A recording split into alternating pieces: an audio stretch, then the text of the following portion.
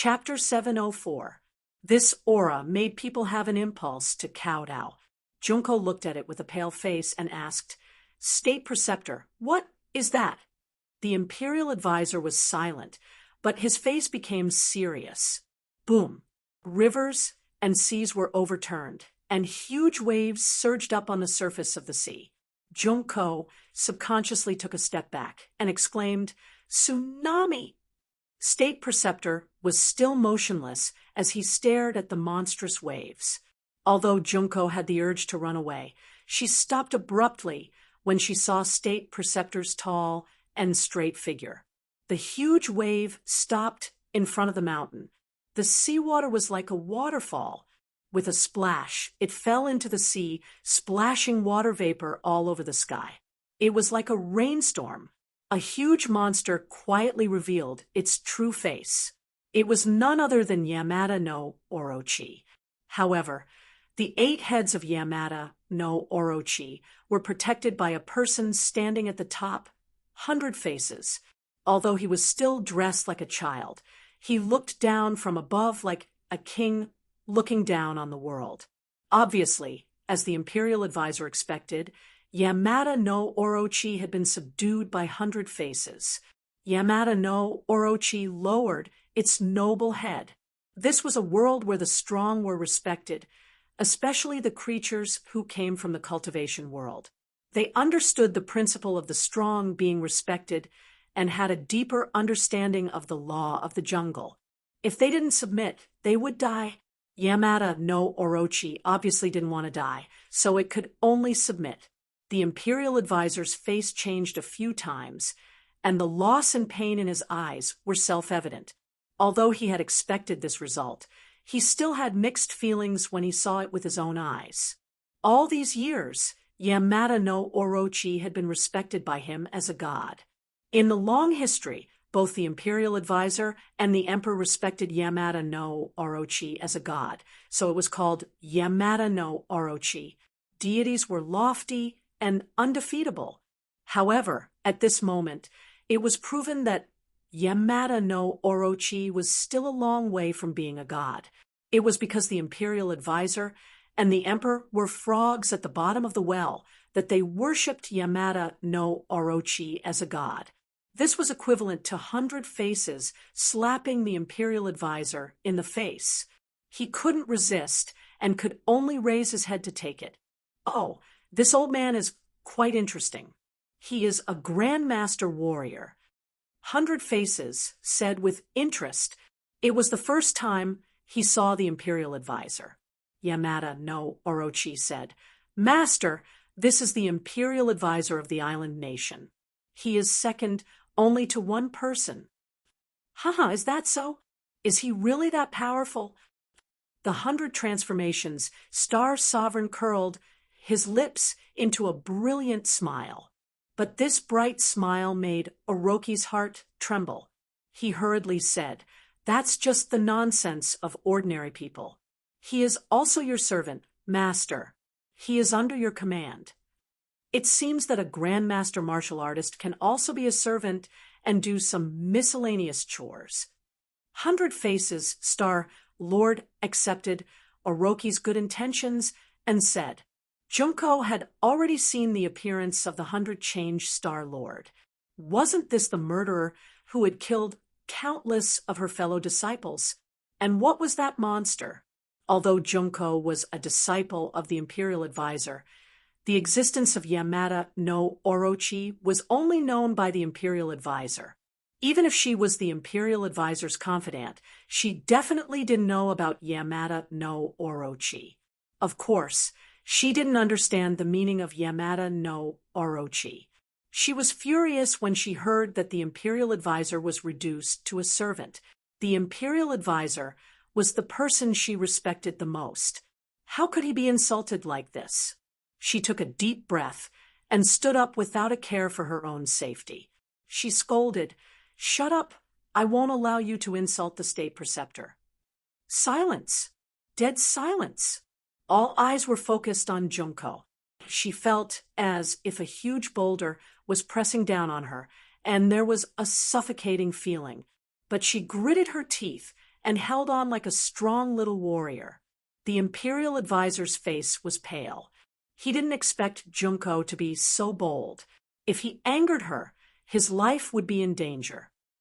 "Junko, shut up," the Imperial advisor scolded, and then respectfully said to Yamada no Orochi, "Yamada no Orochi, she is young and ignorant. Please don't lower yourself to her level."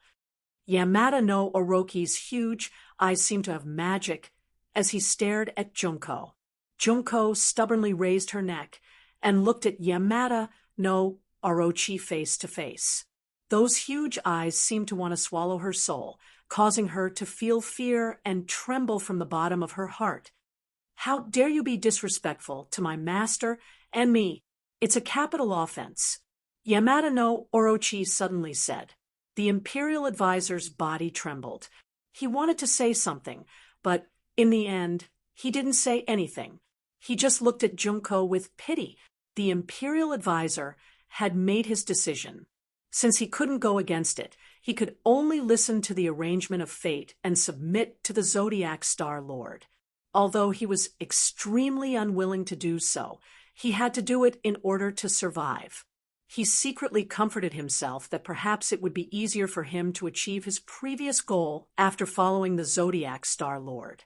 He wanted to plead for Junko, but after seeing Yamada no Orochi's attitude, he decided to give up.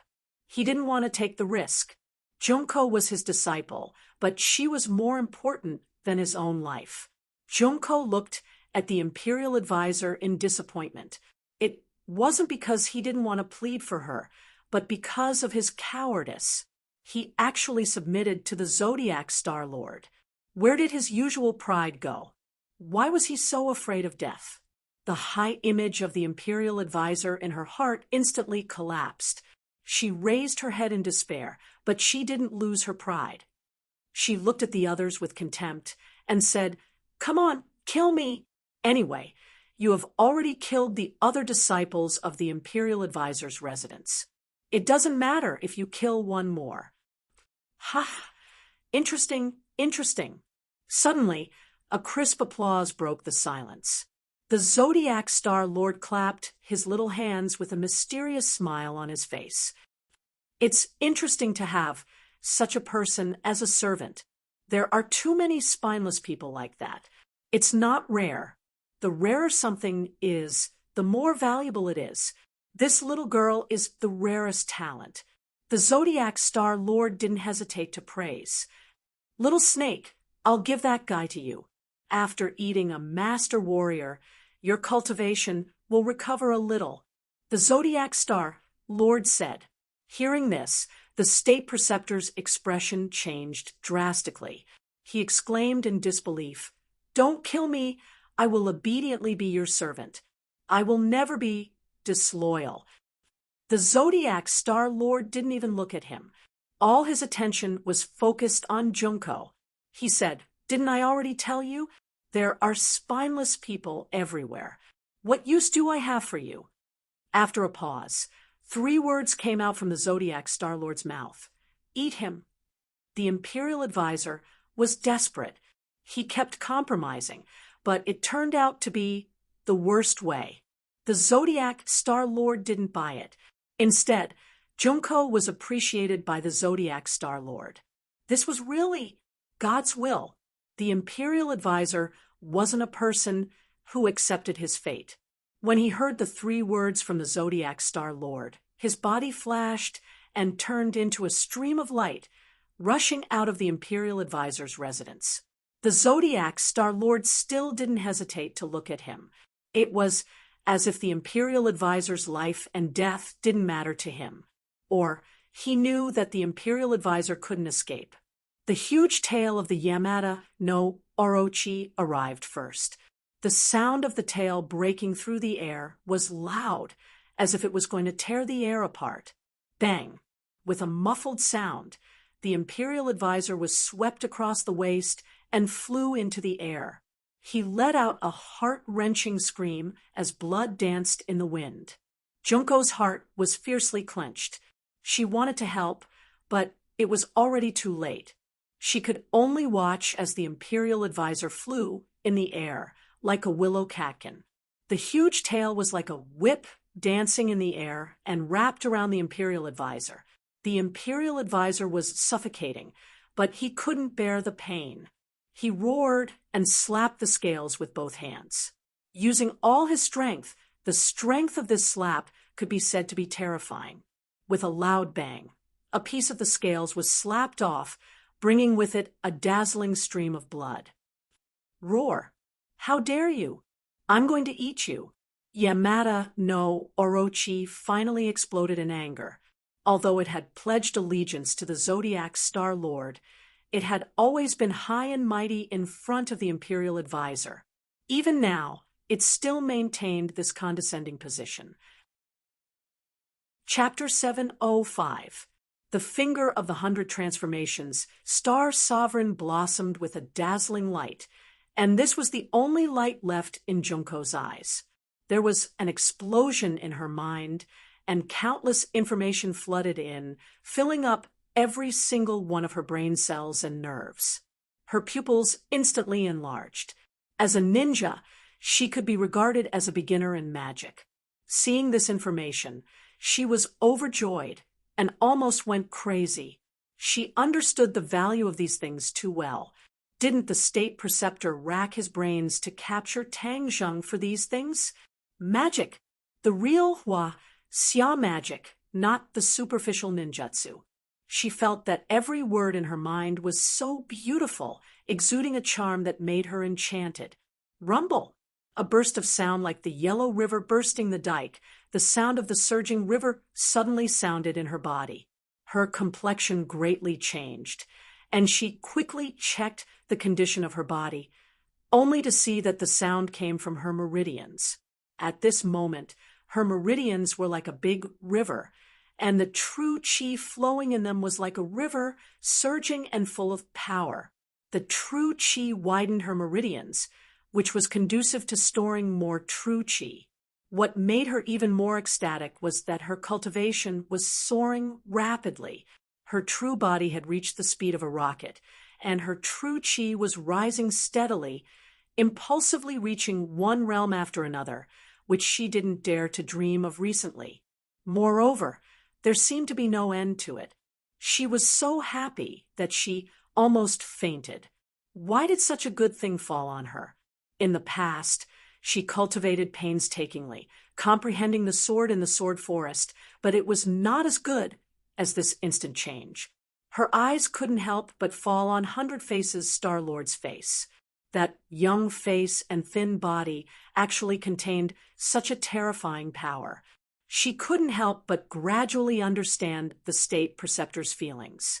It was not that he didn't dare to resist, but that there was no room for resistance.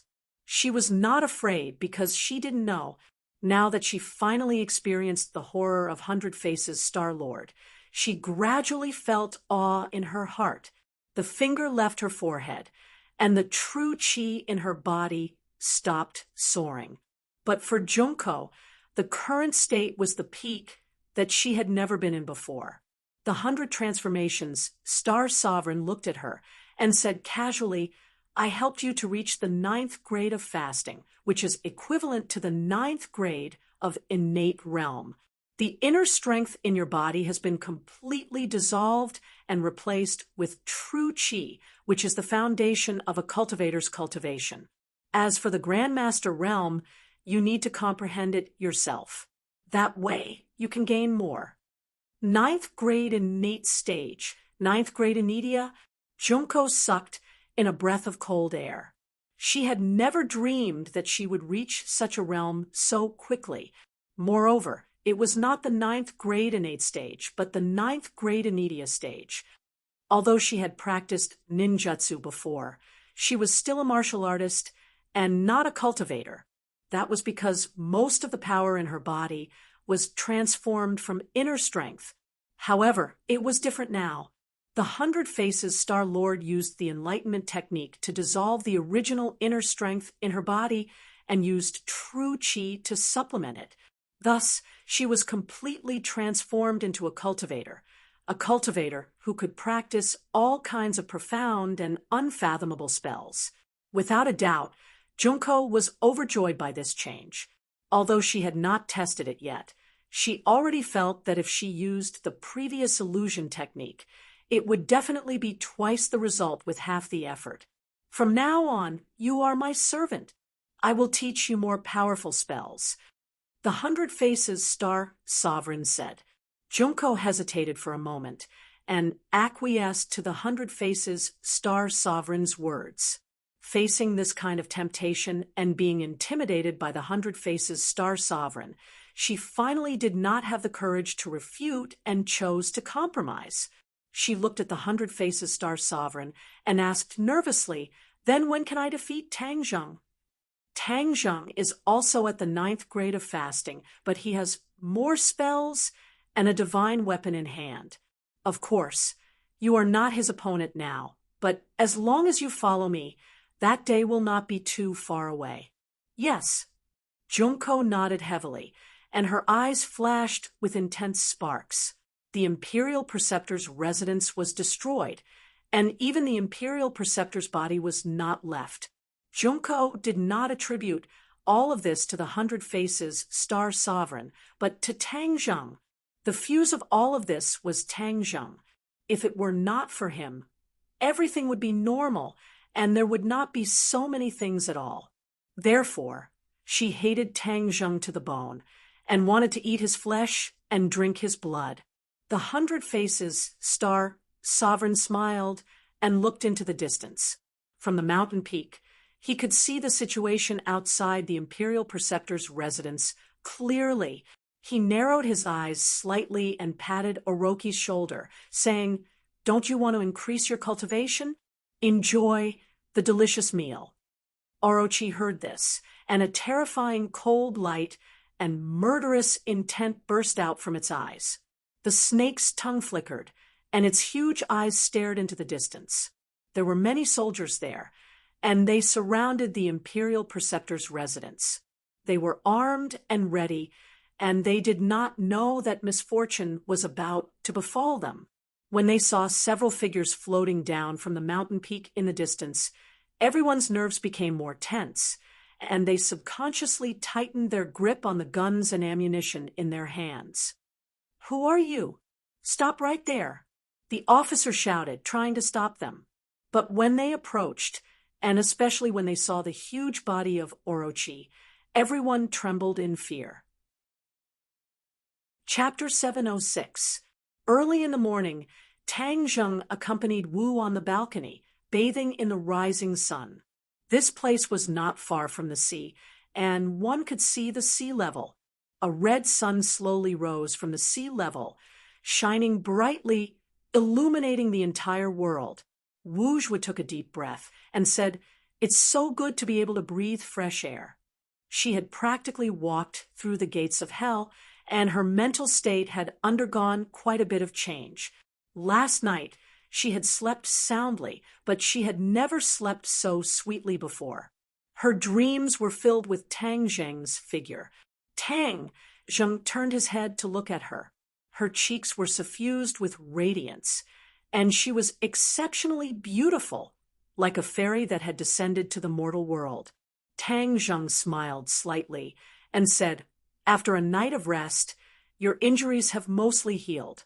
This is all thanks to you." Wu Zhui looked at him. "This is what I should do." After Tang Zheng finished speaking, his gaze was attracted by a person in the distance. His pupils constricted as he said, "He's back."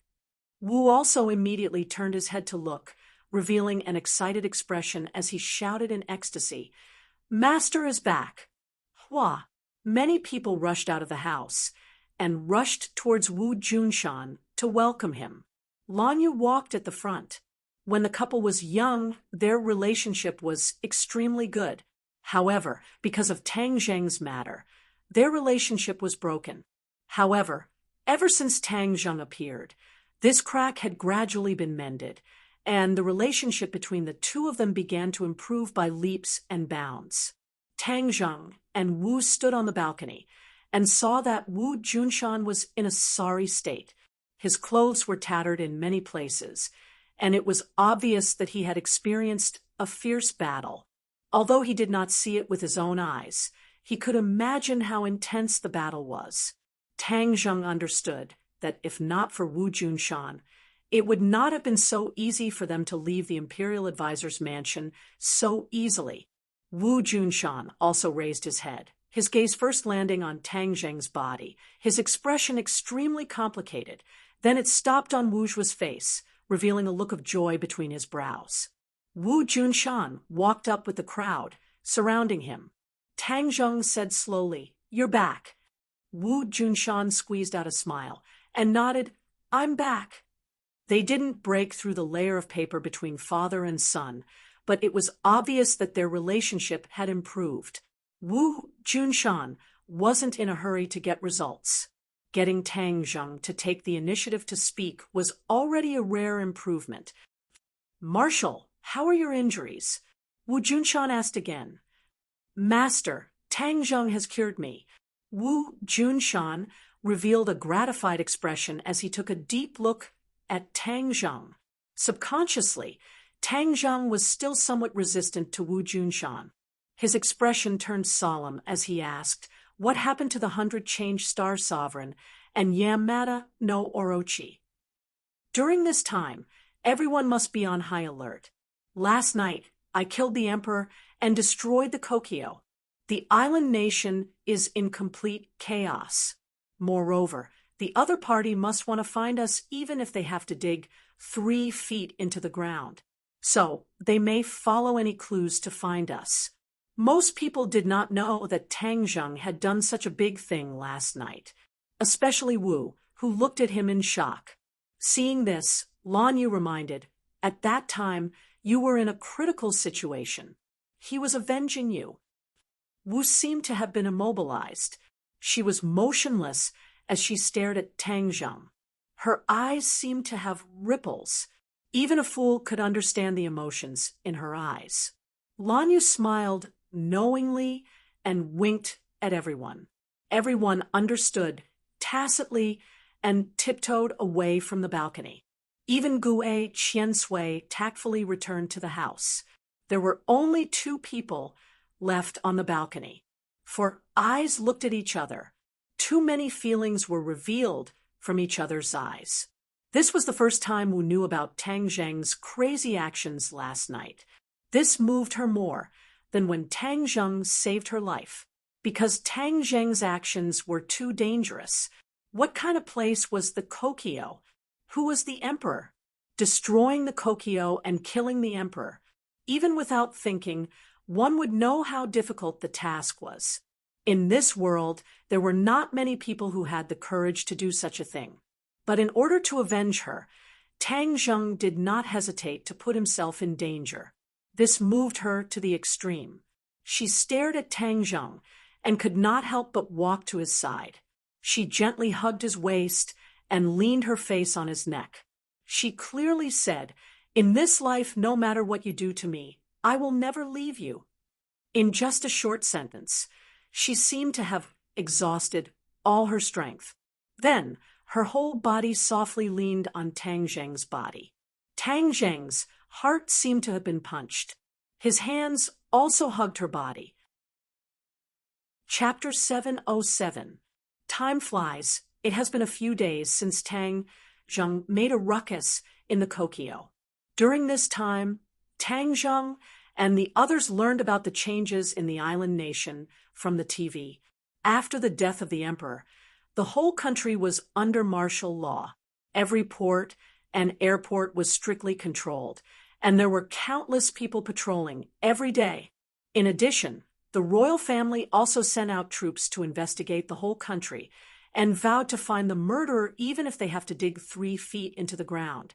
However, the storm did not completely stop, and there were many cases of people disappearing in many cities, and according to preliminary statistics, there were more than 10,000 people. An invisible fear shrouded the sky of this small place, and the people were in a constant state of panic. Fortunately, the place that Tang Zheng and the others chose was relatively remote, and the carpet search did not reach this place yet. In the past few days, Tang Zheng had been looking for a way to heal Gue Qiansui. However, no matter how many methods he tried, it was all in vain. That crack was still a ghastly sight. Without Gue Qiansui, they could not safely leave the island nation, let alone build a moving island in the sea. Tang Zheng failed again, and looked deeply at Gue Qiansui, and his eyes could not help but become gloomy. Immortal, it's all my fault for being useless and dragging you down. Gue Qiansui blamed himself, is identical to Gue Qiansui. You were injured because of me, and I did not protect you well. Tang Zheng's finger gently brushed the turtle's shell and said self-deprecatingly, I have always boasted about how great I am, but now I am helpless. My injury can only be healed after a long time, unless you have the Turtle Clan's Oracle Bone. Then the wound can be healed in a short time. Oracle Bone. Tang Zheng's expression froze, and subconsciously sat up straight. What is an Oracle Bone? The Oracle Bone is the sacred object of the Turtle Clan. In ancient times, humans carved many mysterious and complicated words on the turtle shell of my clan. These turtle shells are the Oracle Bone and have unpredictable power. It is the sacred object of the Turtle Clan. Not only can it heal injuries, but more importantly, it contains many of the Turtle Clan's secret methods. And if you practice these secret methods, your cultivation can advance by leaps and bounds. Gue Qiansui said with yearning, Then where are the Oracle Bones? Tang Zheng asked impatiently. Gue Qiansui shook his head. The history of the Oracle Bone is too long. It is said that it has been lost for a long time. The Dragon Clan once collected it, but no one knows where it is. Dragons? Tang Zheng's head twitched. Wasn't the Langia Pavilion the place where the Dragon Clan stored their treasures? Since this Oracle Bone was so powerful, it was naturally a rare treasure. Would it be kept in the Langia Pavilion? Do you think there will be Oracle Bones in Langia Pavilion? Tang Zheng asked. Langia Pavilion? Gue Qiansui's small eyes twitched. He was the one who told Tang Zheng about Langia Pavilion. He shook his little head and said, I don't know either. After hesitating for a moment, it added, the Langia Pavilion is a place where the Dragon Clan keeps their treasures. The Oracle Bone might really be kept there. Tang Zheng raised his eyebrows and was overjoyed. Okay, then I'll go to the Langia Pavilion to look for it. Go to the Langia Pavilion to look for it? Gue Qiansui was shocked. The Langia Pavilion was an important place for the Dragon Clan. Gue Qiansui had only heard of it and had never seen it with his own eyes. Even though he told Tang Zheng about the Langia Pavilion last time, he didn't know that Tang Zheng could directly go to the Langia Pavilion. Seeing Tang Zheng nodding seriously, Gue Qiansui knew that he was not joking. He said suspiciously, Immortal, only the Dragon Clan can go to the Langia Pavilion. We can't do it. Tang Zheng smiled mysteriously and said, I'll tell you a secret. I can also go to the Langia Pavilion. Really? Gue Qiansui was shocked. He raised his little head high. How is that possible? Isn't Langia Pavilion only accessible to the Dragon Clan? Tang Zheng muttered. The five-clawed golden dragon once said that only the Dragon Clan had the dragon seal, and he had it. Now, Gue Qiansui said that only the Dragon Clan could go to the Langia Pavilion. Did he really become a member of the Dragon Clan? He shook his head and threw these messy thoughts to the back of his mind. He said, seriously, I can really go to the Langia Pavilion. Since the Oracle Bone may be in the Langia Pavilion, then I'll have to try. Do you know which floor the Oracle Bone is on? Seeing Gue Qiansui's confused face, Tang Zheng shook his head and said, It seems that you don't know either. I'll have to explore by myself. It had been a month since the last time he entered the Langia Pavilion. Tang Zheng could enter the Langia Pavilion again. Now he could only go to the second floor of the Langia Pavilion. There were no Oracle Bones on the first two floors. It must be on the higher floors. But his cultivation was not there yet. But now there was a glimmer of hope. He had to try. Let's go to the third floor first, and see if there are any oracle bones there. Tang Zheng clenched his teeth and said, "Gui Qian Sui, guard me. Don't let others disturb me." "Immortal, are you going to the Langya Pavilion?" "Yes." "How do I get there?" Tang Zheng pointed at his own forehead, smiled mysteriously, and said, "I'm going." He sat down cross-legged and closed his eyes as if he was a senior monk in meditation. Gui Qiansui looked at him curiously and crawled around him. He did not understand how Tang Zheng went to the Langya Pavilion. At this moment, Tang Zheng was standing in front of the Langya Pavilion. The towering pavilion was so tall that people could only look up. Tang Zheng looked up and muttered to himself, "Oracle Bone, where are you?" He walked into the Langya Pavilion and went straight to the second floor. He stood at the stairs leading to the third floor. The stairs to the third floor were in front of him, but he did not dare to rashly step on it.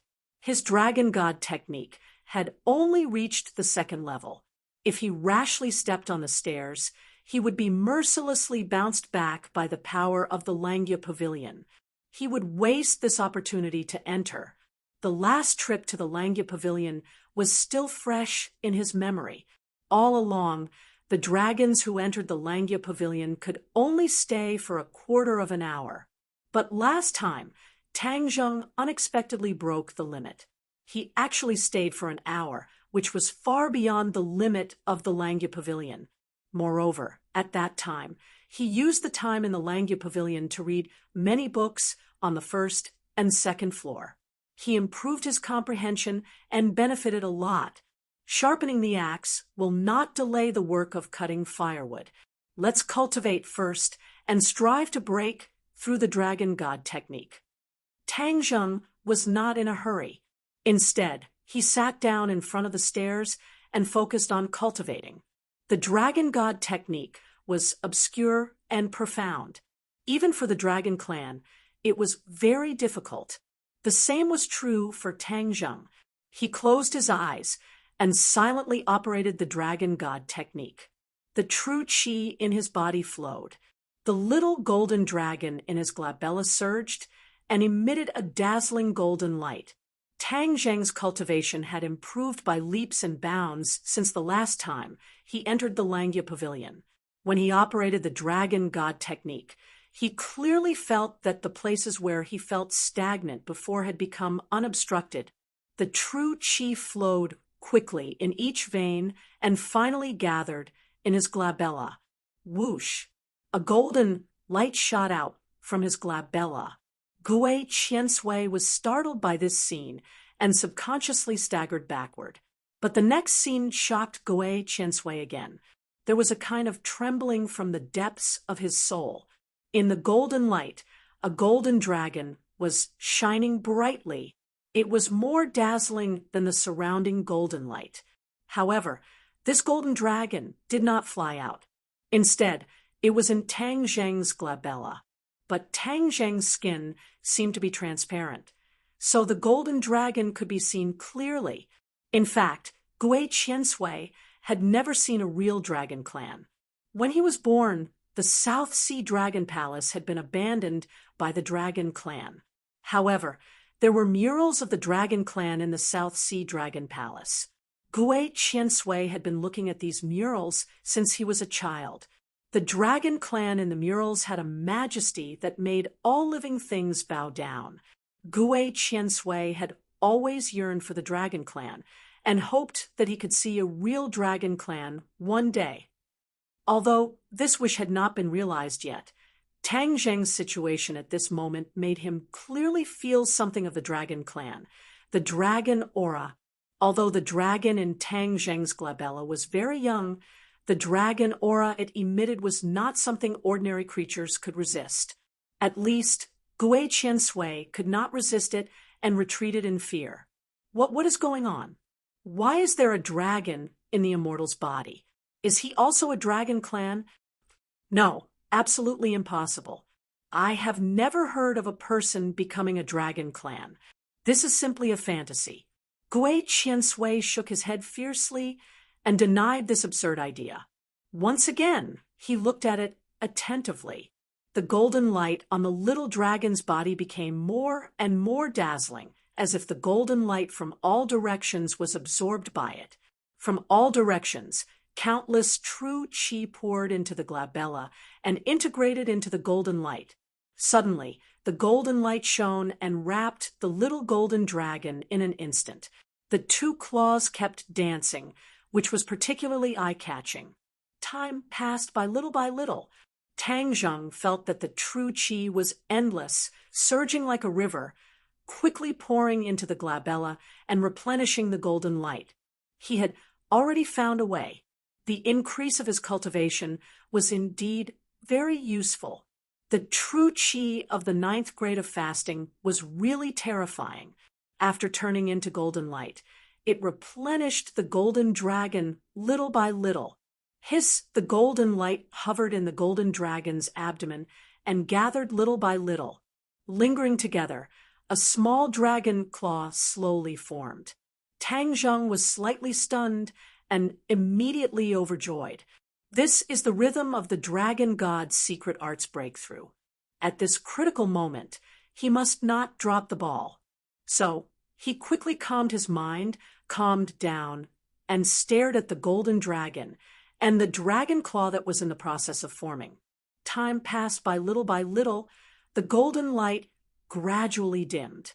But at this moment, the golden dragon's abdomen had already grown a 3rd dragon claw.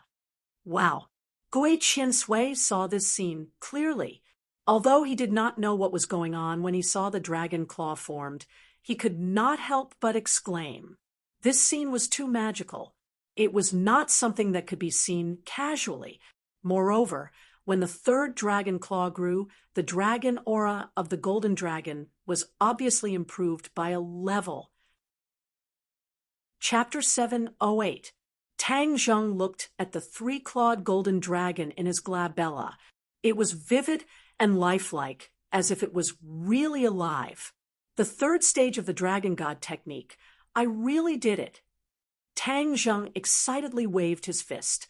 The 9th grade of Anidia really had an extraordinary effect, breaking through the 3rd stage of the dragon god technique so easily.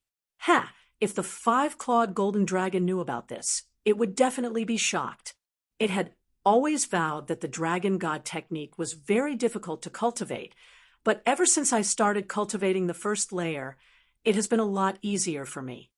He looked up and saw the stairs leading to the 3rd floor of the Langya Pavilion in front of him. The corners of his mouth curled up into a smile, and he walked up. Creak! His feet landed on the stairs, making a slight sound, but he was not ejected out of the Langya Pavilion by the mysterious force like before. He breathed a sigh of relief and strode up to the 3rd floor. Just as he stepped into the 3rd floor, a murderous aura hit him in the face. This was not a murderous aura, but a murderous aura that filled the sky. It was so dense that it could not be dispersed like water, and he was like a fish in the water. His smile immediately disappeared, and his brows furrowed. Such a strong murderous aura was definitely not a good sign.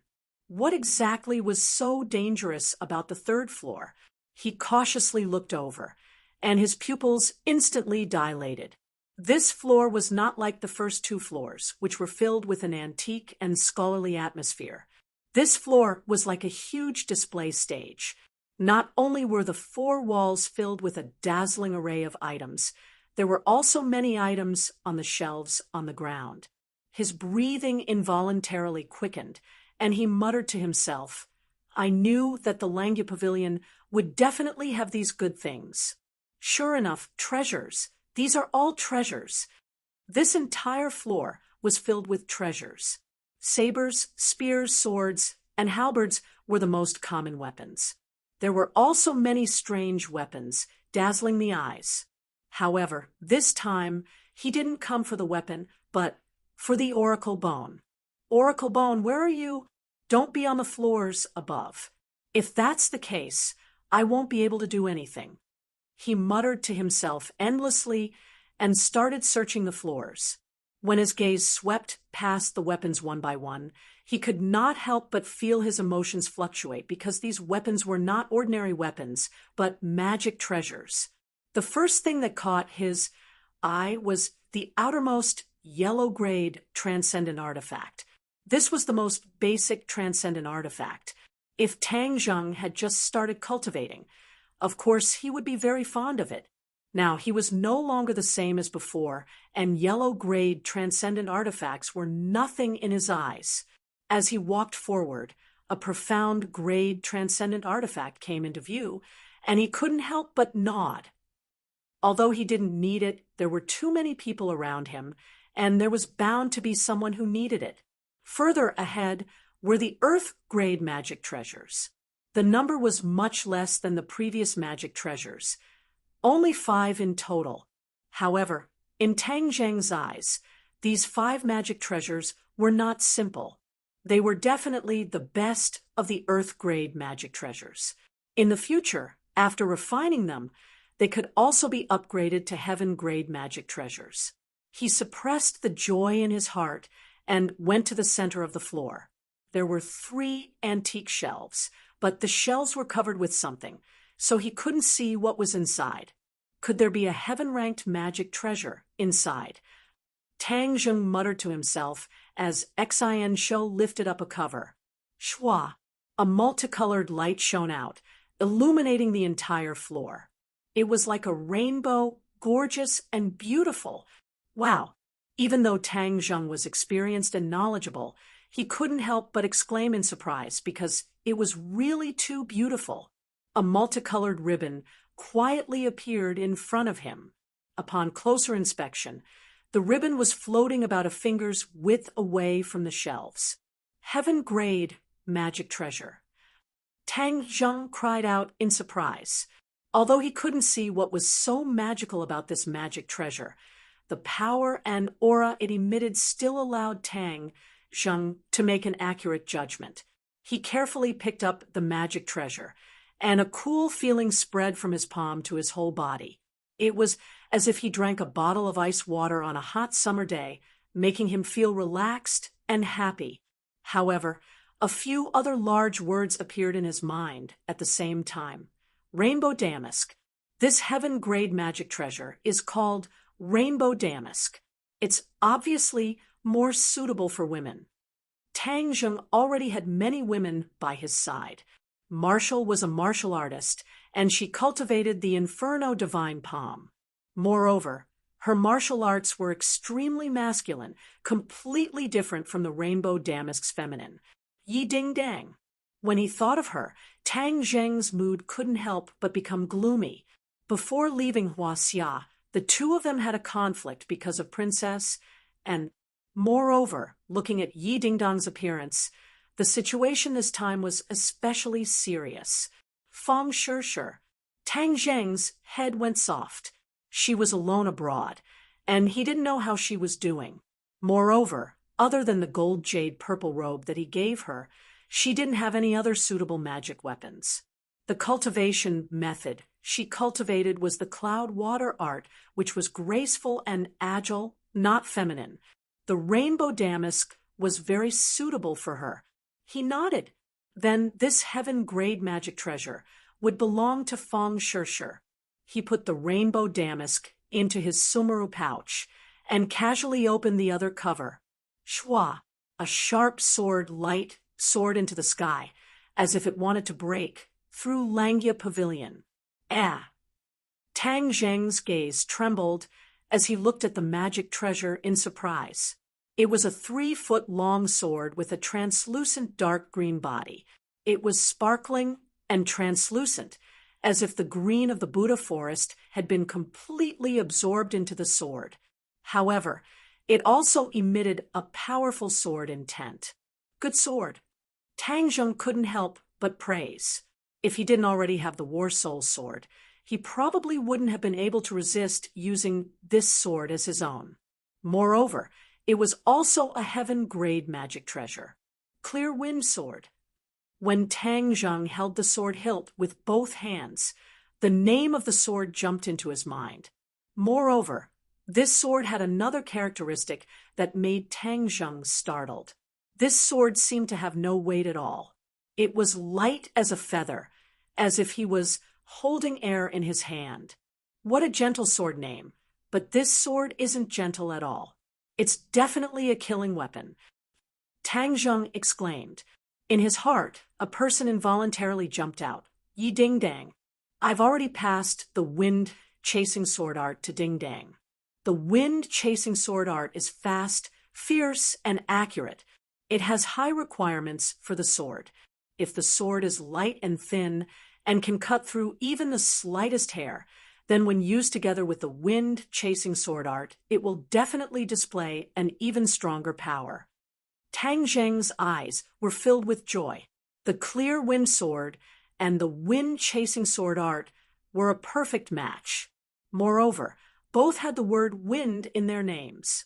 It was like a match made in heaven, although Yi Dingdang was a martial artist and the clear wind sword was a magic treasure. Magic treasures could also be used as normal weapons. It was just a bit wasteful. However, because Yi Dingdang practiced the wind-chasing sword art, she didn't need inner strength to control the sword. She only needed to rely on the exquisite sword moves, which was a perfect match for the clear wind sword. I'll give this clear wind sword to Ding Dang. I hope she likes it. He didn't hesitate to make a decision and put away the clear wind sword. Finally, his gaze fell on the third cover. As for what was inside, he had no idea. He didn't rush to open it. His heart was a bit nervous. He had already searched all the other places on this floor. This was the only place left. If it wasn't an oracle bone, then this trip would be a waste of time. He didn't think that he would be able to reach the fourth stage of the Dragon God technique in a short period of time. This was related to Gui Qiansui's injury. It was related to where Wu Junshan and the others would go next. In short, this matter was very important. He took a deep breath and carefully lifted the cover. At this moment, his heart stopped beating. His eyes stared straight at it. There was no dazzling rainbow light, no sharp sword chi. There was only a black thing the size of a palm. It was engraved with vein patterns. What is this? Tang Zheng's face revealed a look of suspicion, as the appearance of this item was not that great.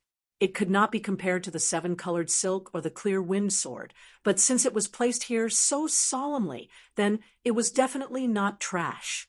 He picked up the thing. There was no reaction. The name of this thing did not appear in his mind. What the hell is this thing? Tang Zheng looked at it over and over again. For a long time, he didn't get a specific answer. The veined patterns engraved on it were very complicated. It was like a small tadpole. It looked like words, but it didn't look like words. Tang Zheng had never seen such a strange thing. After searching all the places, he still couldn't find the oracle bone. He couldn't help but feel dispirited and disappointed. God, are you playing with me? You gave me hope and then instantly made me despair. You can't play with people like this. Tang Zheng waved his fist above his head and angrily roared. The voice hovered above his head for a while and then disappeared. Only Tang Zheng and the weapons in the room were left. Well, since it's like this, I can only think of another way. Tang Zheng casually threw the black thing into the sumru pouch and then strode downstairs. He didn't put the other weapons into the pouch because now he was surrounded by warriors. He didn't need these magic weapons for the time being.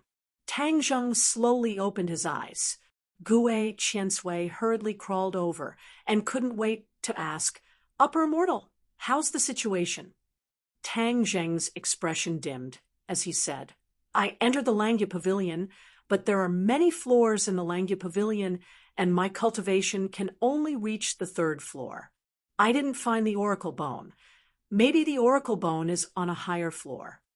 Gui Qiansui heard this and the expectation in his eyes immediately disappeared.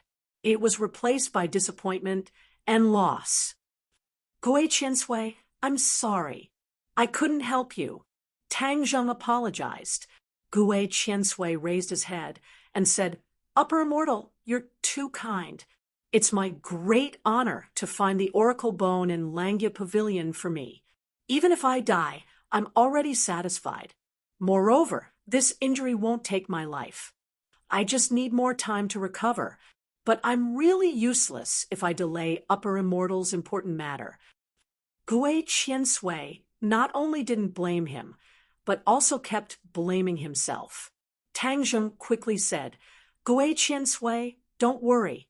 I'll practice hard and strive to reach the higher floor of Langya Pavilion as soon as possible to find the oracle bone for you.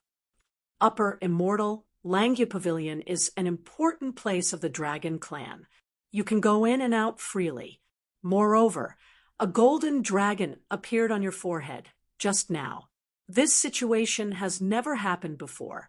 It's a great opportunity for Upper Immortal. Gui Qiansui praised, but you'd better not let others know about this situation. Otherwise, I can't guarantee that others won't covet it. Tang Zheng was moved and nodded. He admitted that Gui Qiansui's reminder was very reasonable. Chapter 709. Tang Zheng remembered his harvest in Langya Pavilion, but he didn't know what that black thing was, so he took it out and asked Gui Qiansui, What do you think this is? That thing flew to Gui Qiansui and stared at it with its small eyes. It touched it with its claws and said, This, for a moment. It was a little sluggish. Tang Zheng was startled and asked curiously, What's wrong?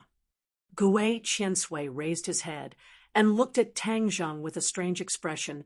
Immortal, isn't this an oracle bone? What? Tang Zheng was shocked and almost jumped up. It's different from what you described.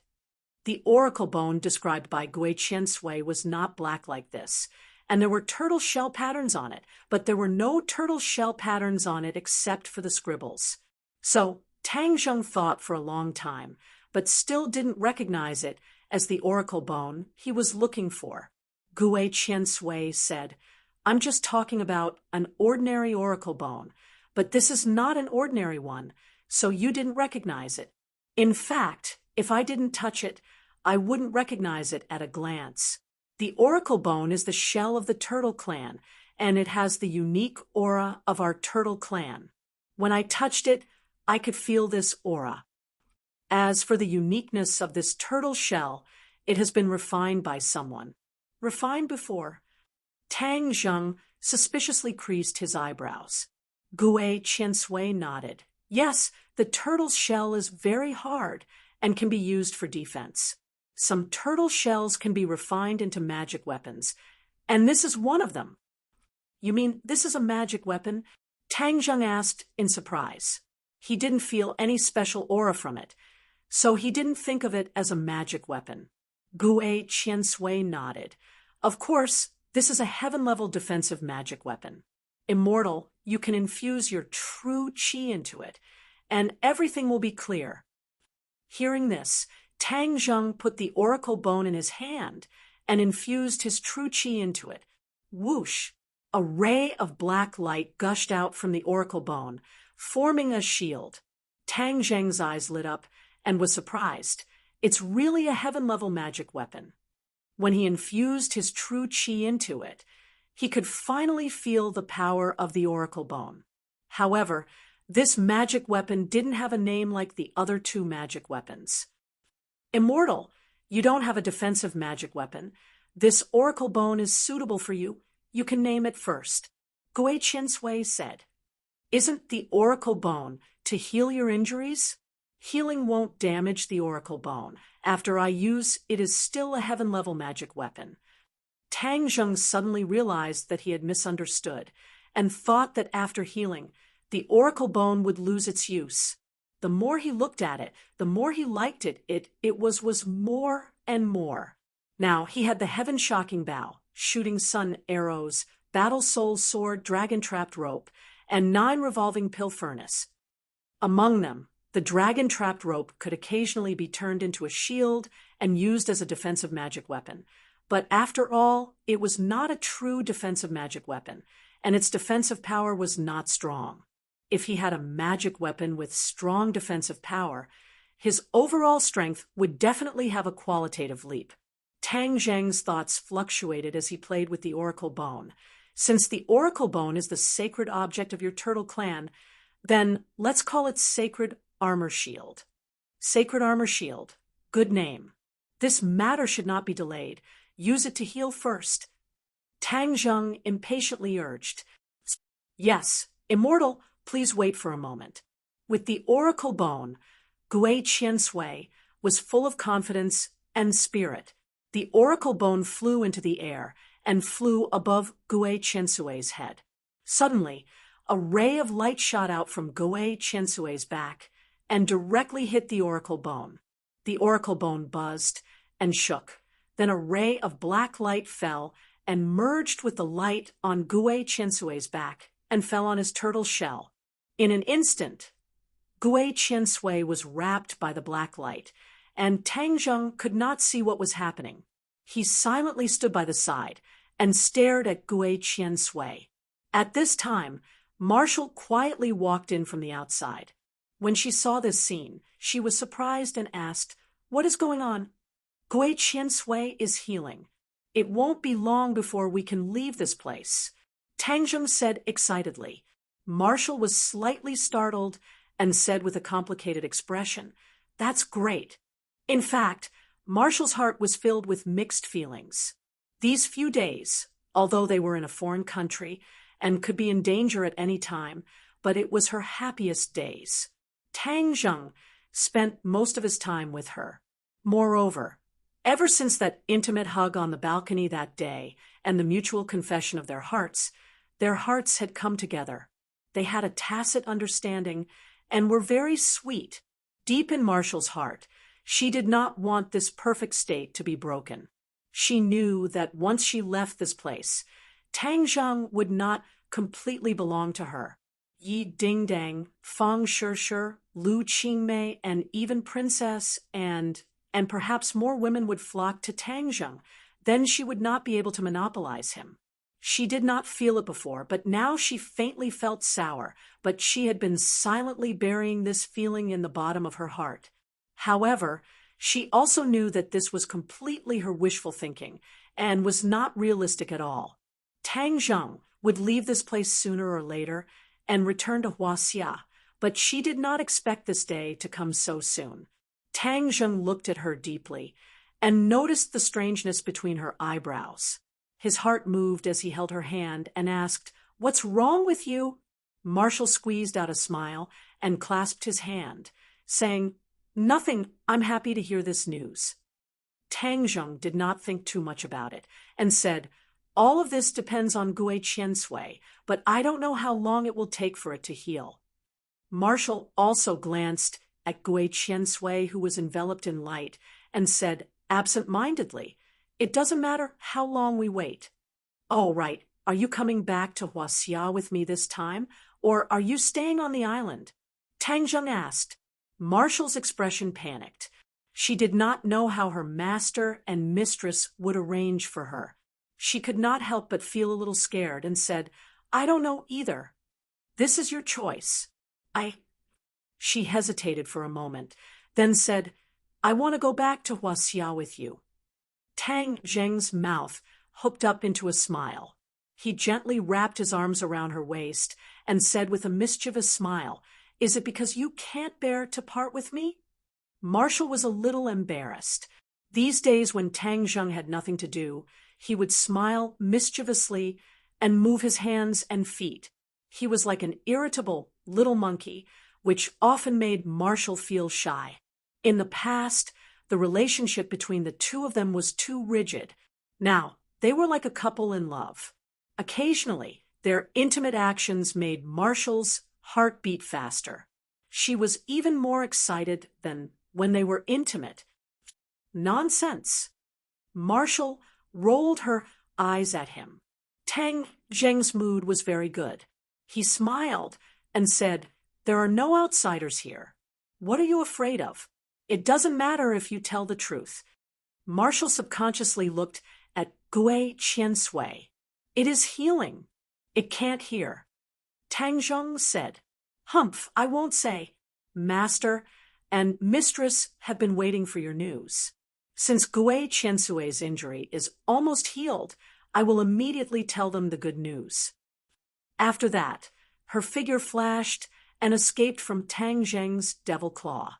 Tang Zheng shook his head and gave a knowing smile. A day and a night passed. The light that wrapped around Gui Qiansui dissipated. Gui Qiansui finished healing. There were no scars on his back. He was full of energy again. He excitedly said, "Immortal, the oracle bone contains my turtle clan's spiritual energy. It is this spiritual energy that helped me to heal quickly." Tang Zheng faintly smiled and glanced at the oracle bone. There were no changes, so he casually put it away and said, "Since it is like this, a long night is full of dreams. We will immediately depart." "Yes." Gui Qiansui excitedly shook his head. This group of people went out of the house and went straight to the sea. Everyone was very excited. They were finally going to leave this damned place. They almost lost their lives. Moreover, some of their companions were sacrificed. However, in the end, they turned this country upside down. It could be considered as a temporary release of their anger. This area was very desolate. When they arrived at the seaside, they did not meet anyone. The sea was just under their feet.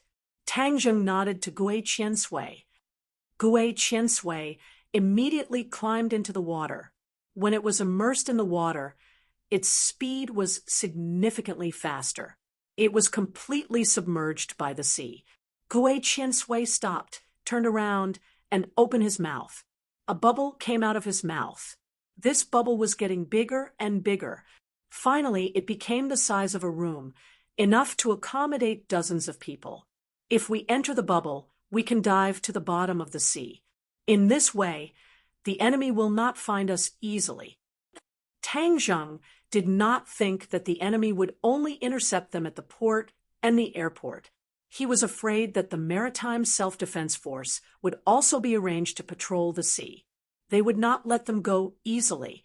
When they were at the bottom of the lake, they experienced the mystery of the bubble. So they entered the bubble. The bubble quickly sank to the bottom of the sea. There was no trace of them on the surface of the sea. Gui Qiansui took the lead and led the way. The bubble automatically followed his footsteps. Everyone opened their eyes wide and looked at the world under the sea in amazement. This kind of treatment was not common. They should seize the time to enjoy the beautiful scenery of the sea. The bottom of the sea was really beautiful. Countless kinds of fish swam from both sides of the bubble. Some of them curiously looked around, looking at the strange big bubble and the people inside. Wu opened his eyes wide and looked around. His face showed a surprised expression. Wu Junshan and Lan Yu looked at each other. Both of them showed a gratified expression. All of this was due to their son's credit. The so-called, the student surpasses the master. Qiansui, Gui, and Bubble were not slow. They had already drifted far away from the coast and arrived at the deep sea. The surrounding scenery was more colorful, and there were many huge fishes swimming by on both sides. It was a sight to behold. Chapter 7:10. Seeing Gui Qiansui stop, everyone's nerves tightened.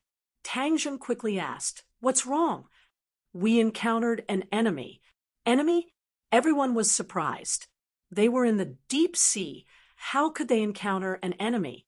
However, everyone quickly understood what was going on. They saw a huge black object flying over from afar. Submarine. Everyone suddenly realized that the island nation had not only intercepted and investigated in the sea and the air, but also deployed a submarine at the bottom of the sea. Tang Zheng and the others thought that they were undetected, but they accidentally ran into the enemy's encirclement. many people's complexion suddenly changed. They were in the deep sea and not on land. Submarines were undoubtedly the overlords of the sea. Although they were strong individually, they could not use their skills in the sea. Gui Qiansui seemed to know what everyone was thinking. He stood in front of the bubble and said, "Don't panic. So, what if it's a submarine? They can't do whatever they want in the sea." Tang Zheng smiled and comforted them. "Don't worry, everyone. Gui Qiansui has his own countermeasures." Seeing that Tang Zheng was so confident, everyone temporarily relaxed and returned to their stomachs as they stared ahead without blinking. The submarine had already approached. Compared to such a huge object, Tang Zheng and the others were like weak little dots that could not withstand the wind. They would be easily smashed into pieces. Moreover, the enemy would not choose a head-on collision, because with a burst of snow-white water, 2 torpedoes were shot out directly, drawing a white line in the water. Hiss! Everyone sucked in a breath of cold air, unable to take their eyes off this scene.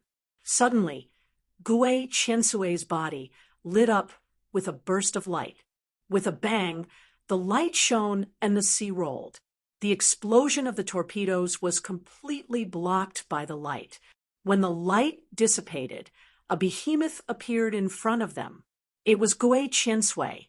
His body was comparable to the submarine. He kicked his forelegs and turned into a white line, rushing to the submarine. Bang! With a loud bang, a pit and a crack appeared on the submarine, and the submarine sank to the bottom of the sea. Wow! Everyone exclaimed. On land, they didn't have a deep understanding of Qiansui's power, but in the sea, his attack power increased by 100 times. Be careful! All of a sudden, the sound of Tang Zheng's footsteps rang out. A missile silently shot over from another direction. There were also other submarines. Gui Qiansui nimbly turned his body, and the seawater tumbled, forming a tall water wall in an instant. The missile hit the water wall and exploded, but the huge shock wave did not make Gui Qiansui move an inch. "You want to play hide and seek with me? Let's see how you can hide in this sea," Gui Qiansui said angrily. The opponent seemed to have discovered Gui Qiansui's strength, so he didn't rush forward recklessly. Instead, he chose to attack from a distance in order to play to his advantage. Gui Qiansui immediately saw through the opponent's intention and took the initiative to attack. His huge body flashed and disappeared into the dark sea. Boom! Boom! The sound of an explosion immediately came from the dark depths of the sea, making people feel as if their hearts had been hit by a heavy hammer, almost suffocating them. Everyone stared at the deep sea, trying to figure out what had happened. Suddenly, there was a loud explosion, and a ball of fire rose into the sky, but was quickly swallowed by the waves.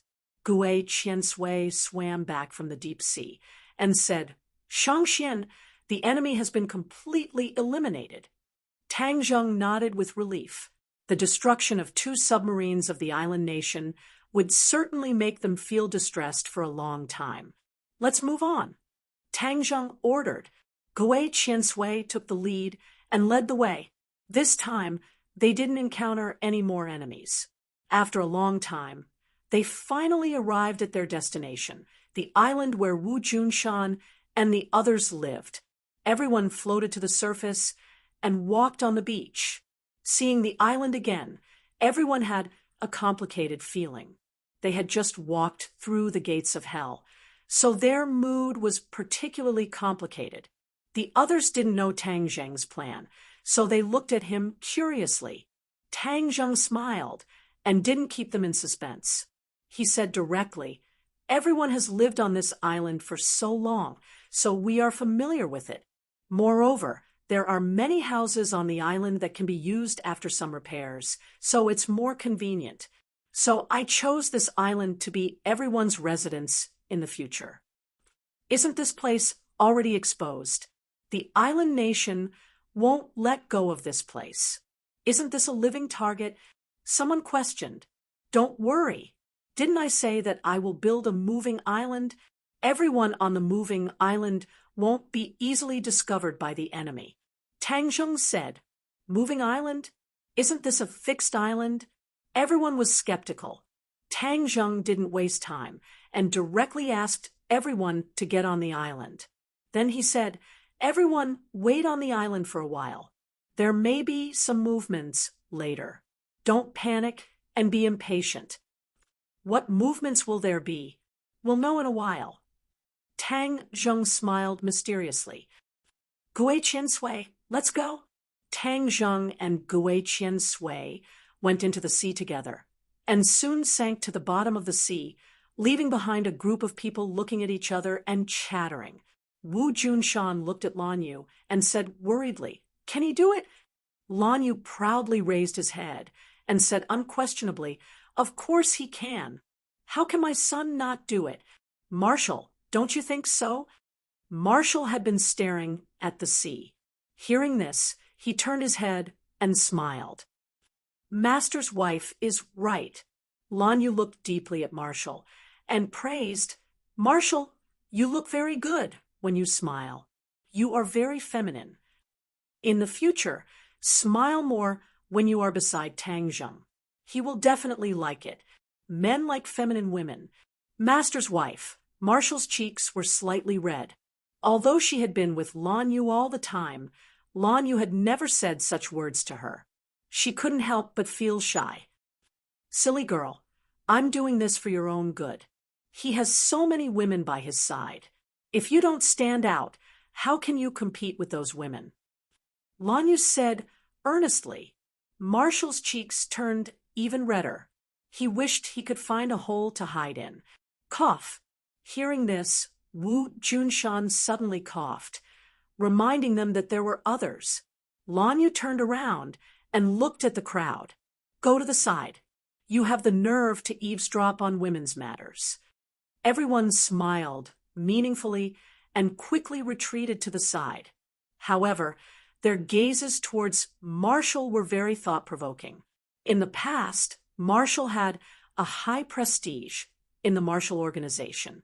Sometimes his prestige was even higher than some elders. Now that everyone was looking at him with such gazes, he was extremely shy. Lan Yu pulled Marshall's hand and said in a low voice, Marshall, I watched you grow up.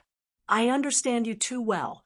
The environment of the Marshall organization has created you, turning you into a decisive person just like a boy. The Marshall organization has let you down. Master's wife. Lan Yu interrupted her, shook his head, and said, Listen to me first. After all, you are a girl, so you should have the characteristics of a girl. How could I not know your feelings for Tang Zheng? Actually, I have high hopes for you too, and if you become my daughter-in-law, I will definitely be very happy.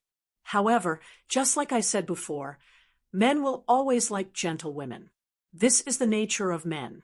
If you restrain your previous personality and pretend to be gentle, you will definitely leave a deep impression on him and make him like you even more. Don't you want that too? At this point, Marshall no longer hesitated and asked nervously, Really? Of course it's true. I've been there before, so I know better than you. Oh, I'll remember. Marshall blinked her big black eyes and silently memorized it. In addition, this time, when you accompany him back to Huaxia, you will definitely experience many difficulties and obstacles. You must always accompany him. This is a good opportunity to improve your relationship and capture a man's heart. Lan Yu personally instructed, and Marshall's mind also became active. The two of them whispered to each other nonstop. Boom! With a loud sound, the earth shook and the mountains shook. Everyone was shocked and exclaimed, What's going on? Is there an earthquake? Lan Yu and Marshall also stopped. Lan Yu remembered Tang Zheng's warning and quickly comforted them. Don't worry, Tang Zheng said that nothing will happen. Everyone, don't panic. The island kept shaking as if there was a real earthquake. Everyone's face tightened and looked at each other, not knowing what happened.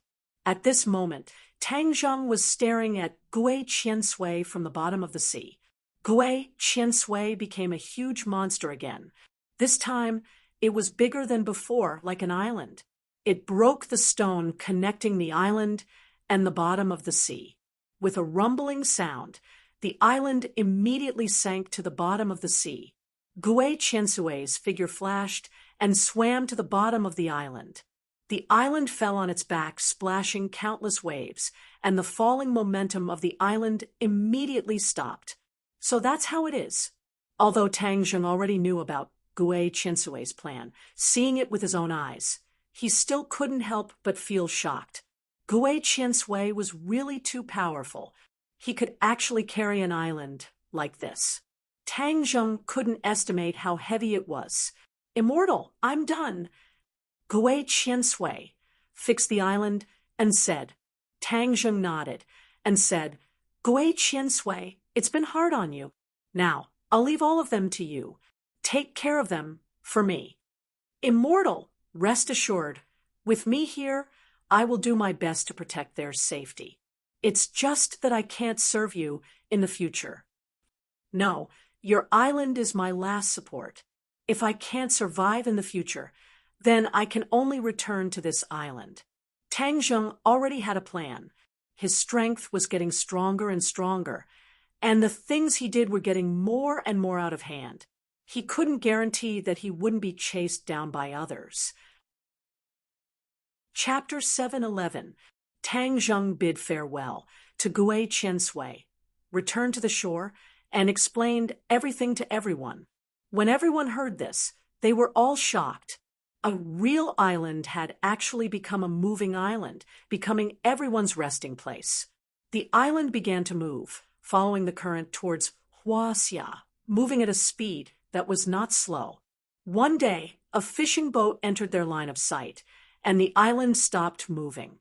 Tang Zheng, Wu, and Xiao Bai boarded the fishing boat together, and a few days later, they boarded the land of Huaxia from the port. Once again stepping onto this hot land, Tang Zheng's heart was somewhat apprehensive. He did not know what was waiting for him. However, he would deal with whatever came his way. Whatever came his way, he would take it all on. Tang Zheng and Marshall were like a couple. On the same day, they bought a ticket back to the capital and entered the airport. Looking at the bustling crowd, Tang Zheng took a deep breath and said, "The motherland is still the best." The corner of Marshall's mouth slightly raised as she quietly looked at him. Her eyes were like water, extremely gentle. Tang Zheng turned his head to look at her and said with a strange expression, "Ever since we left the island, I feel like you have changed into a different person." A trace of panic flashed across Marshall's eyes as she covered it up and said, "Nonsense, I didn't." Tang Zheng shrugged his shoulders and did not think too much about it. He took the boarding pass and said, "Let's go, we can board the plane." The two of them stood up and were about to walk towards the boarding gate when suddenly there was an uproar in the departure hall. A group of people rushed over from afar, armed with live ammunition, their bodies emitting killing intent. Squeak, squeak. Xiao Bai on his shoulder cried out vigilantly, its pair of small eyes rolling around as it bared its teeth. Its injuries had already healed, but the little guy seemed to have become a little irritable. Whenever there was a situation, it would be so angry that it wanted to spit fire. Tang Zheng rubbed its head and warned, "Xiao Bai, don't act recklessly." Xiao Bai was under his illusion. The others could not see Xiao Bai's existence at all. Marshall's pupils slightly constricted as she stared at the group of people rushing over, and said in a low voice, "It seems like they are coming for us." Tang Zheng expressionlessly said, "Of course they are coming for us." He had already smelled a familiar aura from these people, super soldiers modified by the Dragon Group. The Dragon Group's genetic modification project was a great success. Who knows how many super soldiers they had modified. Furthermore, the 4 heavenly kings were the best of the best. The burns on Marshall's body was caused by one of the 4 heavenly kings, the Fire King. It's the Dragon Group. Marshall also saw the clues and said softly. Kam Tangjung nodded his head without batting an eyelid. The Dragon Group's spies are everywhere. If we use our real identities to buy tickets, then we will definitely be monitored by them. It seems that their formation is not small. I'm afraid that there will be a big one. Didn't you and the Dragon Groups? Why do they dare to be so bold? Marshall said suspiciously. Tang Zheng laughed coldly. The balance is only temporary. There must be other factors or other forces entering and breaking this balance. Then the Dragon Group's Xing Feng will naturally be unrestrained. Marshall frowned, agreeing with his point of view. Then what should we do? Let's wait and see.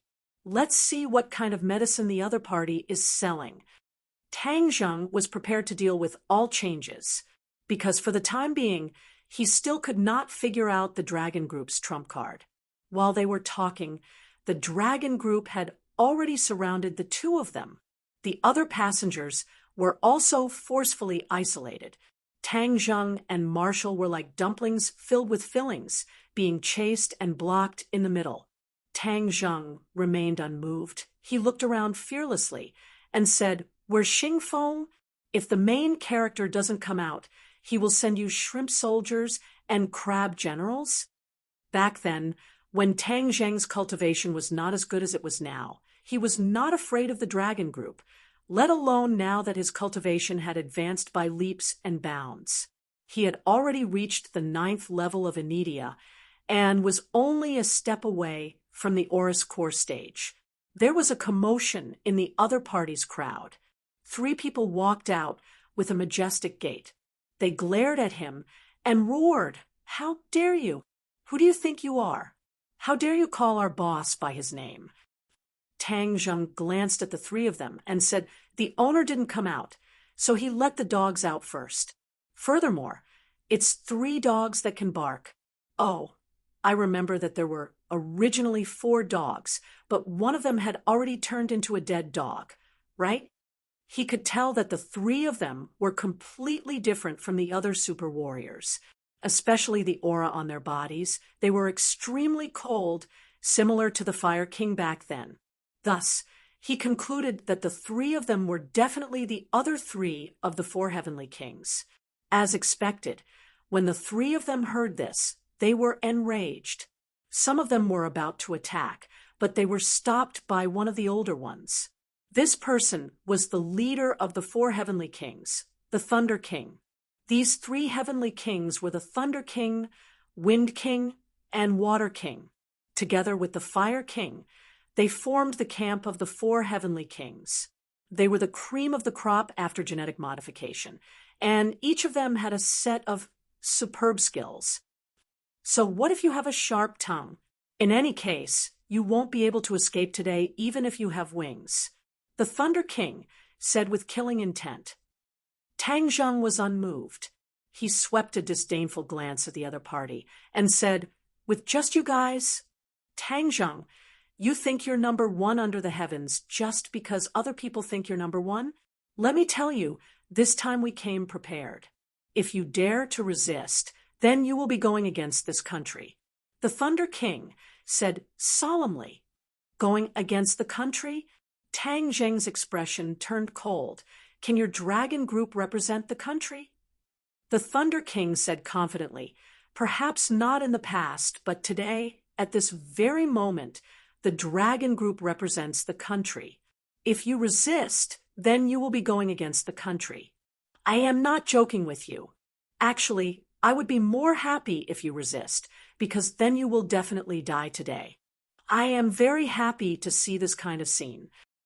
Tang Zheng stared unblinkingly into the Thunder King's eyes, confirming that he was not lying. His heart thumped. Something must have happened during this period of time that caused the Dragon Group's status to rise greatly. Otherwise, the other party would not be so unrestrained. But could it be that he was just going to follow them? The Dragon Group was not a benevolent group. As long as he fell into their hands, it would be like a lamb entering the tiger's den. Even if he did not die, he would lose a layer of skin. Seeing Tang Zheng's expression change, the Thunder King said with killing intent, "There is no time for you to consider. Since you are not going to surrender, then we will take action directly. Resist as much as you want. The more you resist, the more people you kill, and the happier I will be." As if trying to goad him. These words caused Tang Zheng's eyelids to twitch. Flames of fury shot up within him. In the blink of an eye, the Thunder King waved his hand, and the other super soldiers charged forward. In an instant, the airport was in chaos, and screams rang out everywhere. This kind of scene was rare, and there were still many people who stopped to watch. Tang Zheng had originally wanted to call Su Yingtian to clarify things, but the other party's movements were too fast. Before he could take out his phone, the attack had already reached him. Tang Zheng frowned deeply, weighing the pros and cons. In the end, he decided not to take a loss for the time being. Otherwise, if he fell into the other party's hands, he would be at their mercy. "Do it," he called out in a low voice. Just as he was about to counterattack with his martial arts, he heard a thunderous voice ring out. "Stop, all of you stop. I want to see who dares to make a move today. Then I will definitely make him regret being born into this world." This voice was crude and filled with an explosive aura. However, it was as if it had a magical power, causing everyone to subconsciously stop what they were doing. The three heavenly kings frowned at the same time. Today, the three of them had made a move together, and that meant that they had a plan in mind. If Tang Zheng resisted, the three of them would work together to capture him, or even kill him directly. This was Xingfeng's plan. It was a pity that an unforeseen event had suddenly occurred. If they wanted to carry out this plan, it would be harder than ascending to the heavens. Moreover, there was a possibility that they would achieve the opposite of what they wanted. Even the three heavenly kings could not bear this responsibility. Another group of people charged in, and like a spear, they charged at the people from the dragon group, causing them to sway unsteadily and fall into disarray. A tall figure came before Tang Zheng, frowning as he looked him up and down. Then he thumped heavily on his chest and said, "You brat, you really make people worry." Tang Zheng smiled slightly and said, "Chief Su, you came just in time. I had no choice but to come in time. Do you think I don't know your temper? If I had come just a little later, you would have directly torn down this airport. That would have been a huge mess." As he said that, Su Yingtian glanced at the people from the dragon group and said, "Wouldn't that be fulfilling their wishes?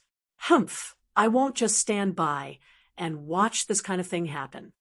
The Thunder King's expression changed slightly, and he walked out, furiously saying, "Chief Su, Tang Zheng is someone that our boss specifically wants. Are you trying to stop us and go against the dragon group with such a big lineup?" Su Yingtian glanced at the other party in disdain and said, "Who do you think you are to dare speak to me like that?" The Thunder King's face alternated between red and white as he roared furiously, "Su Yingtian, don't go too far." Su Yingtian ignored the Thunder King and said, "Go back and tell your boss that if he wants to touch Tang Zheng, he will have to go through me first." "Hold it right there." Seeing that the other party was about to leave, the Thunder King quickly blocked his path. The others also moved, and the Dragon Group and the National Security Bureau were in a standoff. The flames of war seemed to be on the verge of erupting. Su Yingtian's expression did not change as he stared coldly at the Thunder King and said, "You want to stop me? Don't blame me for being merciless. Su Yingtian, you should know that Tang Zheng is someone that the higher-ups specifically want. If you dare to take him away, that would be disobeying orders," the Thunder King said in exasperation. Su Yingtian pursed his lips and said, "The higher-ups? You want to use this to suppress me? Let me tell you, when I use this move, you won't even know where you are. Before you want to stop me, you'd better call your boss and ask for instructions. Otherwise, you'll suffer a loss and have no one to reason with. Su Yingtian's aura was strong, and his entire body was exuding a tyrannical aura. The Thunder King did not dare to underestimate him at all. His expression was somewhat complicated as he sighed. As an official, I obviously don't want you to do such an extreme thing. But as a Huaxia person, I can't help but clap my hands in joy. What you've done is too damn satisfying. Su Yingtian heavily slapped Tang Zheng's shoulder and continued, although I'm an official, I'm first and foremost a Huaxia person. Those people in the Imperial Advisor's residence and the Imperial Palace all deserve to die. They should die without a burial site. Tang Zheng looked at him with gratification and said, I didn't misjudge you. Su Yingtian revealed a bitter smile and sighed. The new generation excels the old. The secret of decades has been discovered by you. Humph, let's see how the island nation can be arrogant now. Oh, Tang Zheng's heart skipped a beat. The island nation must have already found out my identity, so they're pressuring the country, right? Su Yingtian nodded his head. The island nation's attitude is firm, so they're under a lot of pressure. What do they want? Of course they want us to hand you over. Otherwise, why would the Dragon Group send so many people to capture you? But the Dragon Group isn't the only one in the country. There are still many righteous and unyielding people. Tang Zheng recalled the scene from before and curiously asked, why did the Dragon Group suddenly compromise? Because I invited a big shot to reject the Dragon Group's previous proposal. Su Yingtian pretended to be mysterious as he said, Big shot? Who? Tang Zheng curiously asked. Su Yingtian laughed and purposely kept him in suspense. This is a secret for now. You'll naturally know when you see him. Tang Zheng was filled with suspicion as he looked out the window and asked, I forgot to ask you, where are we going? Of course, it's the capital. Didn't you buy a ticket to go to the capital? All right, then I'd like to see who this big shot you're talking about is. Tang Zheng did not ask further. The plane whistled through the clouds. In just a few hours, the plane landed at a military airport on the outskirts of the capital. An off-road vehicle carrying Tang Zheng, Wu, and Su Yingtian sped towards the center of the city. Looking at the familiar scenery and streets outside the window, the weather was already hot. The streets were filled with people wearing cool clothes, and the beauties began to reveal their slender, snow-white thighs, attracting the men's gazes. The off-road vehicle drove straight into the center of the capital. Tang Zheng's pupils constricted as he stared at the building in front of him. This building was not tall, but rather, it was a little short in the capital that was filled with tall buildings. However, as a person from Huaxia, no one dared to look down on this place. This place was much more powerful than those skyscrapers because this represented the center of Huaxia's power. Any Huaxia person who came here couldn't help but feel a little apprehensive or even reverent. Even Tang Zheng was no exception. After all, he was a secular person who had received more than 10 years of traditional education. Even though his strength had greatly increased in the past year, and he had experienced many major events, some of the genes hidden in his bones could not be changed in a short period of time. On the other hand, Wu was unperturbed. He glanced outside and then closed his eyes to rest. Even his mood did not fluctuate in the slightest. Power, in her eyes, was really ephemeral. She had been taught to despise secular power since she was young. This was a world of difference from Tang Zheng. As if sensing his mood, Su Yingtian said, Don't be nervous. There are also people living here. Moreover, in terms of individual strength, you are stronger than any of them. Tang Zheng revealed a wry smile, took a deep breath, suppressed the fear in his heart, and said, It's my first time here, so it's difficult to avoid the customs. Su Ingtian chuckled in satisfaction at Tang Zheng's bluntness and said, "The first time I came here, I was even more nervous than you. My hands were trembling, and my legs were almost unable to take a step. In the end, when I went back, I found that my vest was full of sweat, and my clothes were as if they had been fished out of the water." "Is it that exaggerated?" Tang Zheng sneered. Although he was in awe of the power here, it was not to that extent. "It's not exaggerated at all. I'm still considered good. There are people who are so weak that they can't even walk. Your condition is already very good," Su Ingtian praised. After hearing his words, Tang Zheng's remaining trace of nervousness gradually disappeared. He loosened his shoulders and instead felt a kind of unprecedented ease. Seeing his change, Su Ingtian's eyes flashed with a strange light. He secretly praised him. A dragon among men, as expected, extraordinary. This change was far from what an ordinary person could compare to. The off-road vehicle passed through a strict inspection and passed through a series of armed guards before finally entering the central area of this power center. Most of the buildings here were courtyards or 2- or 3-story buildings. These buildings were hidden in the greenery, although there was already a trace of summer in the sky. When one was in this space, one's whole body was emitting a cool feeling. A cool breeze brushed past one's face, and it was incomparably comfortable. The few of them got out of the car, and Su Ingtian led the 2 people and 1 beast into one of the courtyards with ease. Tang Zheng could not help but size up. The Ye family's residence in the capital was also a courtyard, and it occupied a larger area than this courtyard. However, Tang Zheng felt that this courtyard was far more formidable than the Ye family's, especially the few powerful auras in the dark, which made Tang Zheng's heart involuntarily tremble a few times.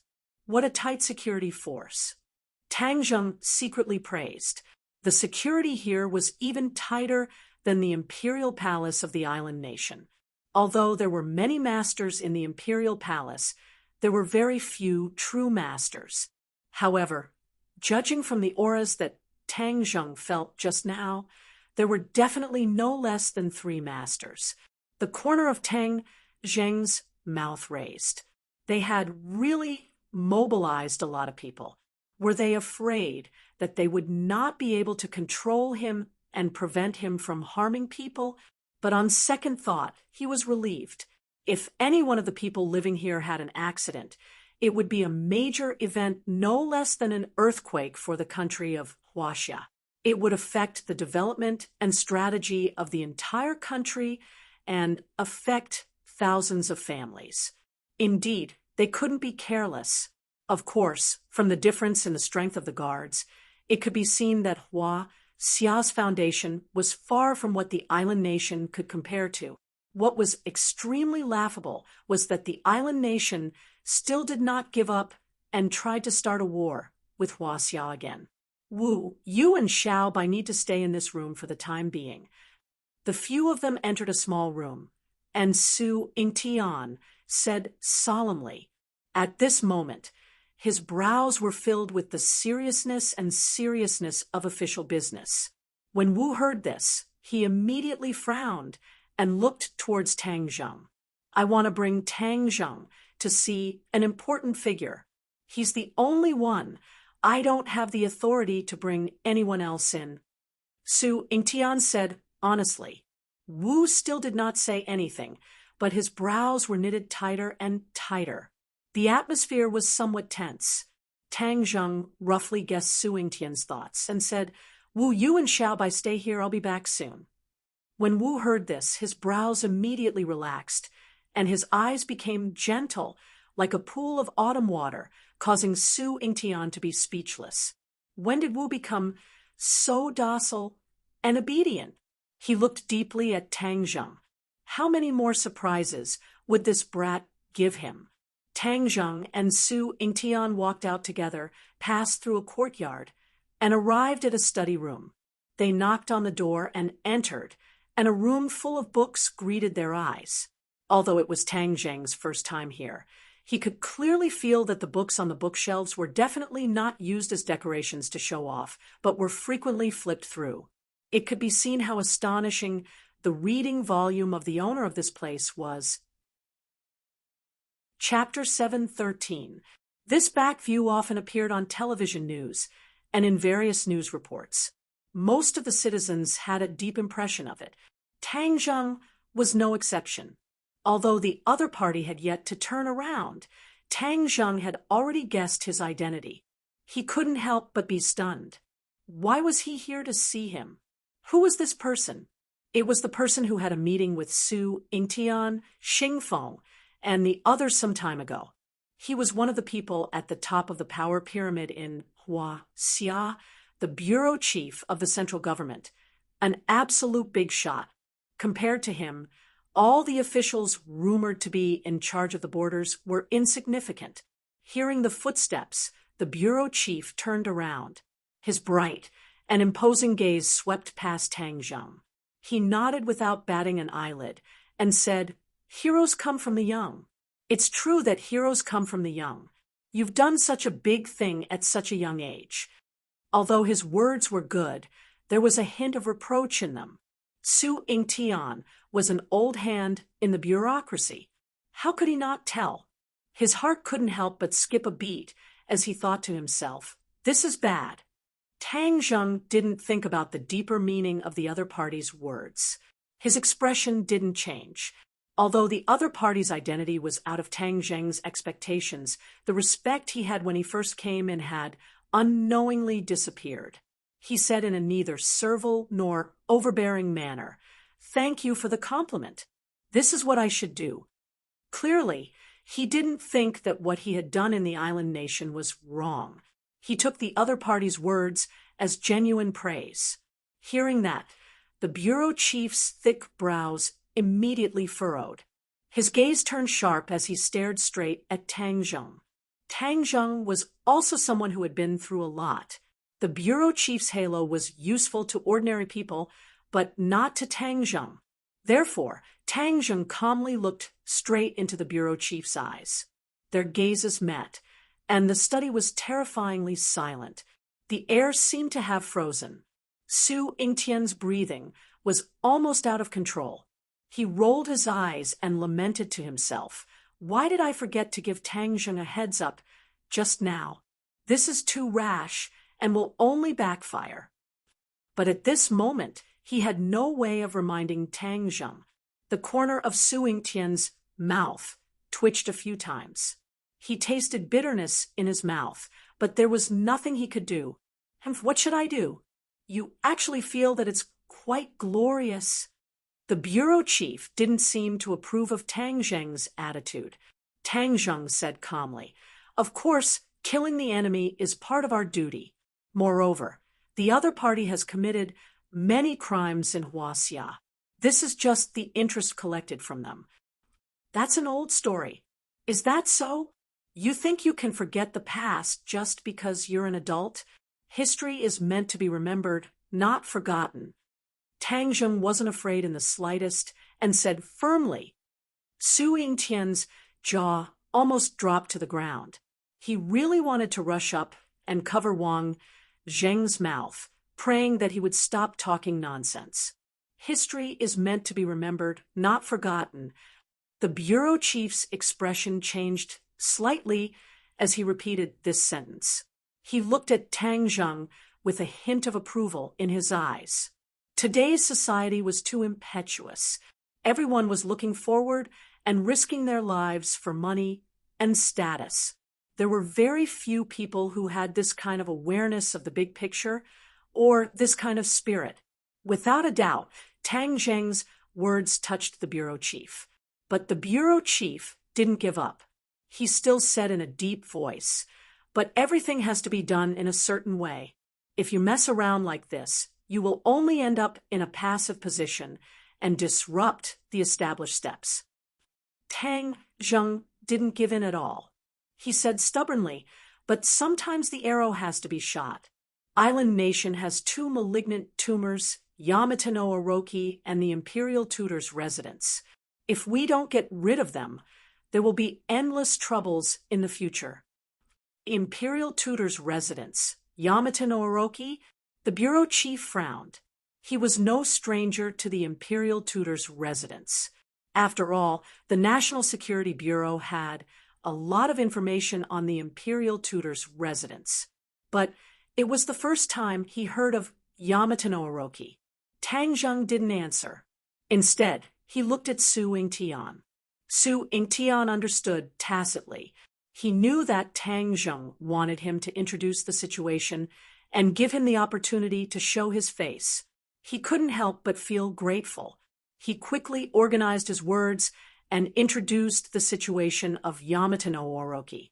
As expected, the bureau chief and Su Yingtian had the same reaction. Especially when it came to the conspiracy of the war decades ago, his eyes were obviously burning with anger. Seeing that ball of anger, Tang Zheng was secretly relieved. If the country's leader could still maintain this sense of pride and honor for history, then this country had a lot of hope. There's such a thing. It was the bureau chief's first time hearing about this inside story. He stared at Tang Zheng. Tang Zheng nodded seriously. I can guarantee the authenticity of this information. The bureau chief nodded seriously and looked at Su Yingtian. Su Yingtian had an idea and said, then we can use this to change the situation this time. Obviously, he wanted to use this to make a fuss. After all, the island nation was already putting pressure on Huaxia to make Huaxia hand over Tang Zheng. The bureau chief also saw through Su Yingtian's thoughts. He didn't comment. Tang Zheng did not care about what the two of them were thinking and said to himself, I haven't finished speaking yet. This is only a part of the news.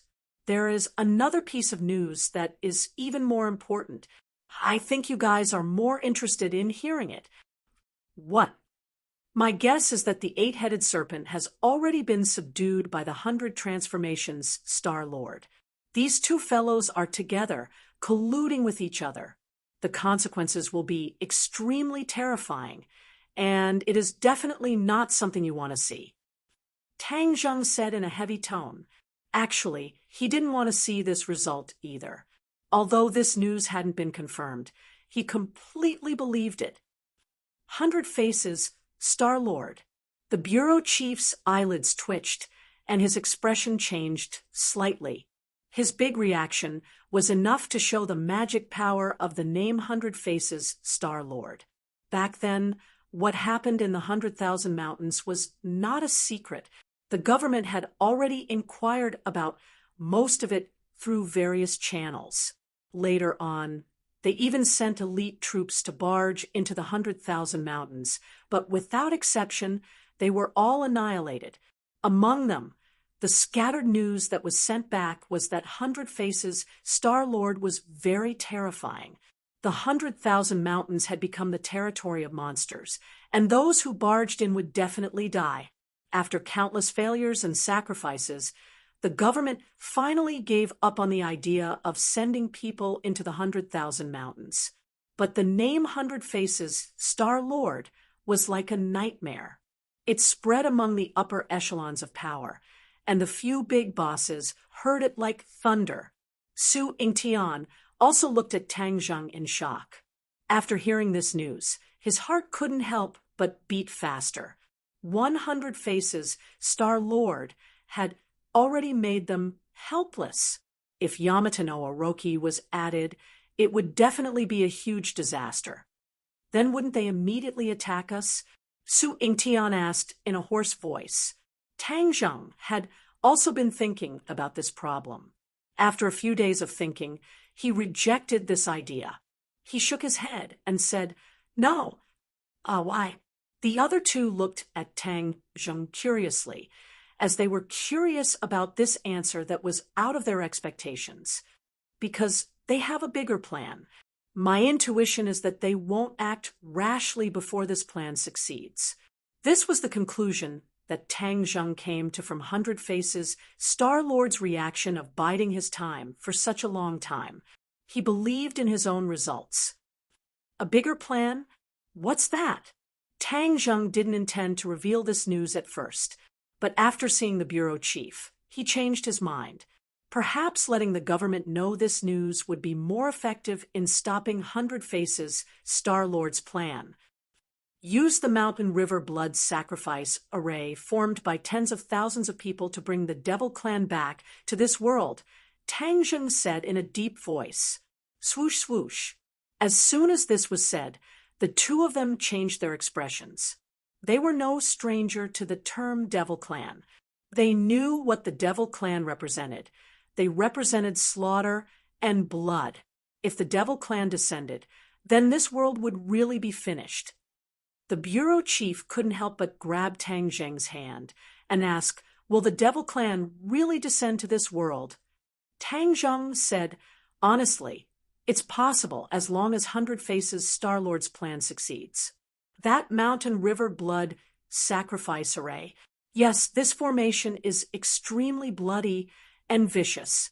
It requires the lives and blood of tens of thousands of people as a catalyst to activate the formation and bring the demon clan back from the skies beyond. Tang Zheng's voice couldn't help but become heavy. He couldn't imagine what would happen to this world after the Devil Clan descended. How do we stop him? The bureau chief asked directly.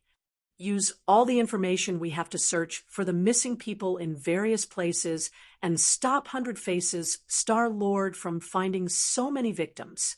Su Yingtian asked worriedly, will it work? Tang Zheng wasn't very confident. He said helplessly, do your best and leave the rest to fate. No. How can this world be destroyed by Hundred Faces' Star-Lord? We can't be so lucky. What do you mean do your best and leave the rest to fate? That's too negative. We have to deal with it actively. Su Yingtian, I give you full authority to mobilize any resources to investigate the entire country. We can't neglect any missing people. We have to investigate to the end. The bureau chief gave a strict order. Yes. Su Yingtian straightened his body and said passionately. He couldn't hide the excitement between his brows. During the last meeting, he was almost in despair. Tang Zheng's actions caused the country to be in a passive position.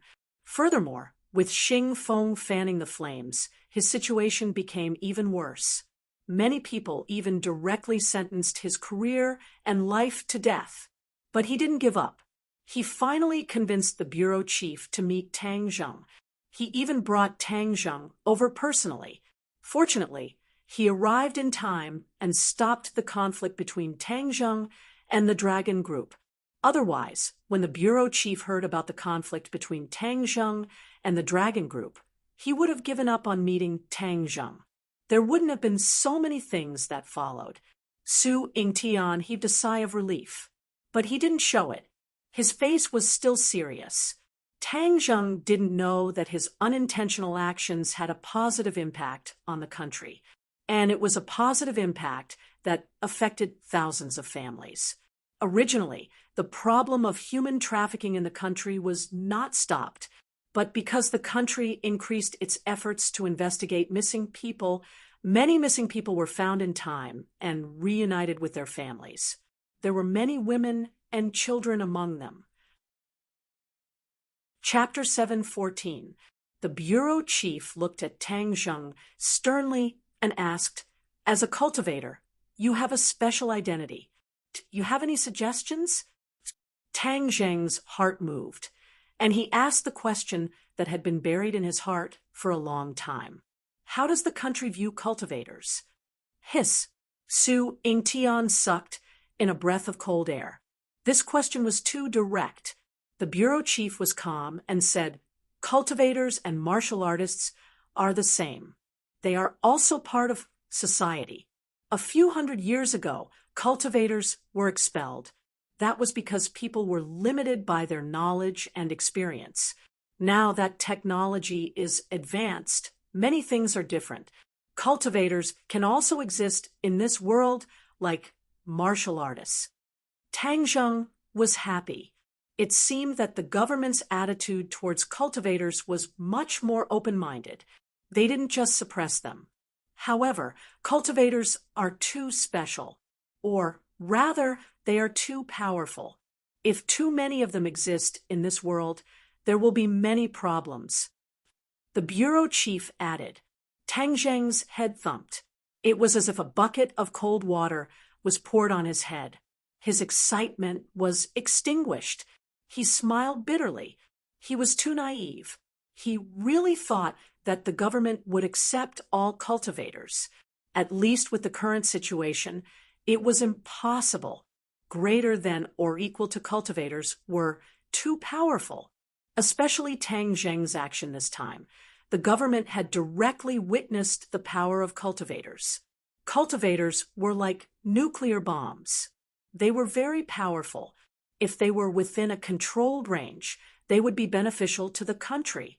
If they were completely out of control, they would definitely be a very unstable factor. That was to say, if a small number of cultivators existed, the country wouldn't interfere too much.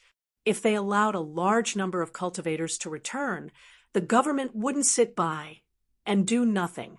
Of course, there was another layer of meaning in the bureau chief's words. Tang Zheng also figured it out. The bureau chief emphasized on technology. That was to say, it wasn't a few hundred years ago. The government had no way to deal with cultivators. The power of technology couldn't be underestimated. Not to mention nuclear bombs, the mecha developed by the Dragon Group couldn't be underestimated. There were also super soldiers. No one could be sure that super soldiers wouldn't be weaker than cultivators in the future. Also, super soldiers could be mass-produced. That would be a very terrifying force. The bureau chief's words were a combination of kindness and authority, which gave Tang Zheng a lot of insights. However, he was not as enthusiastic as Tian Chanzi about the return of the large group of cultivators. He had already determined that if the large group of cultivators returned, it would not be of much benefit to the ordinary people. What he considered was not the stability of the regime, but the benefits to the general public. Both sides had different starting points, but they could be considered to have reached the same conclusion. Thus, Tang Zheng solemnly nodded and said, "Cultivators will not harm the country, but I hope that the country will not judge people with colored glasses, or sooner or later there will be problems." As soon as he said this, Su Yingtian's back was drenched in sweat. These words were too bold. It was equivalent to threatening the other party, telling the government not to go too far. Otherwise, the cultivators would also resist. No one had ever dared to say such things in front of the chief. Su Yingtian was secretly anxious for Tang Zheng. Newborn calves were not afraid of tigers. The bureau chief looked at Tang Zheng with burning eyes. Their eyes met, and after a long time, the bureau chief took the initiative to reach out his hand and simply said, "Okay." The two hands tightly held together, and it could be considered that they had reached a preliminary consensus. Su Yingtian brought Tang Zheng out of the study and said in a low voice, "You are so bold. You scared me to death just now. I almost had a heart attack." Tang Zheng smiled indifferently. "Is it so exaggerated?" "Of course. You don't know, but if there is really a disagreement, there are countless experts in the dark who are not to be trifled with." Su Yingtian said with a bitter smile, "I am not to be trifled with either."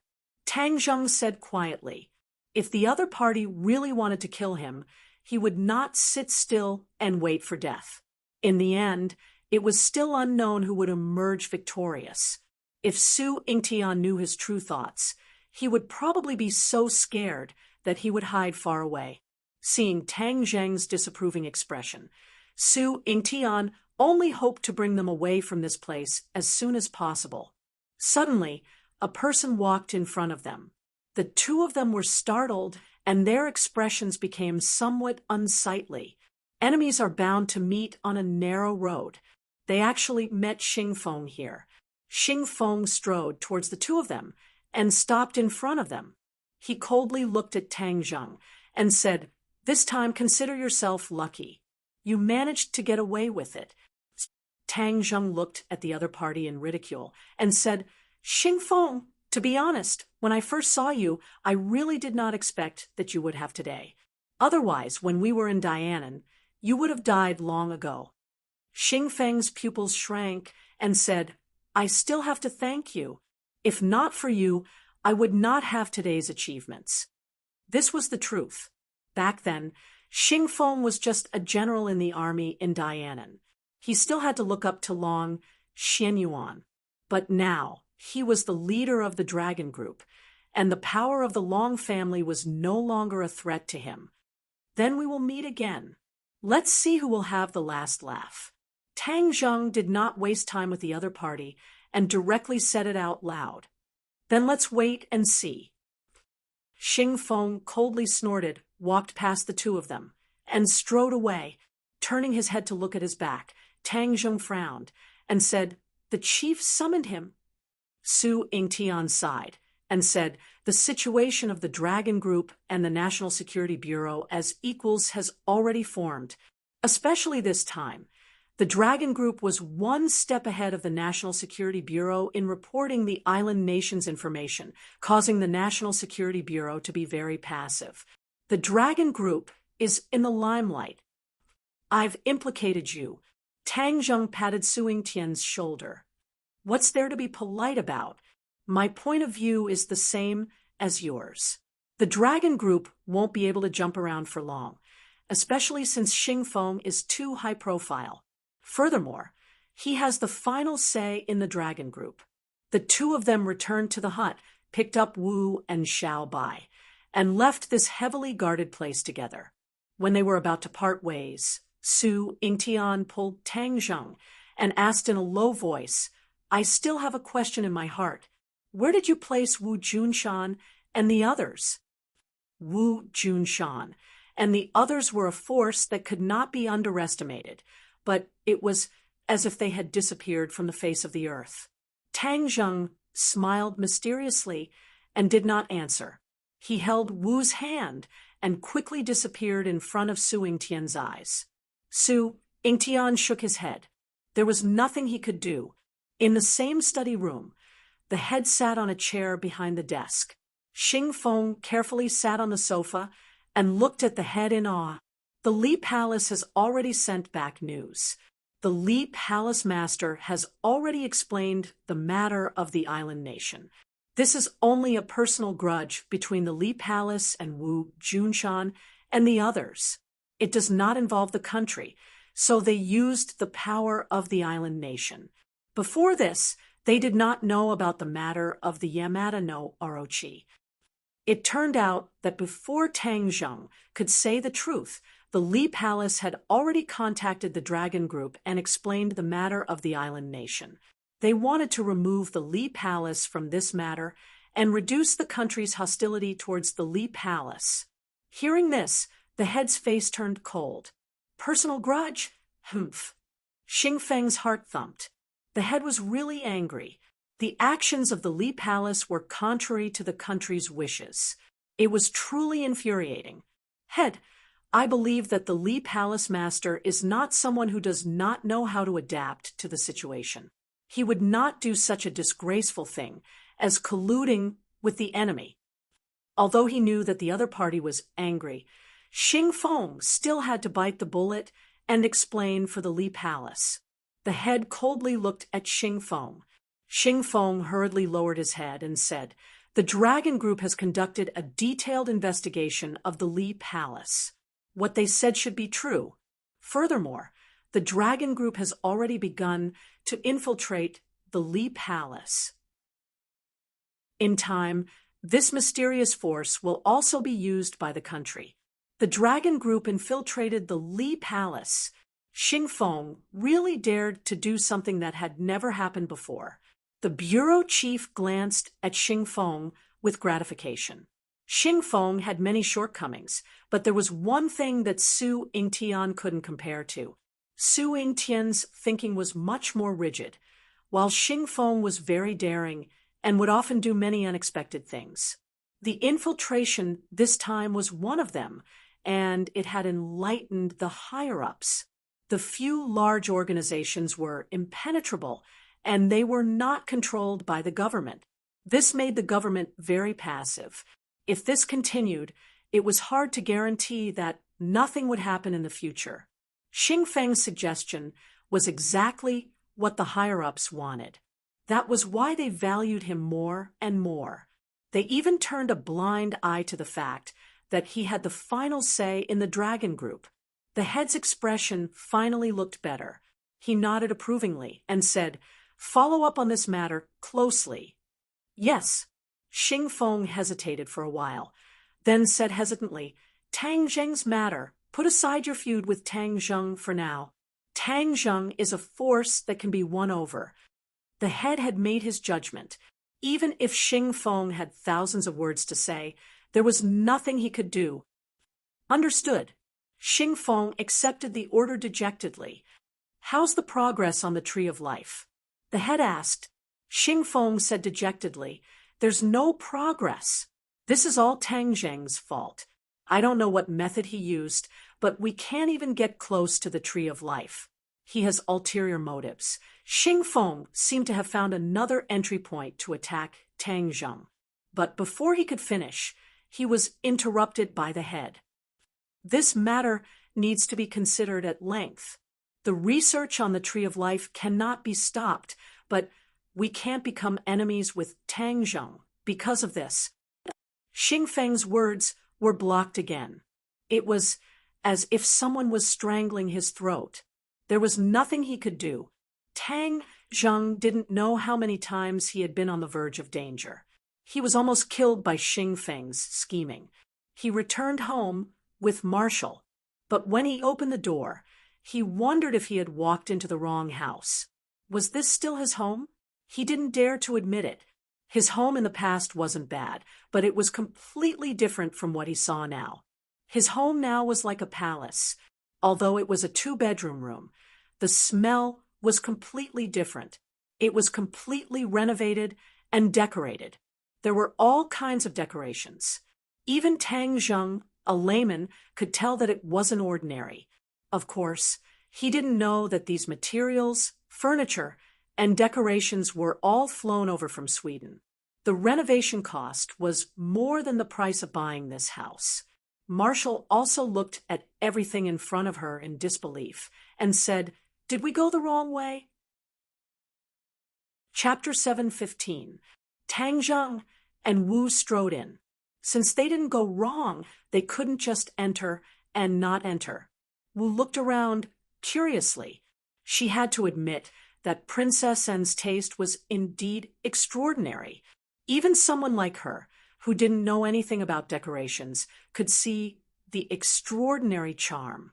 Tang Zheng couldn't help but exclaim in admiration, "If I were to come back in a while, I'm afraid this place would have become a real palace." Wu said with a gloomy face, "This kind of woman is really powerful." "What's so great about that?" "This is the education she received since she was young, just like how you know martial arts." Tang Zheng said disapprovingly, "Really? Of course." Dong, dong, dong. While they were talking, the crisp sound of high heels hitting the ground rang out, followed by a beautiful voice. Tang Zheng, you're back." As soon as she finished speaking, a figure flew over like a gust of wind. If not for Tang Zheng moving to the side, she would have directly pounced on Tang Zheng. If this person wasn't Princess, and who else could it be? Princess and was still perfect and flawless, causing people's hearts to palpitate. She stared at Tang Zheng with a pair of big black eyes, looking at him in pleasant surprise. During this period of time, not only did her life as a commoner not consume her noble temperament, it made her seem even more outstanding, like the most noble and holy white swan in the world. "You're finally back. I thought you would never come back after leaving without saying goodbye," Princess N said happily. Tang Zheng pointed to the house with a straight face and asked, "What did you do to me?" "Is it beautiful?" Princess Annie showed off excitedly, just like a child showing off the fruits of her labor to an adult. "These are all carefully designed by me. Every piece of decoration was personally selected by me. They were flown in from Sweden. I guarantee that they are absolutely authentic. Tang Zheng rolled his eyes and said, "Is there a need for that?" "Of course it is necessary. Home is the most important place for us to live in. If we aren't satisfied with it, then we won't have the energy to work and study all day. So this is necessary." Princess nodded and said solemnly. Tang Zheng was speechless. According to his understanding, a home was a place to put one's soul. A simple house was enough. There was no need to be so luxurious. There was indeed a world of difference between a princess and a commoner. "You came back at the right time. I've been in Huaxia for so long, but I've never had the chance to take a good look around the capital. Every day, I have to juggle between school and home. I'm getting tired of it," Princess and grumbled. "No time." Tang Zheng refused without hesitation. Princess and was not angry. She rolled her eyes and slyly said, "If you promise me, then I will tell you something very important." "What is it?" "Promise me and I'll tell you. If you don't want to say it, then forget it." Tang Zheng was not going to fall for it. Okay, I'll tell you." Princess and compromised. "Yi Dingdang is sick." "What?" Tang Zheng was shocked. "I knew you would be interested," Princess and proudly said. "Ever since you silently disappeared, she has been sick." Tang Zheng did not say anything and rushed out the door. "Stop! Where are you going?" Princess and shouted. "I'm going to look for Ding Dang."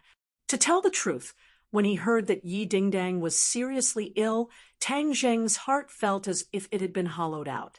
Worry surged in, accompanied by a strong sense of self-blame. "Come back. You don't have to go. She has already recovered," Princess and quickly said. "Recovered? Of course, you disappeared for so long. If she was sick for so long, then wouldn't it be very serious?" "Then what kind of illness does she have?" Princess and shook her head. "I don't know, but I heard from their roommates that it should be related to you." "Related to me?" Tang Zheng felt a pain in his heart as he remembered the last time they parted. Yi Dingdong's determination to leave the table in the middle of the night, as well as the intense pain in her eyes. Even a blind person could see it clearly. It would be strange if she wasn't angry and sad that he had disappeared for no reason. Therefore, her illness was most likely caused by him. Thinking to this point, Tang Zheng could not stand still any longer and said to Marshall, "Go to my room to rest. I'll leave for a while." Although Marshall knew what Tang Zheng was going to do, she did not stop him. She had thousands of voices in her heart that wanted to stop Tang Zheng, but in the end, she did not say anything. "Hey, don't go. I've already told you. You have to accompany me to the capital." Princess and did not have any worries and straightforwardly called out. Tang Zheng did not even turn his head as he turned a deaf ear and disappeared through the door, leaving behind the two women looking at each other in dismay. Princess and fiercely stomped her feet and said, "If I had known earlier, I wouldn't have told him this news. I ran away so quickly like a rabbit." With that, he turned his gaze and fixed it on Marshall. The corner of his mouth slightly raised as he asked with interest, "You are Marshall, right?" Marshall proudly raised his head and did not answer. He directly walked towards Tang Zheng's room. "Wow, you have a personality." Princess N's eyes lit up. She had never been a person who followed the rules and regulations. She was a typical rebel amongst the princesses of the royal family. Seeing martial arts being so cold, she did not feel offended. Instead, she was interested. "It's almost time for dinner. It must be over. I'll treat you to a meal." Princess and took the initiative to express her goodwill. If it was anyone else, they would definitely be overjoyed. They would feel that it was their greatest honor. But Marshall did not take this lying down. He turned around and left. With a bang, he closed the door, leaving Princess and to stare. She smacked her lips. She did not feel offended. Instead, She praised from the bottom of her heart.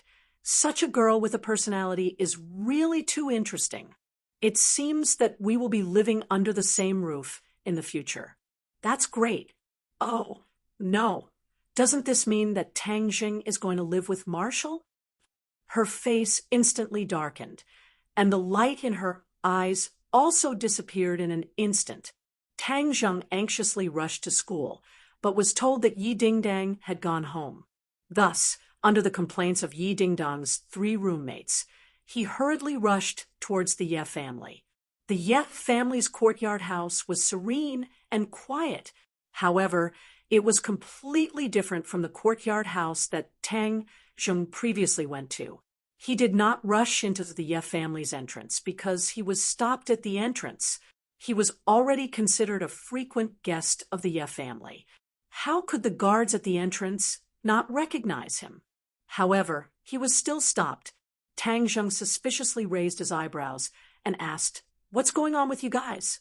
"Sorry, the Ye family does not welcome you," the guard stiffly said. "Does not welcome me?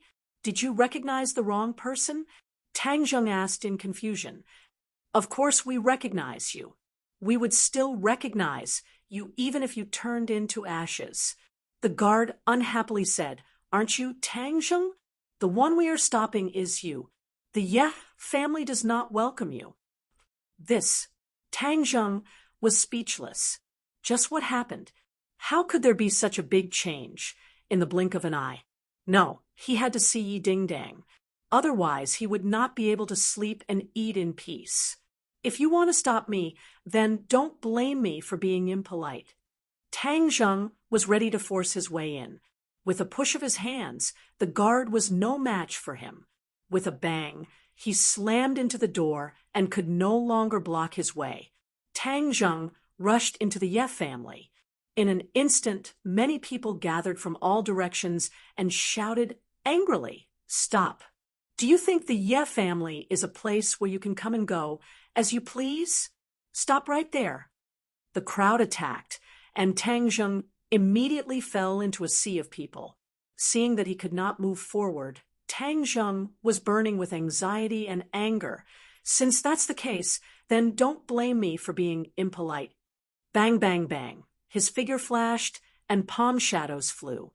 The people in front of him were sent flying one by one. After a while, there was no one who could stand up. Tang Zheng was about to move forward when suddenly an angry roar exploded. "Stop!" Yi Tianlei walked out with an ashen face and scolded, "Tang Zheng, this is the Ye family. What are you doing? Are you deliberately offending the Ye family?" Yi Tianlei had never used such a harsh tone to treat Tang Zheng. Even when Tang Zheng did not like him, he did not do so. Looking at Yi Tianlei, Tang Zheng's heart skipped a beat. He braced himself and said, "Uncle Yi, how would I dare to offend the Ye family? It's just that when I wanted to come in, they just had to stop me." "The Ye family does not welcome you. Didn't they make it clear to you? Do you really think that you can do whatever you want just because you're strong in modification?" Yi Tianlei asked loudly. "Of course not." Tang Zheng flatly denied, "I just can't wait to see Dingdang." "You still dare to mention Dingdang? You still have the face to mention Dingdang?" Yi Tianlei was so angry that he could not restrain his anger as he asked. Tang Zheng was stunned. Yi Tianlei's reaction was too big. It was as if he was a different person. But he did not back down. He braced himself and said, "Uncle Yi, don't be angry. I know that I made Dingdang angry. I'm here to apologize to her." "Apologize? Humph, where did you go before? You disappeared for no reason, and now you're here to apologize? What do you think my daughter is, Yi Tianlei? You want her to come and go as you please? You want to settle this with a simple apology?" Yi Tianlei angrily asked. "Of course not. I definitely don't have such thoughts. I had some urgent matters to attend to before. Otherwise, I wouldn't have come to see Dingdang only today." Tang Zheng patiently explained. "But Yi Tianlei did not have the patience. He didn't even want to say another word to him. He waved his hand in disgust and said, "There's no point in saying more. The Ye family does not welcome you, and Ding Dang doesn't want to see you either. Also, I'm telling you, from now on, don't disturb my daughter." "Uncle Yi, there's some misunderstanding between Ding Dang and I. It'll be fine after we clear things up," Tang Zheng explained. "Misunderstanding? Humph, there's no misunderstanding. Tang Zheng, I misjudged you. You're really an expert at playing with a girl's feelings. I've seen plenty of people like you. If you don't leave, then I'll beat you up every time I see you," Yi Tianlei threatened as he clenched his fists. Chapter 716. Yi Tianlei angrily glared at Tang Zheng and said, "Do you really think I don't dare to hit you?" Tang Zheng raised his neck high, his gaze firm, clearly expressing his attitude. "Fine. Since that's the case, then I'll fulfill your wish." Seeing this, Yi Tianlei flew into a rage. Kacha, his fist clenched tightly. So, like lightning, his large fist struck Tang Zheng's chest. He only used 50% of his strength. He thought that Tang Zheng would dodge, but he did not dodge at all, directly taking this punch. Pung! With a muffled sound, Tang Zheng was like a sandbag, flying backwards and fiercely crashing into a tree trunk. Kacha! The tree trunk snapped in half. Pooh! Tang Zheng spat out a mouthful of blood. Although this punch was not enough to heavily injure him, he did not use his martial arts to block it. All of the power was completely absorbed by his body, so there was no need to doubt the shock to his internal organs. Why didn't you dodge?" Yi Tianlei asked. Tang Zheng wiped the blood from the corner of his mouth and said, "I already said that I would let you hit me. Why would I dodge?" Yi Tianlei was speechless, his expression changing slightly. Even though he looked angry on the surface, his heart did not feel good at all. He had always thought highly of Tang Zheng, as this kind of young elite was as rare as phoenix feathers and Qilin horns. He and Ding Dang were originally a match made in heaven, but who would have thought that in the end he would hurt his daughter's heart and even cause her to fall ill? If it was any other parent, they would be angry. Inside the room, two pairs of eyes stared at Tang Zheng through the gap in the window. When she saw Tang Zheng injured and spitting out blood, Yi Ding Dong's expression changed, her snow-white teeth biting her lips. Feng Xinyang saw her daughter's appearance from the side and faintly sighed, saying, "Little handsome brother is actually quite good. Just punish him a bit. If this continues, there will be no way to end it." Yi Ding Dang resolutely said, "I have nothing to do with him anymore. What's the point? You two are really a good match. If you withdraw, wouldn't other women be taking advantage of you?" Feng Xinyang persuaded earnestly. "Humph, wouldn't that fulfill his wish? Doesn't he like those women?" Yi Ding Dang said in a bad mood. "Ding Dang, I won't interfere with your decision, but don't blame me if you regret it in the future." Yi Ding Dang turned to look at her mother and said, "You've been with Dad for so many years. Has he ever looked for other women?" Feng Xinyang raised an eyebrow. "If he dares, it would be strange if I didn't cripple him." Yi Ding Dang smiled bitterly. "If Dad can do it, why can't he?" "This," Feng Xinyang hesitantly said, "everyone is different. Your father isn't as capable as him. Just because he's capable, he can flirt with other women?" Feng Xinyang wanted to say yes. In today's society, how many successful people are loyal to one person? But looking at her daughter's expression, she took back these cruel words. Yi Ding Dang coldly snorted and said, "Before, I chose to turn a blind eye. But I didn't expect that not only did he not restrain himself, he became more and more unbridled. I'm afraid he can't even count how many women he has by his side." "All right, since you've made your decision, I won't persuade you. But we can't always let him cause trouble outside." "Humph! I want to see how long he can cause trouble." Yi Dingdang turned around and sat on the sofa, picked up a book, and started reading. Feng Xinyan helplessly shook her head. She said in her heart, "What's the point of torturing these two people?" She glanced out the window and secretly said, "Little handsome brother, why are you so muddle-headed?" At this moment, Tang Zheng wasn't muddle-headed at all. His mind was very clear. He finally realized the seriousness of the situation. Yi Dingdang was serious this time. People were most afraid of being serious. Once they were serious, things would develop in an unpredictable direction.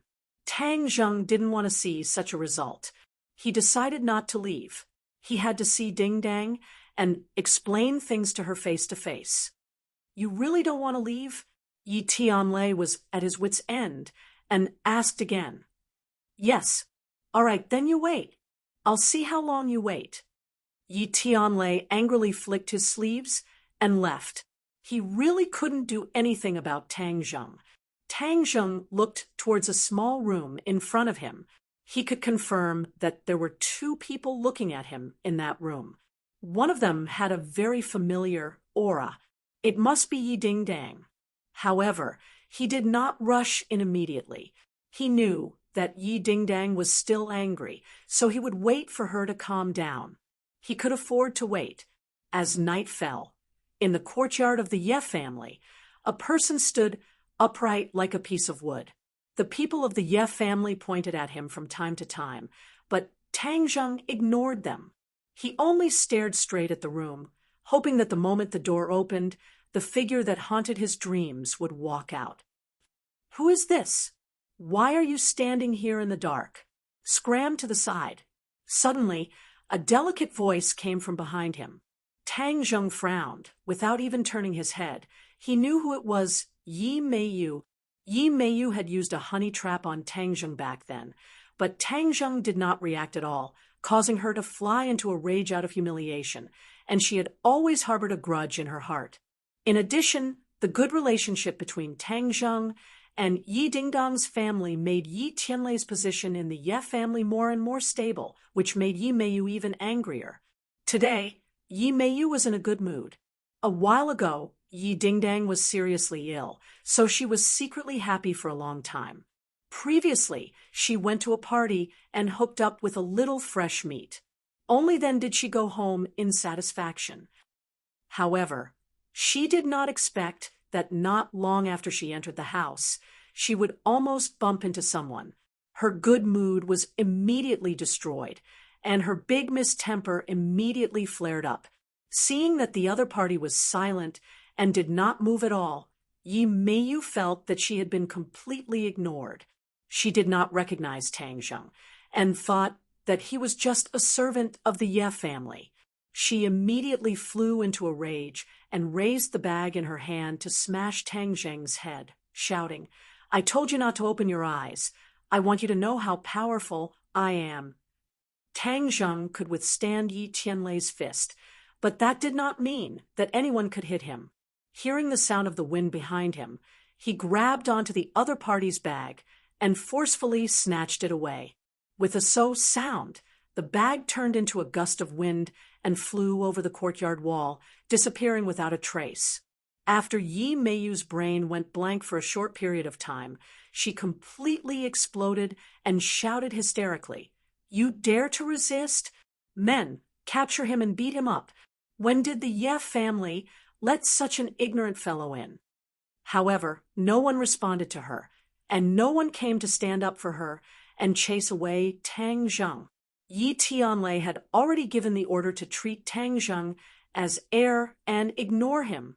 Seeing that no one came to help her, Yi Meiyu was so angry that her lungs were about to explode. She rushed to the front of Tang Zheng and forcefully swallowed the vulgarities that she was about to blurt out. She stared dumbfoundedly at the face that she would never forget even if she became a ghost. "Tang Zheng, it's him. Why is he here? Is he here to look for Yi Dingdang again?" Yi Meiyu's expression changed rapidly as she ridiculed, "Oh, I was wondering who it was. So it's the famous Tang Zheng standing in our courtyard in the middle of the night. Are you here to be our Ye family's guard? Tang Zheng glanced at her and said, "Scram!" Immediately, the mocking smile on Yi Meiyu's face froze. Her face turned from red to white and finally to ashen, and said, "Tang Zheng, this is the Ye family. It's not your place to be arrogant and despotic." Tang Zheng coldly snorted and ignored her, only staring straight at Yi Dingdong's room. Seeing that she was ignored, Yi Meiyu became even angrier. Following his gaze, she immediately locked onto the room and said angrily, "I understand now. You're relying on someone to support you, right? Yi Meiyu, have had enough. Today, I want to see how Yi Dingdang colluded with outsiders and came to our Ye family to be so arrogant." After she finished speaking, she rushed to Yi Dingdong's door with large strides and smashed the door, causing it to shake violently. "Yi Dingdang, come out. You're getting more and more powerful. You colluded with outsiders and came to the Ye family to behave atrociously.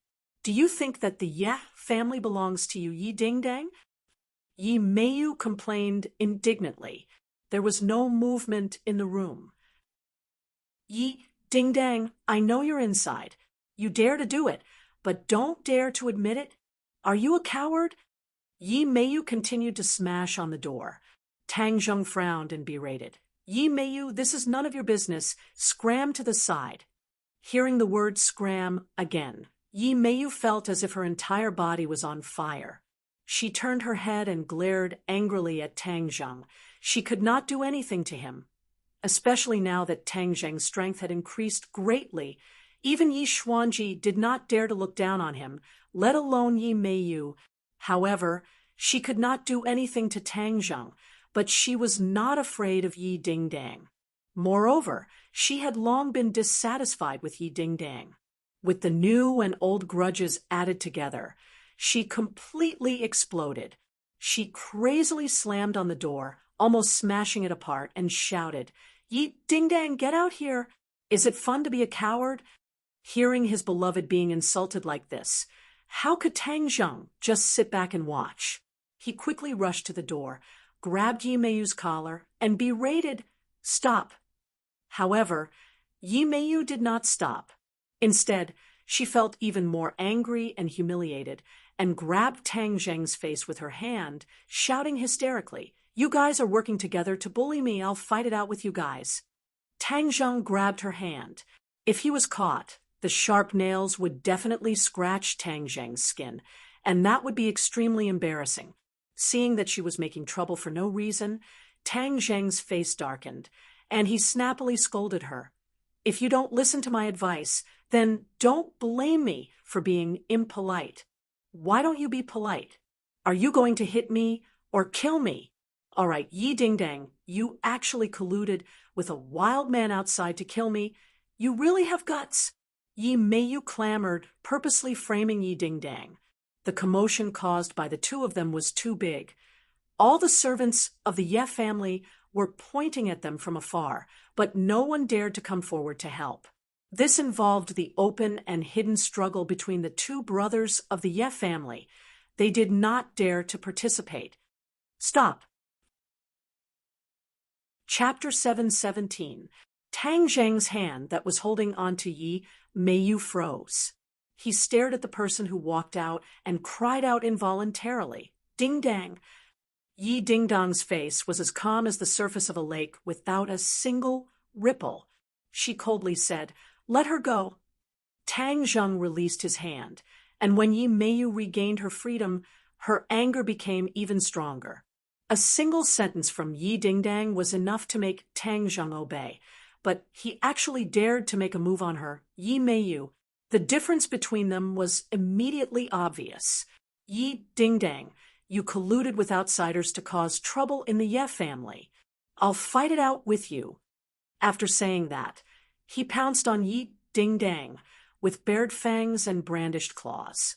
Yi Dingdang did not expect Yi Meiyu to be so unreasonable and even dare to make a move. However, at such a close distance, Even if her skills were much better than Yi Meiyu's, it would still be useless. Those long nails would definitely scratch Yi Dingdong's delicate skin, and might even leave scars and disfigure her. How dare you? Tang Zheng was shocked. His reaction was extremely fast as he blocked Yi Meiyu's path in a flash. Puff! Yi Meiyu's fingernails scratched Tang Zheng's neck, leaving a long mark, but it did not cut through his skin. Instead, Yi Meiyu's fingernails broke with a crack. Ah! Yi Meiyu let out a heart-wrenching scream. Holding onto her hand, she immediately retreated and looked at Tang Zheng in shock. She had clearly succeeded, but why was the other party not injured at all? That was impossible. However, she did not know that Tang Zheng had cultivated the primal chaos Vajra spell, not to mention his fingernails. As long as he circulated his energy, ordinary weapons would not be able to harm him in the slightest. Yi Dingdang saw that he had stepped forward bravely to protect her, and her heart couldn't help but be moved. She quickly looked at his neck, deeply afraid that something bad had happened to him. But seeing that there was no serious injury, she swallowed back the words of concern that were about to come out of her mouth. Tang Zheng turned around and looked at Yi Dingdang with a burning gaze. When their eyes met, they could feel each other's breathing. Yi Dingdang quickly lowered her head and said calmly, "You should leave. What's the point of continuing to cause trouble here? Instead, it will only make others laugh." Dingdang, listen to my explanation. There's nothing between me and Princess, and it's not like what you think. Tang Zheng immediately seized this opportunity and explained himself. Yi Dingdang said calmly, "What is your relationship with her? What does it have to do with me? You don't have to explain it to me." Dingdang, I know you are still angry at me. The reason why I left this time was because I had something important to do, so I left without saying goodbye. I really had no choice but to do so. I only just found out that you fell sick after I left. It is all my fault. When you were at your weakest, I was not by your side. In the future, I will definitely spend more time with you. Yi Dingdong's eyes showed some fluctuations, but her face didn't change in the slightest. She said, "I don't want to hear this. It's useless for you to say this to me. I also don't need you to accompany me. You have so many women, you can accompany them as much as you want." Tang Zheng finally knew where the crux of the matter was. She wasn't angry with Princess but his messy relationship with other women. But now that things had come to this, he had no way of abandoning other women. He couldn't do this. It wasn't because he was a playboy, but because of his responsibility as a man. He made a promise to them, so he would use his life to keep this promise. Even if there were many difficulties and obstacles, he would do it regardless of rain or shine. This was a dead end. He couldn't give Yi Dingdang what she needed, a complete Tang Zheng who completely belonged to Yi Dingdang. Looking at her expressionless face, Tang Zheng's heart ached. Even if he had the ability to reach the heavens, there was no way to resolve the current situation. Tang Zheng wasn't a domineering person. On the contrary, he was very good at taking care of other people's feelings, especially the feelings of women. He and Yi Dingdang definitely had feelings for each other. After going through so much together, their feelings for each other weren't shallow. But for various reasons, he couldn't meet Yi Dingdang's expectations. Or it could be said that Yi Dingdang had misophobia when it came to relationships. She wouldn't allow her man to be owned by another woman. She needed a complete man. Tang Zheng had a deep sense of frustration. No matter how many difficulties he had experienced in the past and how he had hovered on the edge of life and death, he had never been so depressed. Looking at Yi Dingdang's eyes in a daze, Tang Zheng asked, "Can you really not forgive this?" Yi Dingdang heard the strange emotion in his voice and raised her head. Their eyes met. Yi Dingdang's heart ached, but she still asked loudly, "How do you want me to forgive you?" Do you want me to watch you fool around with other women in the future? Do you want me to sleep with other women? Yi Ding Dang can't do it.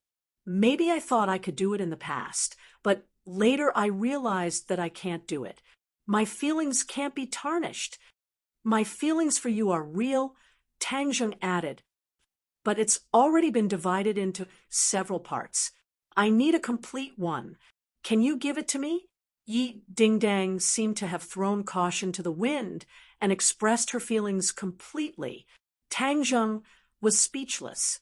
He couldn't give her a complete one. This was a dead knot. Yi Ding Dang looked at him mockingly and said, "You have nothing to say now, right? Since that's the case, why are you still pestering me? There won't be a result in the end anyway. I don't like things that don't end well. Are you serious?" Tang Zheng asked unwillingly. Yi Ding Dang raised her head high and said, "When have I, Yi Ding Dang, ever not been serious?" Yes, back then, when she was with Tang Zheng, she was incomparably serious. Of course, now that they were going to separate, she was also serious. Although there were 1,000 voices in her heart telling her not to do this, she still insisted in the end. This was Yi Ding Dang. If she compromised, she wouldn't be Yi Ding Dang. "All right, since you're so insistent, I can't do anything about it." Tang Zheng compromised. Although he was extremely unwilling, this was an unsolvable problem.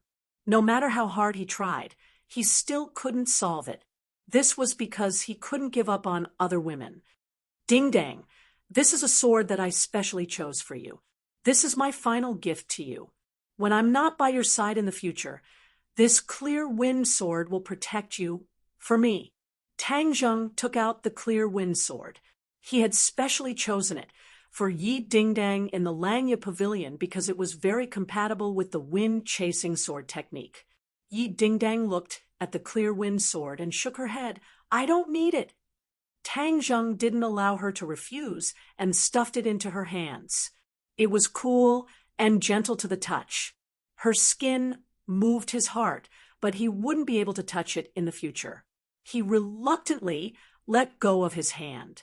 Yi Ding Dang looked at the clear wind sword in her hands and then looked at Tang Zheng's persistent eyes. Her heart softened, and she said, "All right, I'll accept your gift." "Thank you." Tang Zheng's lips twitched, and he forced out a smile.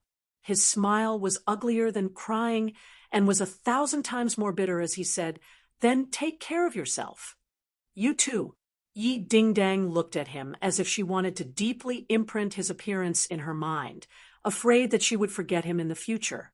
They both knew that they couldn't be friends after breaking up like normal couples. They couldn't do it because their feelings for each other were too deep. When their feelings were too deep, if they couldn't have each other, they couldn't force themselves to be friends. That would be too cruel and painful. "I'm leaving." Tang Zheng took a deep breath and used all his strength to say these 3 words. Yi Ding Dang nodded. Tang Zheng turned around. His legs felt as if they were filled with lead. His breathing also became heavy, as if he couldn't catch his breath. However, he did not turn around and walked out of the Yi clan's main door under countless gazes. The others could feel the strong feelings between the two of them, but fate played tricks on them. Sometimes, things just couldn't go as one wished. Only one person was overjoyed. Yi Meiyu almost jumped up in joy and laughed out loud. Yi Ding Dang and Tang Zheng's relationship had always been valued by Yi Ding Dang, and Yi Meiyu paled in comparison. But now that the two of them had broken up, Yi Ding Dang's advantage was gone. When Yi Ding Dang was sad, Yi Meiyu was happy, and incomparably happy at that. Seeing her looking at the clear wind sword in her hand in a daze, Yi Meiyu mocked mercilessly. "What's so good about a broken sword? No one wants it even if it's a piece of scrap metal." Yi Ding Dong's expression changed. Swoosh, the treasured sword was unsheathed. The sword intent soared into the sky. The bright sword tip was pointed at Yi Meiyu's throat. If it moved another inch, it would pierce through her throat. Yi Meiyu looked as if she had been immobilized. She immediately raised her hands and exclaimed, Yi Ding Dang, what are you doing? If you dare to insult this sword again, and insult Tang Zheng again, I will use this sword to kill you, Yi Ding Dang said with killing intent. Yi Meiyu's entire body trembled. She could see a strong killing intent in Yi Ding Dang's eyes. If she dared to speak rudely again, she had no doubt that Yi Ding Dang would kill her. I don't dare. I don't dare. Yi Meiyu immediately begged for mercy. Humph! Yi Ding Dang snorted coldly. Just as she was about to put away the clear wind sword, a figure appeared beside her. His finger brushed against the sword and praised, good sword, a rare treasure sword. This ghost-like person was the patriarch of the Yef family, Yi Xuanji. Yi Meiyu was so embarrassed that her cheeks flushed red. Just now, she had said that the sword was a piece of scrap metal, but now the patriarch praised it as a treasure sword. However, no one cared about Yi Meiyu's embarrassment anymore. Yi Tianlei and Feng Xinyang also walked over. Feng Xinyang's eyes were moist, looking at her daughter. Her heart felt like it was being stabbed by a knife. However, in the end, their gazes were still attracted by the clear wind sword, and their eyes could not help but light up. The two of them did not use weapons, but they still had good eyesight. This clear wind sword was definitely the best treasure sword they had ever seen in their lives. This is too precious, Yi Tianlei exclaimed. Ding Dang, can I take a look? Yi Xuanji asked for his opinion. Yi Ding Dang nodded. When Yi Xuanji received the clear wind sword, his expression changed greatly. The clear wind sword was as light as air. He had never heard of such a sword before. Immediately, he knew that he had underestimated the value of the sword. This was not an ordinary treasure sword, but a peerless treasure sword. It was a divine weapon that countless warriors yearned for even in their dreams. Chapter 718. Yi Xuanji stared blankly at the clear wind sword and asked, Ding Dang, do you know where he got this sword from? Yi Ding Dang was not in the mood at all as she shook her head.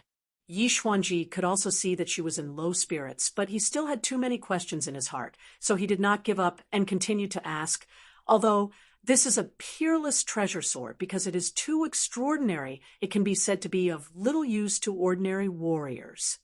Oh, why is that? Yi Tianlei and Feng Xinyang curiously asked. Because it is too light.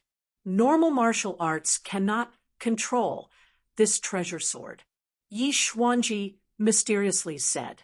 Yi Tianlei and Feng Xinyang were suddenly enlightened. That's right. How could a normal weapon not have weight? This kind of weapon was like air, and normal people could not control it. It required a set of martial arts. But as far as they knew, they had never heard of this kind of martial arts. For a moment, the three of them felt regret. Having a godly weapon but not being able to use it, this was one of the biggest regrets of a martial artist. Yi Ding Dang heard their conversation and expressionlessly said, Tang Zheng has already taught me a set of sword techniques that can control this clear wind sword. He has already taught you a set of sword techniques. What sword techniques? The others were shocked as they could not help but recall the time when Tang Zheng taught her the Jade Maiden Heart Sutra. The Jade Maiden Heart Sutra was a rare martial art book for normal martial artists. But in Tang Zheng's hands, it was like a cabbage that was casually given away. The sword technique, this time, must be even more extraordinary. But Tang Zheng had already taught it to Yi Ding Dang without anyone knowing. Even the other members of the Yef family did not know. This was just too shocking. Wind-chasing sword technique, Yi Ding Dang indifferently said as she turned around and left. Ding Dang, your clear wind sword. Yi Xuanji quickly returned the clear wind sword to her. Although he knew that the clear wind sword was a peerless divine weapon, he would not covet this weapon.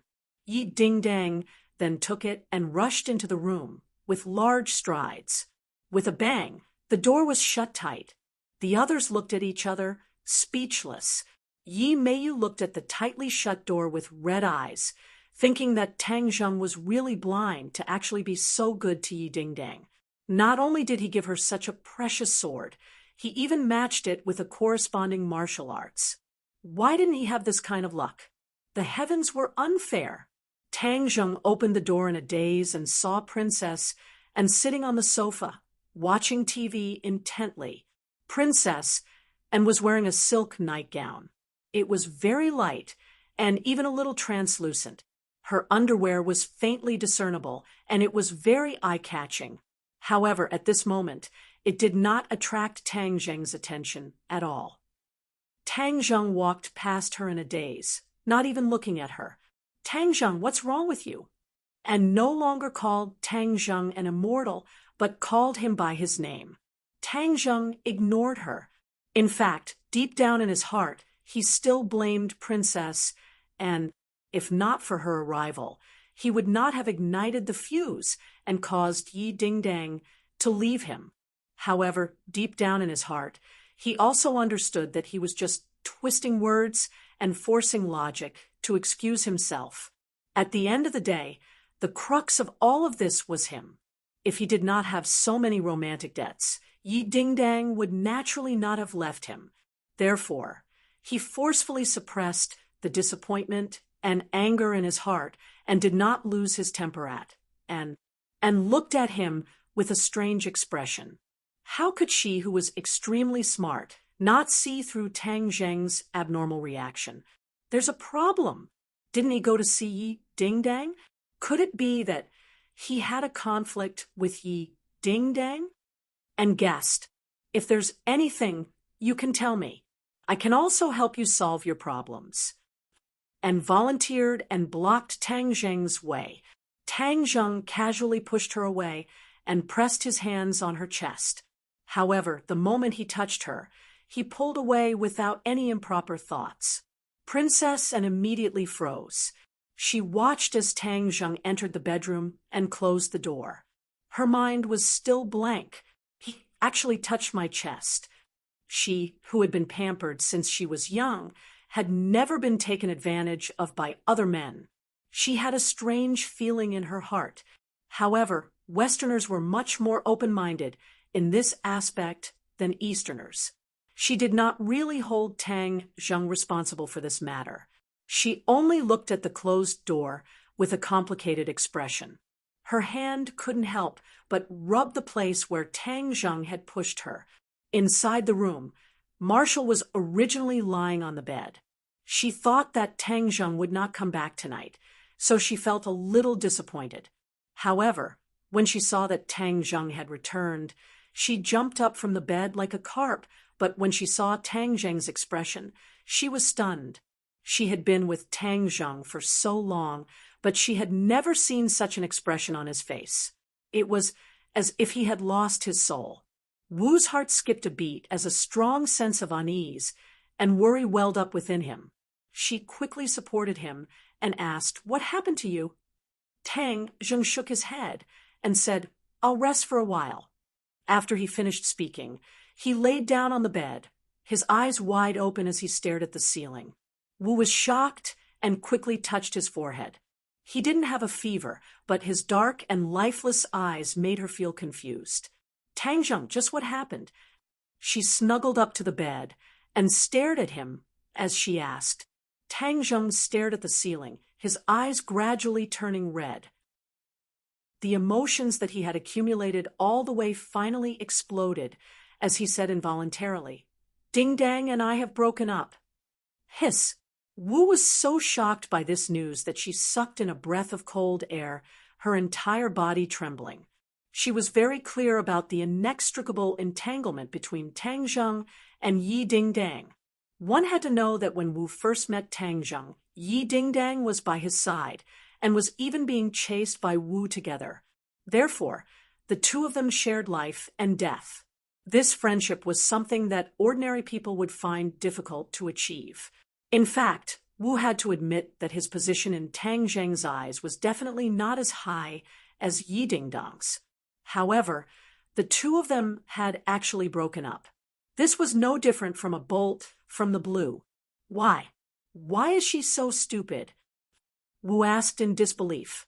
She really wanted to reach the position that Yi Dingdang had in Tang Zheng's eyes, but that was not something that could be achieved in a short period of time. She did not expect that Yi Dingdang would have such a great advantage, but would voluntarily withdraw. It's not that she's stupid, it's that I'm a bastard. I'm too greedy. Tang Zheng muttered. He was indeed greedy. He couldn't bear to let go of any woman beside him unless they took the initiative to leave him like Yi Dingdang. Then there was nothing he could do. Of course, after he urged her to stay, he wouldn't pester her. That wasn't his style. Everyone had their own choices. Even though he was extremely reluctant, he still respected the other party's choice. Wu blinked and roughly guessed what was going on. However, he still asked, "You're so good. How could she bear to leave you?" Everyone has their own principles and perseverance. It's different. Tang Zheng shook his head and said, absent-mindedly. Looking at his pained expression, Wu did not gloat. She had lost another competitor. Instead, she felt heart-wrenching pain. Because if Tang Zheng was in pain, she would be in 100 times more pain than him. She couldn't help but hug Tang Zheng into her embrace, allowing his head to lean against her full chest. She gently stroked his head and said, "I won't leave you. I'll never leave you." This was a decision she had made a long time ago. At this moment, she couldn't help but say it out loud.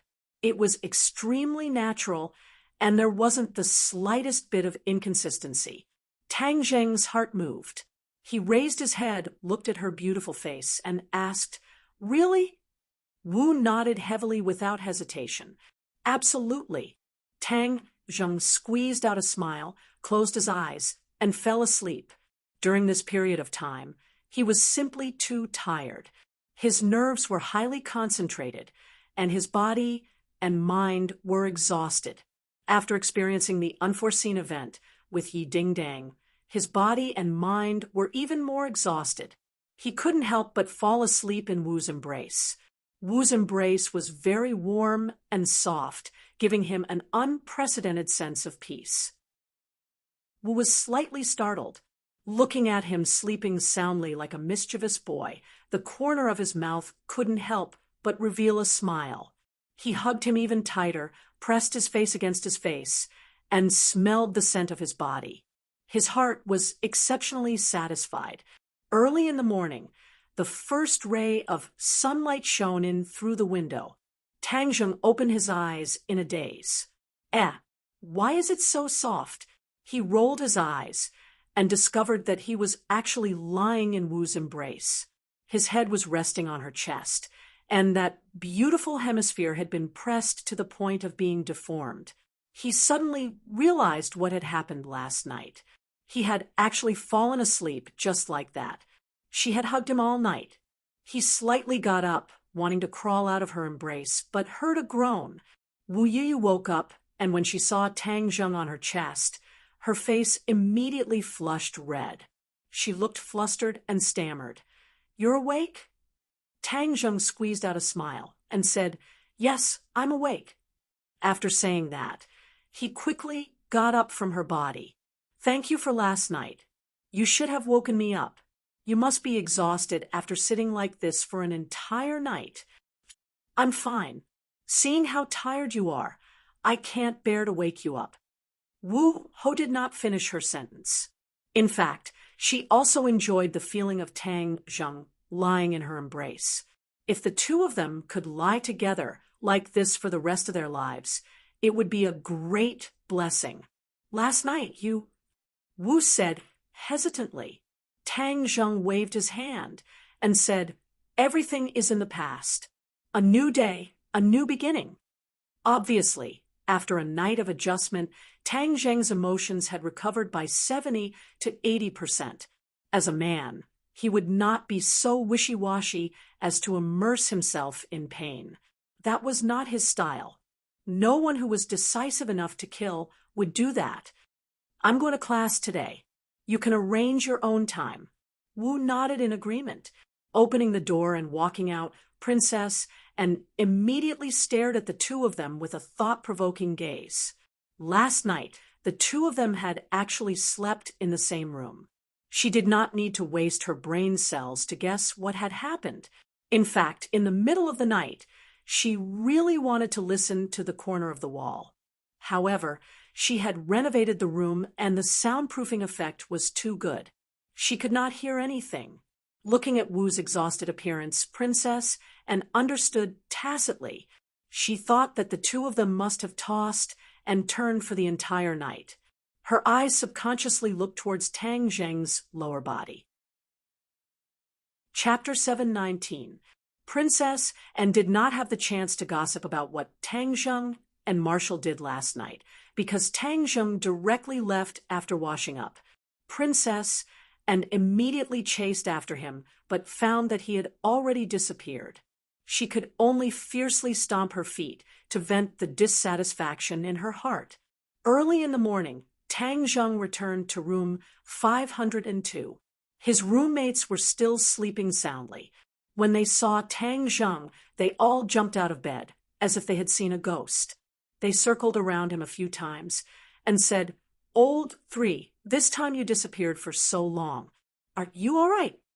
Tang Zheng gave a knowing smile and shook his head saying he was fine.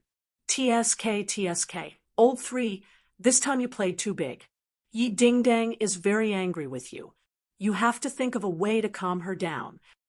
Tang Zheng's expression darkened and said, "I broke up with her." Broke up. The three of them were all shocked as if they had seen a ghost.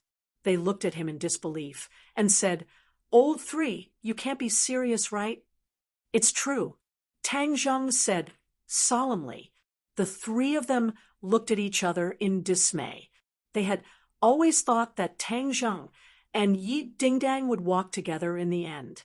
Yi Dingdang's valiant and heroic appearance was not something an ordinary person could handle, but they never thought that fate would make a fool of them, and the two of them would break up. The three of them secretly sighed and patted Tang Zheng's shoulder.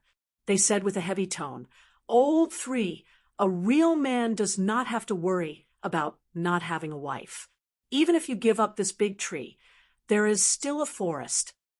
Tang Zheng did not want to continue this topic and asked, "Did anything happen in school recently?" "Oh, there is one thing. Professor Qi Shaowen has resumed teaching." Tang Zheng nodded his head as this was expected. Back then, with the help of Princess and Qi Shaowen was exposed so that the villains behind him could no longer plot against him. Professor Qi naturally recovered his position and work.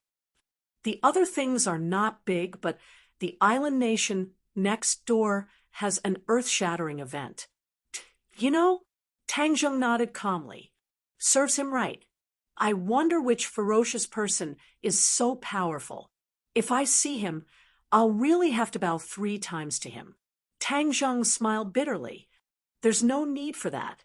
How is it not necessary? It's very necessary. You don't know how many Xia people worship this fierce person.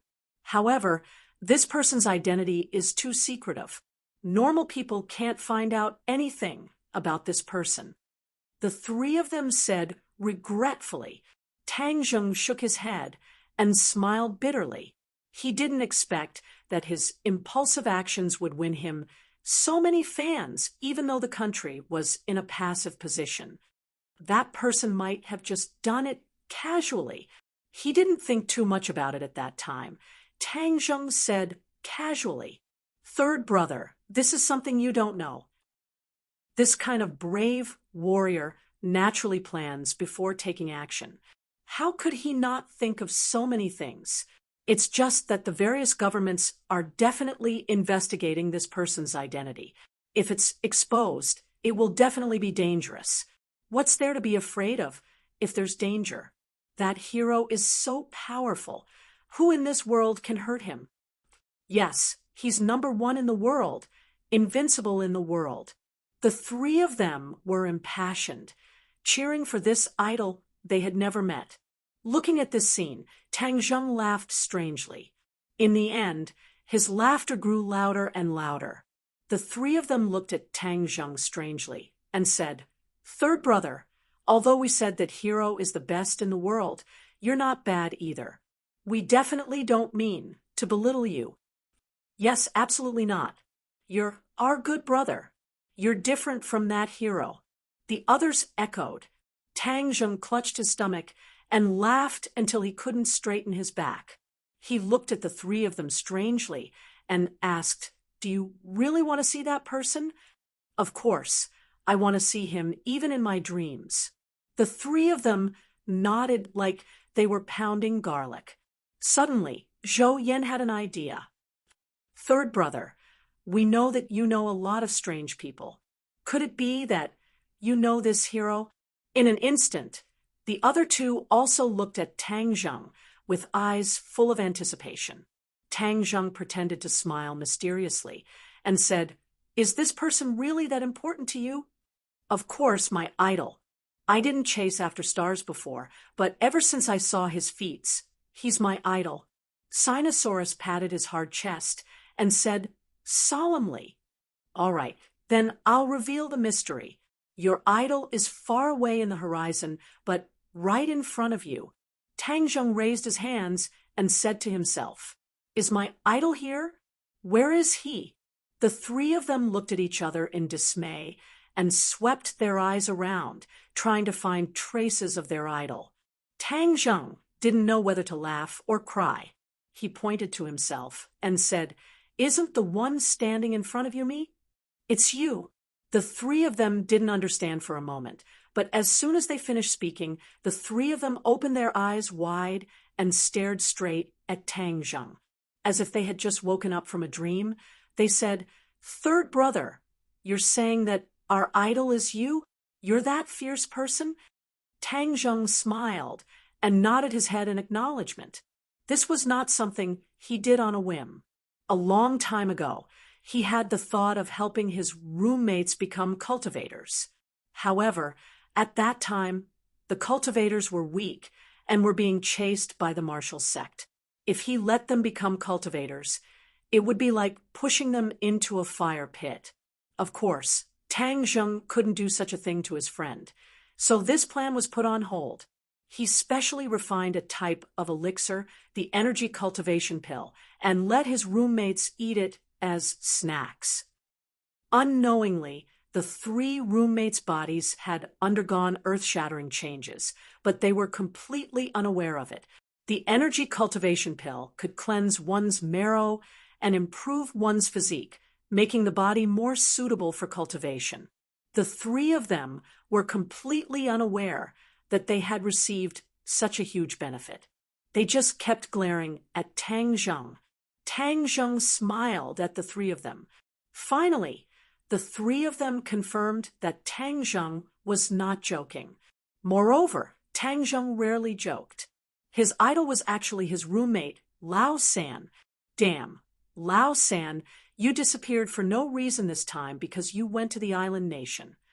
Sinosaurus exclaimed as he punched Tang Zheng's chest.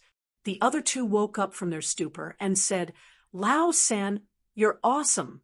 We always knew that you were very powerful, but we never thought that you would be this powerful."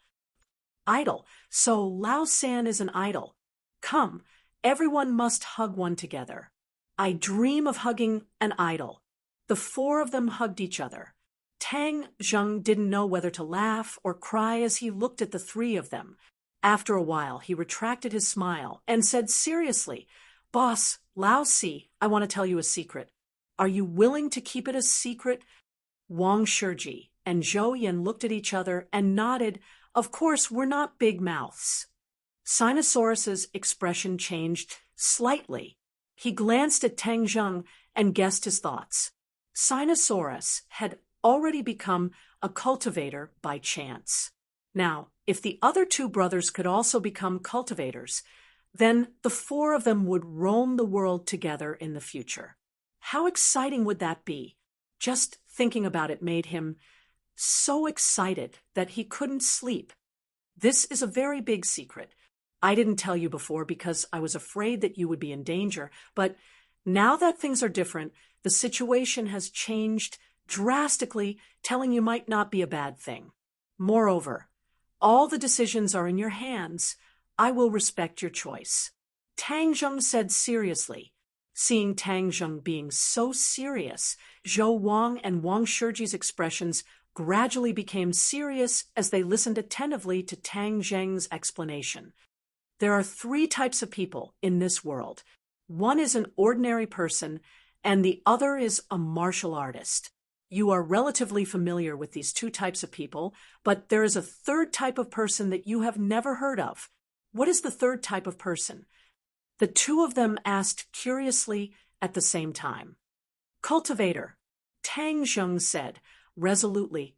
Cultivators are very different from the first 2 types of people. When their strength is cultivated to the extreme, they can move mountains and overturn seas. A single person can resist thousands of soldiers and horses. In short, this kind of person's strength seems to have no upper limit. It is completely beyond the imagination of ordinary people. The 2 of them were dumbstruck. This information had completely overturned their previous understanding. Zhou Yan had an idea. He stared at Tang Zheng and asked, Lao San, then you are a cultivator? Tang Zheng nodded truthfully.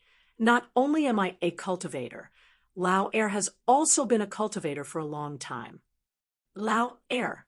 Their gazes immediately locked onto the tall Sinosaurus. Sinosaurus scratched his head in embarrassment and said, Lao San and Lao Si, don't be angry. We didn't tell you the truth this time because we had no choice. Moreover, I only became a cultivator at the beginning of this semester. All of this is thanks to Lao San. Otherwise, I would have lost my life long ago. F***CK. Doesn't that mean that we have 2 cultivators in our dorm? Of course. Tang Zheng nodded and added, Furthermore, how many cultivators we have in our dorm in the future will depend on your attitudes. The 2 of them were not idiots.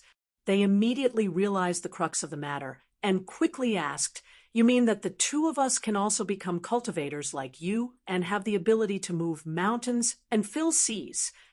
I have already made preparations for you. Do you still remember the pills I gave you before? That is the Peiyuan Dan. It has already transformed your bodies. In the future, your cultivation will be twice as fast with half the effort. Tang Zheng explained. Peiyuan Dan. Not only Wang Zhou and Zhou Yan, even Sinosaurus had a face full of surprise as he exclaimed, The little bean-like thing you gave us before was actually a pill to help us improve our physique. You're being too good to us. We're all brothers, so this is what we should do. Lao San, Lao Si, then discuss it and see if you're willing to become a cultivator.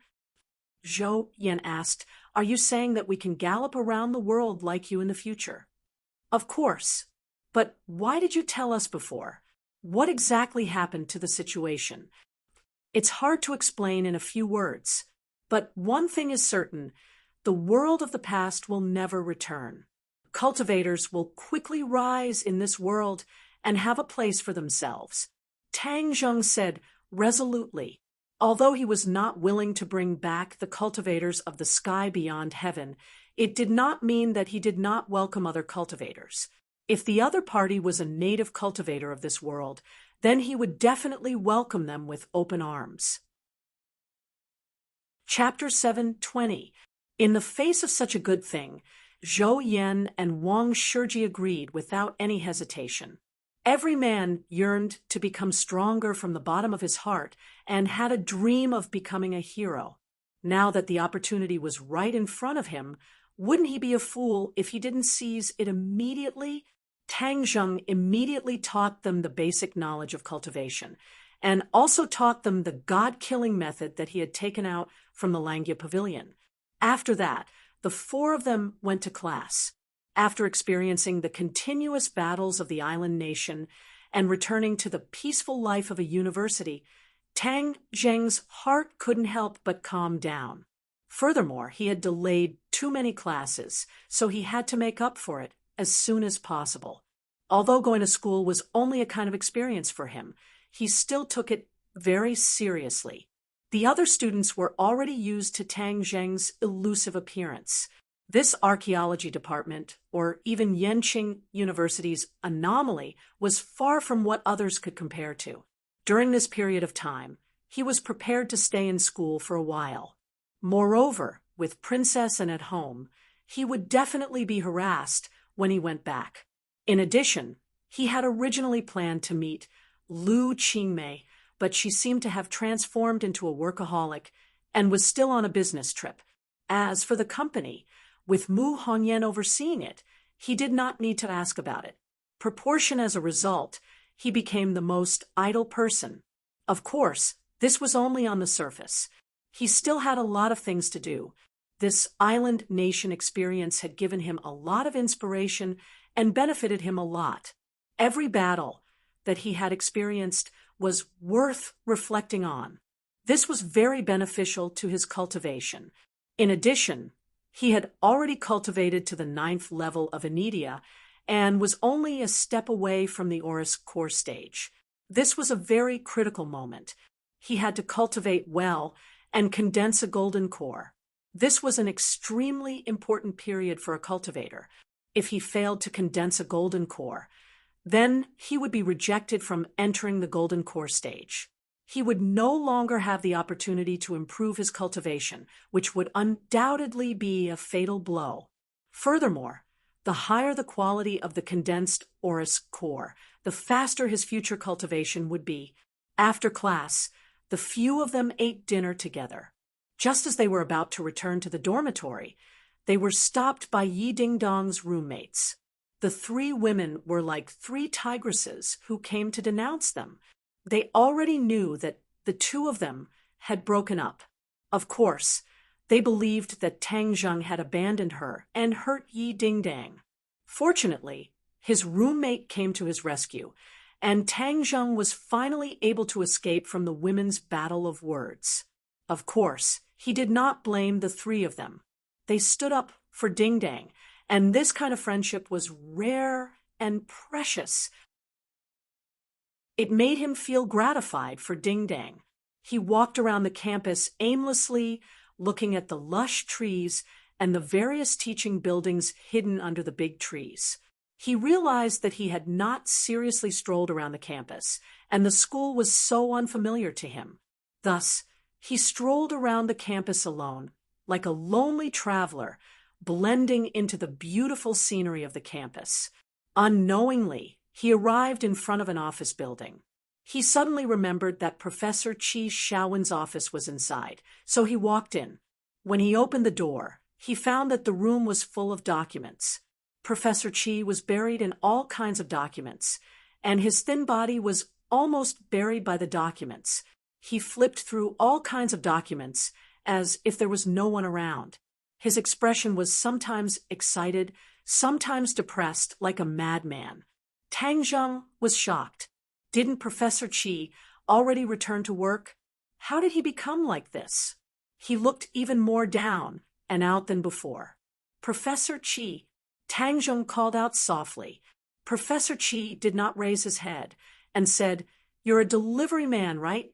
Put the food on the table. The money is on the table. Take it yourself." Delivery? Tang Zheng was stunned and looked at the table by the door. There was indeed money on the table, and the trash can beside it was full of fast food boxes. He didn't even have time to go out for a meal, and he stayed in the office all this time? Tang Zheng was shocked. This was like going crazy. He strode over and snatched the documents from his hands. Professor Qi resisted and tried to take them back, but when he raised his head and saw Tang Zheng's face, he was stunned and said, "Tang Zheng, why are you here?" Tang Zheng did not know whether to laugh or cry. "Professor Qi, what's wrong with you?" "I'm fine. I'm just researching." "There's no need to be so crazy about researching. Your body can't take it. What's wrong with this?" When I was young, I did research for days and nights without sleep. Tang Zheng looked at the bony Professor Chi and shook his head. But you're not the same as when you were young. Professor Chi turned a deaf ear and said, Tang Zheng, you came at the right time. I've made some new discoveries recently, and I'm sure you'll be interested. Professor Chi, it won't be too late for you to rest first. Looking at his appearance, Tang Zheng was worried that he would collapse at any moment. Professor Chi was in high spirits and said, What's the point of resting? That's just a waste of time. Why don't you take a look at this? Professor Chi pulled out a picture from a pile of documents. What is this? Tang Zheng took it and looked at it. It was a bronze mask, and he felt a sense of déjà vu. He suddenly slapped his head as he finally remembered where this feeling came from. When Professor Chi gave him his first class, he brought a bronze mask. Tang Zheng also saw a flow of air in the mask. This flow of air was pure spiritual energy, and after absorbing this spiritual energy, his true chi actually increased. Not only that, if the spiritual energy was abundant enough, it could also nourish the 9 revolving pill furnace and increase its quality. In short, this spiritual energy was too important. Later on, he saw a similar antique in Old Way's antique shop, Imperial Treasury. Later on, he found out that these antiques were ancient sacrificial tools, but after that, he never saw another similar antique again, so Tang Zheng forgot about it. He never thought that he would see it again today. Moreover, it was clear that the bronze mask in this picture was different from the one he saw before. Seeing Tang Zheng's expression change, Professor Chi proudly said, Haha, I knew you'd be interested. Professor Chi, did you find this kind of mask again? Tang Zheng curiously asked. Professor Chi nodded. Of course. Actually, this is a big surprise. Oh, why do you say that? Tang Zheng was also interested. One day, someone went to Old Way's Imperial Treasury to sell antiques, and one of the items was this mask. Old Way remembered that you liked this kind of thing, so he bought it on the spot. However, there was a pleasant surprise, and that was that there was another item, which was this. Professor Chi flipped through another photo. This was a painting that had been taken. On it, there was a rough outline of a scene. This was the construction of a palace. The palace towered into the clouds, and the materials were very large. Giant stones and giant trees, giving people a very shocking feeling. In front of the palace, there was a tall altar, and according to the scale of the picture, this altar was the size of 10 football fields. A group of people stood on the altar, densely packed, but the appearance of these people could not be seen clearly because each of them was wearing a bronze mask. Hiss! Tang Zheng sucked in a breath of cold air. With so many bronze masks, how much spiritual energy did they contain? If they were to absorb it, then the effect would be too great. How is it? Professor Chi stared at Tang Zheng with a burning gaze and asked with a bit of pride. Tang Zheng suddenly raised his head and stared at Professor Chi. Is this picture real? Professor Chi nodded seriously. This is a documentary picture, and everything in the picture should be compared to the real thing. Although the things in the picture are too shocking, I believe that it is real. Tang Zheng also had this kind of intuition. There are many parts of Huaxia's history that are not very clear, and it is intermittent, especially the ancient era. It is basically blank, and many of them are filled in by myths, as if someone is deliberately hiding the history of the ancient era. However, that period of history is often very fascinating to historians, but there has been no strong evidence to prove or study that period of history. This painting gave me an idea. Perhaps this is the key to unlocking that magnificent and mysterious period of history. Professor Chi's eyes were shining, and his thirsty look made people unable to help but laugh. Ancient era. Tang Zheng subconsciously muttered. He remembered Chi Yu, 100 Change Star Lord. Weren't they people from the ancient era? They definitely knew about that history. And now Tang Zheng's body had the heart of Qiyu. He also urgently wanted to know about that history. In addition, he was also a Skywalker, and Qiyu was also a Skywalker. How did Skywalkers come to be? What secrets did Skywalkers have? Modern people couldn't answer, but maybe if they traced back to the ancient era, they would be able to find something. Are you interested? Professor Qi asked. Tang Zheng nodded. Where is the person who sold these antiques? Professor Qi's face darkened. Gone. Gone. Tang Zheng was disappointed. How can you let him go? This is a big discovery. Professor Qi said helplessly. I also asked Old Wei the same thing, but at that time he didn't completely discover the value of these antiques, so he didn't let the seller stay. And according to Old Wei, the seller didn't come with good intentions. He was not a good person. Tang Zheng didn't care. He himself was not a good person. Why would he be afraid of evil people? Since Old Wei has seen the seller, then let's go find him and see if we can find any useful information. Also, these antiques must be with him. I can also go and take a look, Tang Zheng said impatiently. Professor Qi's face lit up with joy. Okay.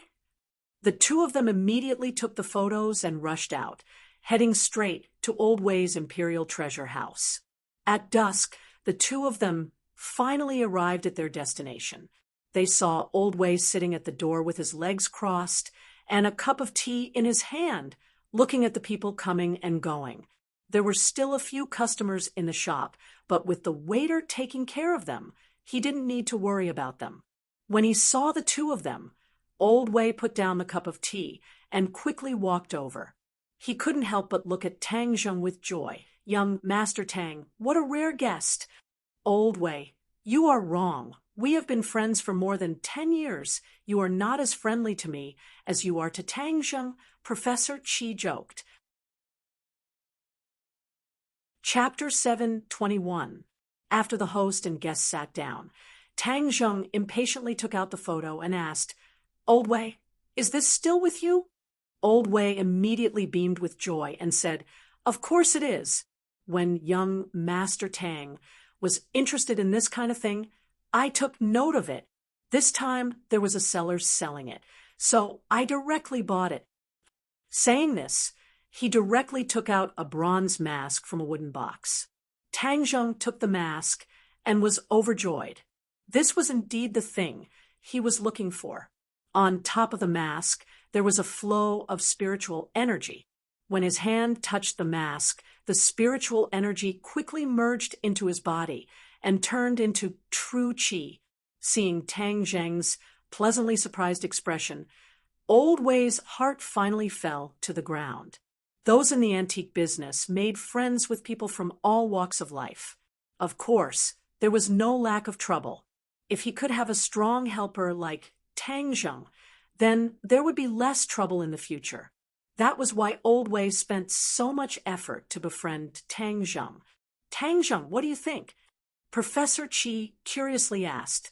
Tang Zheng suddenly raised his head and handed the mask to Old Wei and nodded. This is it. Professor Qi smiled and said, I told you my eyes were right. Wasn't it because I recognized it first? Otherwise, it would have slipped away from under my nose. Old Wei said, as if he wanted to take credit.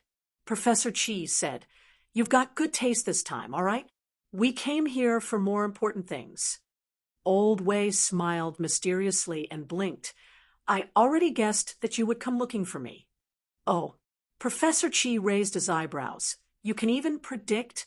Then why don't you tell us why we came looking for you? Old Wei's finger tapped on the bronze mask a few times and said with a mysterious smile, You came to ask about the origin of these things. Didn't you say you didn't know? Professor Qi asked. Huh? Is there anything in the antique business that I don't know? Old Wei boasted. So, then why did you say you didn't know when I asked you last time? Professor Qi glared at him and asked. Old Wei wagged his finger and said, See, I don't understand your fiery temper. If I had told you back then, it might not have been a good thing for you. Now that young Master Tang is back, it's a different story. Professor Chi frowned and said, "What exactly are you up to?" Seeing that Tang Zheng was also listening attentively, Old Wei did not keep him in suspense. He coughed lightly and said, "Listen carefully. The sellers of these things are not good people. They are grave robbers." "Grave robber?" Tang Zheng and Professor Chi cried out in alarm at the same time. As a serious ancient examiner, they hated tomb robbers very much.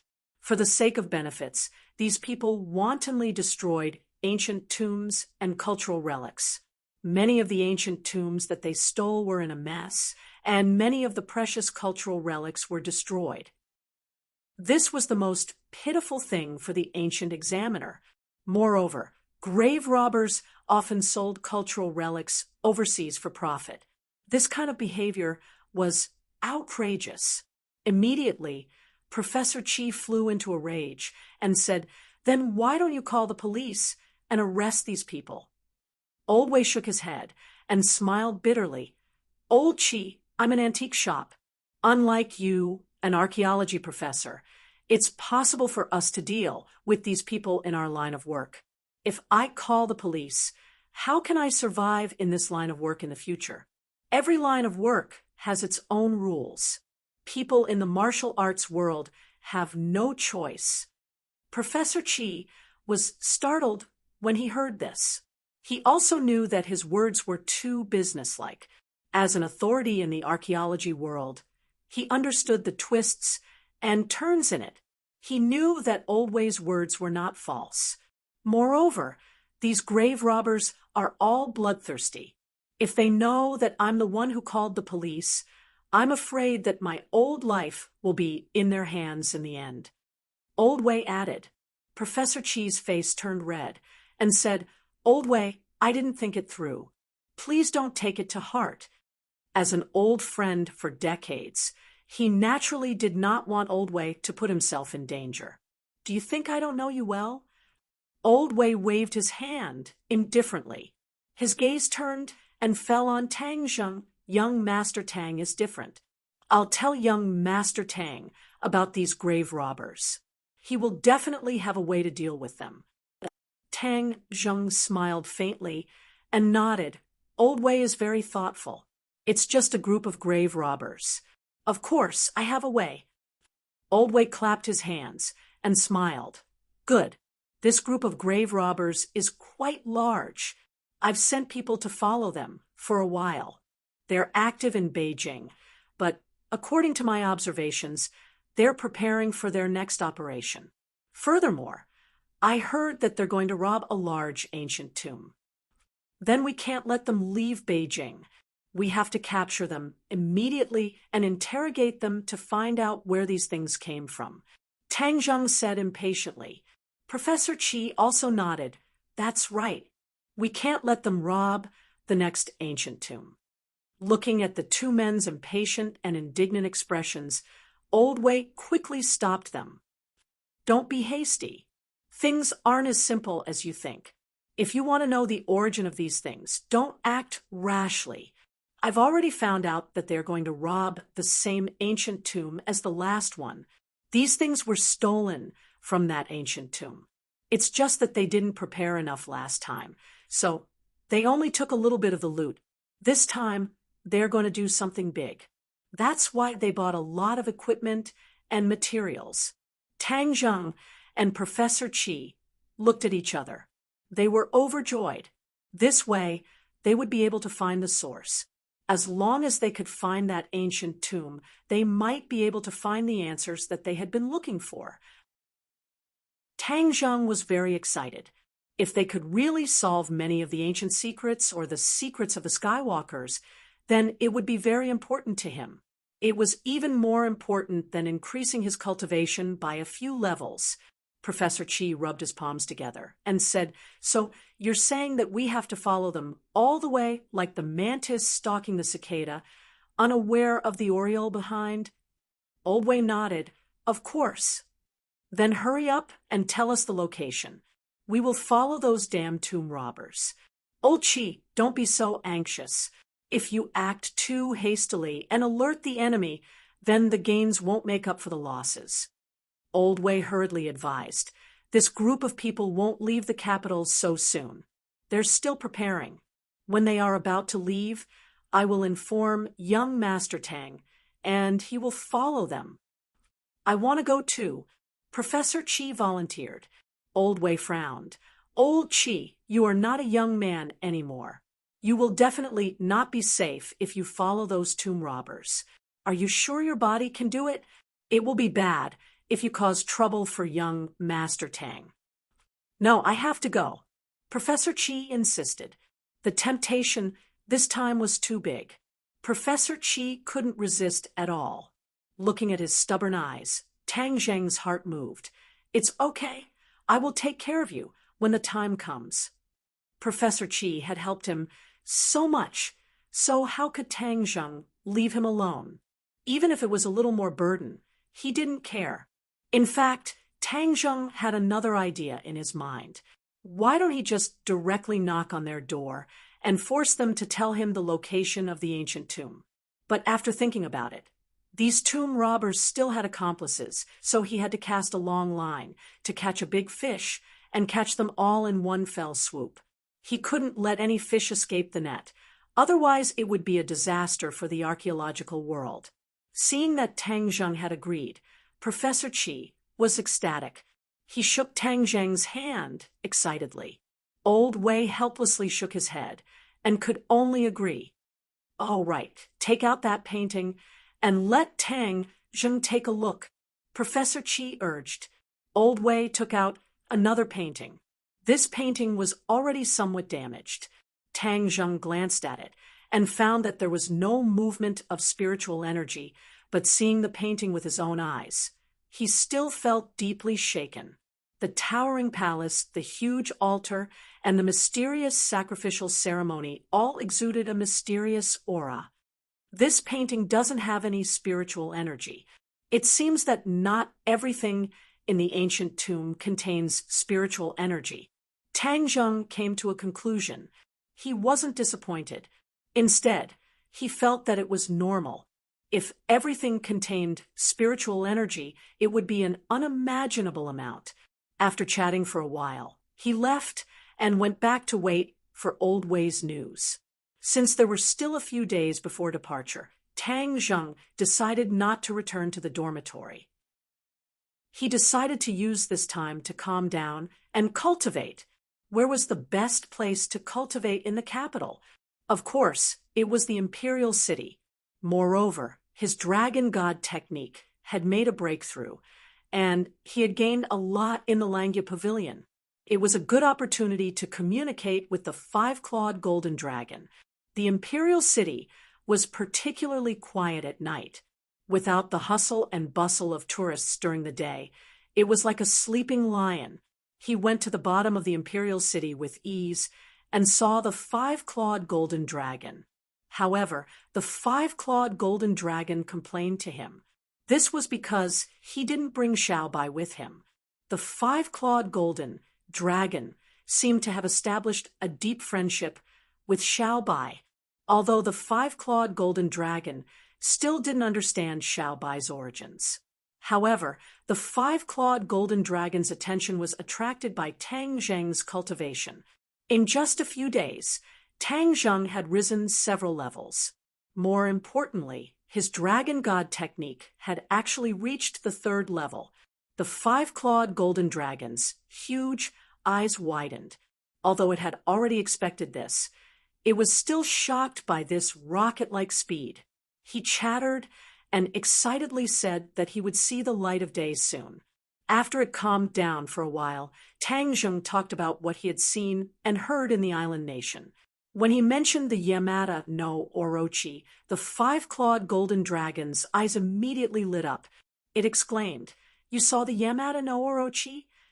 Seeing his big reaction, Tang Zheng was quite curious and asked, "Yes, isn't it said that the Yamata no Orochi almost transformed into a nine-clawed golden dragon? It's more powerful than you, right?" The five-clawed golden dragon nodded and said, "Of course it's more powerful than me." This matter caused quite a stir in the dragon clan. If such a murderous Yamada no Orochi transformed into a dragon, it would be the greatest irony and insult to the dragon clan. However, wasn't he destroyed by a mysterious person in the end? So, your dragon clan should thank this person. Tang Zheng joked. The five-clawed golden dragon nodded seriously. Yes, but do you know who this person is? Chapter 722. Seeing Tang Zheng shake his head, the five-clawed golden dragon smiled, as if he had already expected this reaction. He solemnly said, "This person is the first emperor of the human world, Qin Shi Huang." Qin Shi Huang? Tang Zheng was startled. Anyone who studied history would know this person. In the past, Huaxia was filled with warlords and 7 countries roamed freely. Qin Shi Huang established a prosperous era and destroyed the 6 countries, unifying the world. From then on, Huaxia entered a new era. So he was the one who broke Yamada no Orochi's dream of transforming into a dragon. Tang Zheng sighed. This generation's hero was truly extraordinary. Of course, this matter was not recorded in history. Let me tell you, the Qin Shi Huang that you humans know is only the tip of the iceberg. You don't even know his true identity. Why was he able to destroy the 6 countries and unify the world? At that time, the world was filled with experts. What did he rely on to accomplish this? The five-clawed golden dragon continued to ask. Tang Zheng was confused. How could he know these things? At that time, Huaxia was filled with cultivators. Each country had a large number of experts.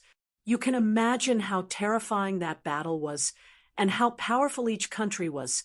But Qin Shi Huang was able to accomplish this in a short 10 years. What he relied on was his identity. What identity? Tang Zheng's eyes shined as he asked. A celestial. What? A celestial? Tang Zheng was shocked. He almost jumped up. How could there be another celestial? Qi, you was a celestial. How could Qin Shi Huang also be a celestial? Ha! You're also a celestial. How could you be scared? The five-clawed golden dragon laughed. Tang Zheng helplessly smiled. It was precisely because he was a celestial that he was scared. The identity of a celestial was filled with too many unknowns. Is being a celestial not good? How many people dream of being a celestial?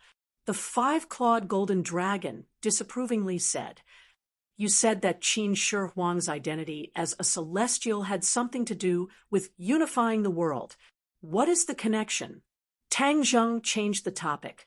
The five-clawed golden dragon unhappily glared at him and said, "Of course it has something to do with it. Skywalker's cultivation speed is extremely fast. They are blessed by the heavens. They will always do something that will shake the heavens and shake the earth. This is destined to be an extraordinary life. What is so strange about unifying the world?" Then why didn't he live a long life? The five-clawed golden dragon sighed and said, "A celestial's cultivation is profound, and their lifespan is naturally not short. However, Qin Shi Huang unified the world and killed who knows how many people. The sin of killing was too heavy, and it harmed the harmony of the heavens. The heavens punished him, and even though he was a celestial, he couldn't live to 100 years old. You should know that he sent people everywhere to search for the immortal recipe for immortality, but in the end, they still found nothing. This is his fate." Tang Zheng sighed faintly. A prodigy of a generation had fallen just like that. However, the matter of killing caused Tang Zheng to become vigilant, and he asked curiously, "Isn't the world of cultivators a place where the strong preys on the weak? Why can't we kill?" "Of course you can," the five-clawed golden dragon said. "It's just that Qin Shi Huang's sin of killing is too heavy. The number of people who died in his hands is no less than 1,000,000. This kind of sin of killing is not something that the heavens can tolerate. with a million lonely souls haunting him, ordinary people would have died a long time ago. It is already commendable that he could live for so long. Tang Zheng heaved a sigh of relief. This did not affect him much. He was not a homicidal maniac. How could he kill so many people? Moreover, he was not in a hurry to save people, especially to the general public. He was still benevolent. Since Qin Shi Huang was so powerful, why didn't he directly kill Yamada no Orochi and let it escape? The five-clawed golden dragon snorted and said, "You think too simply. Do you know how powerful Yamada no Orochi was when it transformed into a dragon? In this world, except for Qin Shi Huang, there is no second person who can do this. Moreover, Qin Shi Huang was haunted by a million lonely souls, and his strength was greatly reduced. So dealing with Yamada no Orochi was already very difficult. Letting Yamada no Orochi escape was also something that he had no choice but to do." Tang Zheng sighed regretfully and said, "What a pity! If we had killed Yamada no Orochi back then there wouldn't have been so many things after that. Perhaps there wouldn't have been so many deaths in that war a few decades ago. Everything in the world, every bite and every drink has its own destiny. How can there be so many perfect things?" The five-clawed golden dragon said. In the next few days, Tang Zheng attended classes during the day and cultivated in the imperial city at night. His cultivation improved more and more, but he was still a step away from the Oris core stage. However, his cultivation had already been completely consolidated, and he had also digested the gains he had gained during this period of time. Especially the changes in the War Soul Sword, he was pleasantly surprised. The black spots on it were getting fewer and fewer, and the dazzling sword body was slowly being exposed, as if it was undergoing a transformation. During this time, Yan Luyan invited him to a meal and even went to Ji Wuxiang's clubhouse. However, this time, he did not see this mysterious Ji Wuxiang. Tang Zheng's relationship with the Yan family was getting deeper and deeper. Tang Zheng also found out another thing, and that was that the Ye family seemed to be walking together with the Song family again. Back then, because of the marriage between Song Yu and Yi Dingdang, the two families were at odds with each other. Who would have thought that they would be close again today? Yan Luyan directly evaluated that there were no eternal enemies between the great families, only eternal interests. The two families had come together again because they had a common interest. In this way, among the four great families in Beijing, the Yan family was isolated. The Yi and Chu families and the Song family had joined forces, and the Song family's strength had taken a qualitative leap. They were already able to contend with and even suppress the Yan family. Looking at Yan Liuyun's indignant expression, Tang Zheng thoughtfully said, "Young Master Yan, please pass on a message to Elder Yan. If there is anything I can help with, I will do my best." Yan Luyan was overjoyed. He had been waiting for these words. The Yan family had placed all their chips on Tang Zheng. Of course, they hoped that he could return the favor and repay them. Currently, these words were full of rewards. Tang Zheng obviously knew the Yan family's thoughts, but he did not reject them. People always needed allies, and this ally of the Yan family was very important to him. After coming back, he had been contacting Tian Chanzi. This old man seemed to have disappeared from the world. There was no news, and he was helpless. Of course, he also contacted Fang Shishir. She was doing well abroad, and the Rockefeller family did not do anything to her. Everything was very peaceful. Mu Hongyan personally came to the school to report the company's operation situation to him. Everything was going well. With the cooperation of the Yan family, everything was going smoothly. Moreover, Linger was also doing well in the entertainment circle. Since the incident with Ji Wuxiang's club last time, Linger's path to stardom had been smooth. releasing albums, shooting movies. Everything was proceeding in an orderly manner. Her popularity had soared, and she was already recognized as a rising star in the entertainment circle.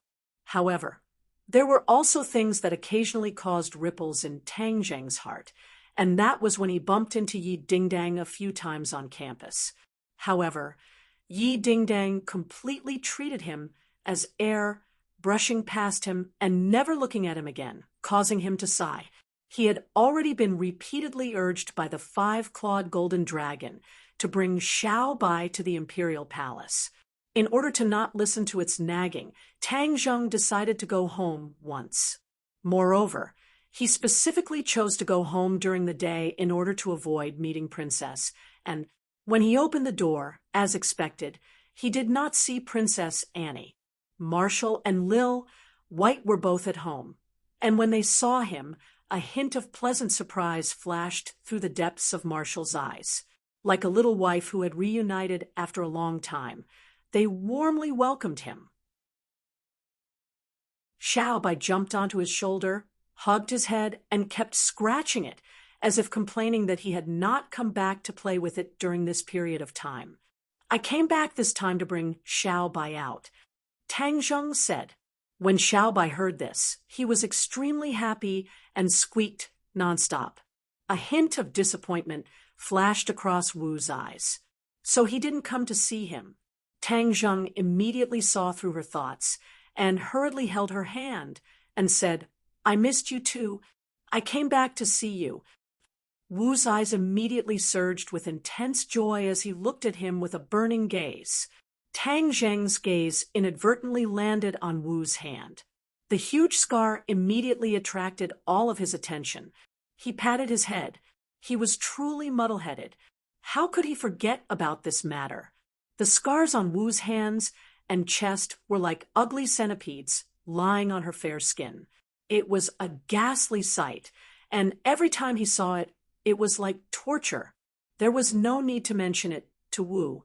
He had already said that he would remove these scars for her, but he had actually forgotten about it. There was no time like the present. He had to settle this matter today. Seeing him staring straight at his hand, the scar was shocking. Wu was shocked. As if he had been electrocuted, he immediately retracted his hand and hid it behind his back. His face became somewhat pale. Letting the person she loved see her ugly place was something that no woman was willing to do. Wu was no exception. "Wu, I'll heal you right now and remove these scars." Tang Zheng grabbed her hand again, his fingers gently brushing across the scar. Wu's entire body trembled unnaturally, but when he felt Tang Zheng's tenderness, he could not bear to break free. When the two of them returned to the bedroom, Tang Zheng immediately activated his true qi to wrap around the scar, slowly melting the blood clots in the scar. The scar disappeared at a speed visible to the naked eye, but after that, no matter how much true qi he activated, he was unable to completely remove the scar. Tang Zheng was not depressed, because Tian Chanzi had once said that the scar would need to be healed many times before it could be completely removed, so there was no need to rush it. Seeing that the scar on his hand had been healed, Tang Zheng's gaze subconsciously fell on Wu's chest. Wu's beautiful face could not help but turn red. In order to heal the wound on his chest, he had to take off his clothes. Although the two of them had skin-to-skin contact, it was still embarrassing. "Let me help you," Tang Zheng said gently, but from the corner of his eyes, he caught a glimpse of Xiao by staring at him with wide eyes. He immediately kicked it into the bedroom and could not help but laugh as he scolded. "You little pervert, you still want a peek? Where is your place?" Bang! The door closed, leaving only the two of them in the room. Wu could not help but laugh, and said, "How would Xiao Bai know about those things?" "Don't think so badly of it. Don't be fooled by its pure appearance. It knows no less than you. Come, move your hand. I'll take off your clothes." Tang Zheng said carelessly, and did not avoid it. His hands naturally landed on the buttons. Chapter 7:23. The buttons were like little fairies, lightly jumping out of the buttonhole. The shirt was torn open, and the whiteness inside could be clearly seen. Wu's face flushed red. She wished she could find a hole to hide in. Killing enemies on the battlefield was not as uncomfortable, but in order to get rid of that ugly scar, she could only endure it. She secretly sized up Tang Zheng and found that his eyes were as clear as water, without the slightest bit of desire, just like a doctor treating a patient. She could not help but heave a sigh of relief, but also feel a little disappointed. Not long later, Marshall's chest was completely exposed in front of Tang Zheng's eyes. Although he had seen it a few times, it was still so beautiful that it could captivate one's soul. Tang Zheng took a deep breath and gently covered his chest with his palm. The warm and delicate feeling caused his heart to ripple.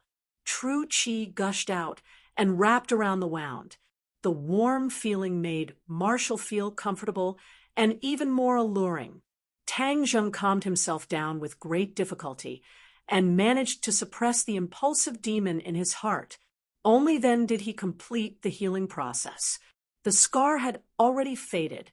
After a few more treatments, it would definitely recover to its original state, perfect and flawless.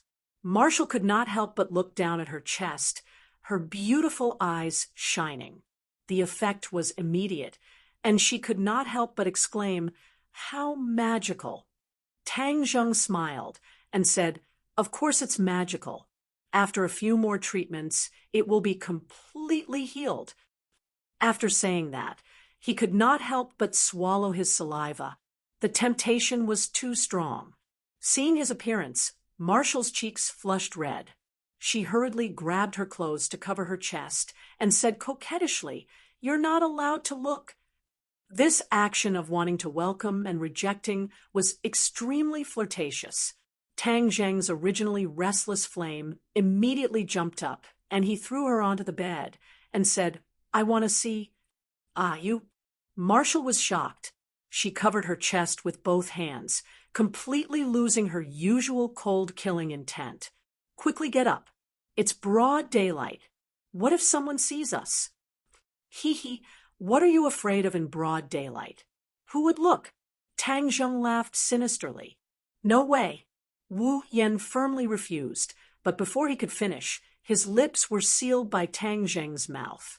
It was not as violent as a storm, but was exceptionally gentle. Wu's heart immediately softened as she recalled the kiss on the island nation. Just a single kiss had almost melted her body and mind. It was the same this time. This kind of gentle kiss made her unable to resist at all. Although she was usually decisive when it came to matters between a man and a woman, she reacted strangely to this kind of gentleness and was especially sensitive.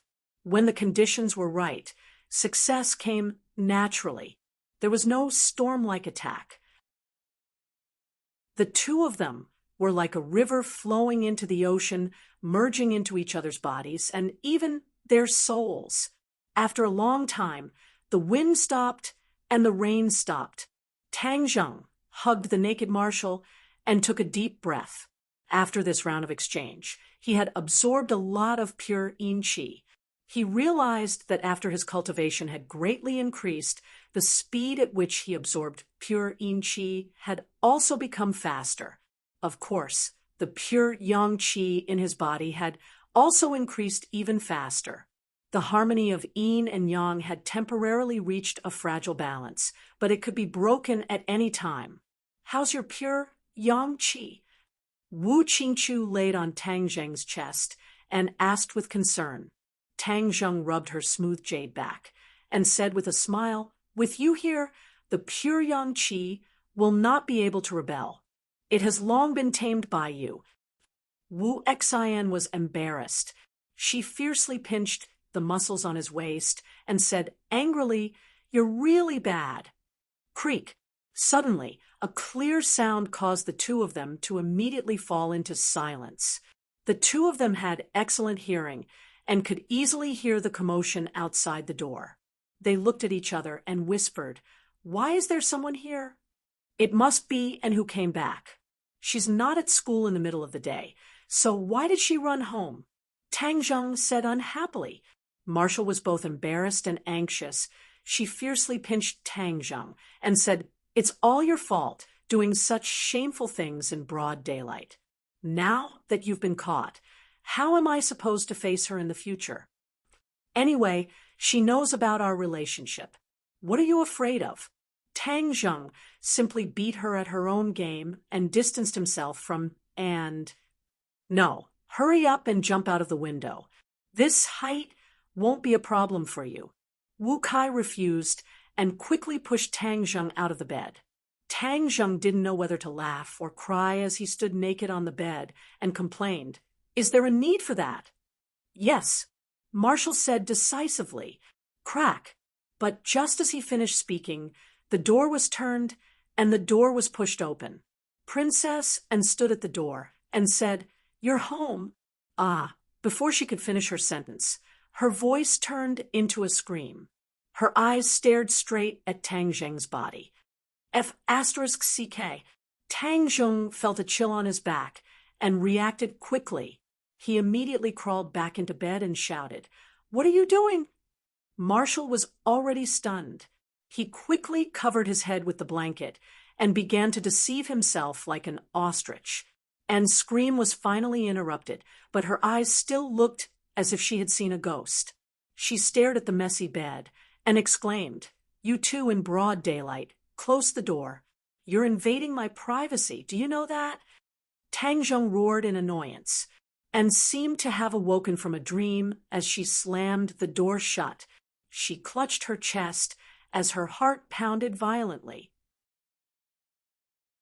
She was a princess and had lived in the West since she was young, so she definitely had some education in this area. However, this was the first time she had seen a real man's body, so she was naturally quite frightened. However, her nerves were still very tenacious. After a while, she came back to her senses and smacked her lips. "Everyone says that Eastern men can't do it. I don't think they're that bad." Inside the room, Tang Zheng carried Marshall out of bed. "Everyone's gone. What are you hiding in there for? It's all your fault. If you woke up earlier, everything would have been fine." Tang Zheng didn't know whether to laugh or cry. It wasn't over yet. However, he was at a disadvantage. She had actually seen it all. He had suffered a great loss. Since it has already happened, there's no point in running away. It's not like there's anything wrong with it. Moreover, this matter is her fault. She barged into someone's room and didn't respect their privacy at all. Tang Zheng said righteously, "Humph, anyway, I'm not going out today. If you want to go out, then go out." Marshall grabbed the blanket to cover his body and said resolutely, "You're not even afraid of going into battle to kill the enemy. What's there to be afraid of?" Tang Zheng didn't understand her. "How can that be the same?" Marshall asked. Tang Zheng was helpless and said, "All right, if you don't go out, I'll go out. I want to see what she can do to me." Tang Zheng's skin was thick. How could he be scared by a woman to the point that he didn't dare to leave the room? Dressed neatly, he walked out as if nothing had happened. Seeing and staring straight at him, he took the initiative and said, "And do you know what privacy is? You are seriously invading my privacy." As expected, when she heard the word privacy and immediately apologized, "I'm sorry, I didn't know you were at home, and I didn't know you were doing that. Otherwise, I definitely wouldn't have barged in. This is my fault. I apologize." Her sincere attitude made Tang Zheng feel a little embarrassed. Tang Zheng resentfully waved his hand and said, "Since it's your first offense, I won't pursue it.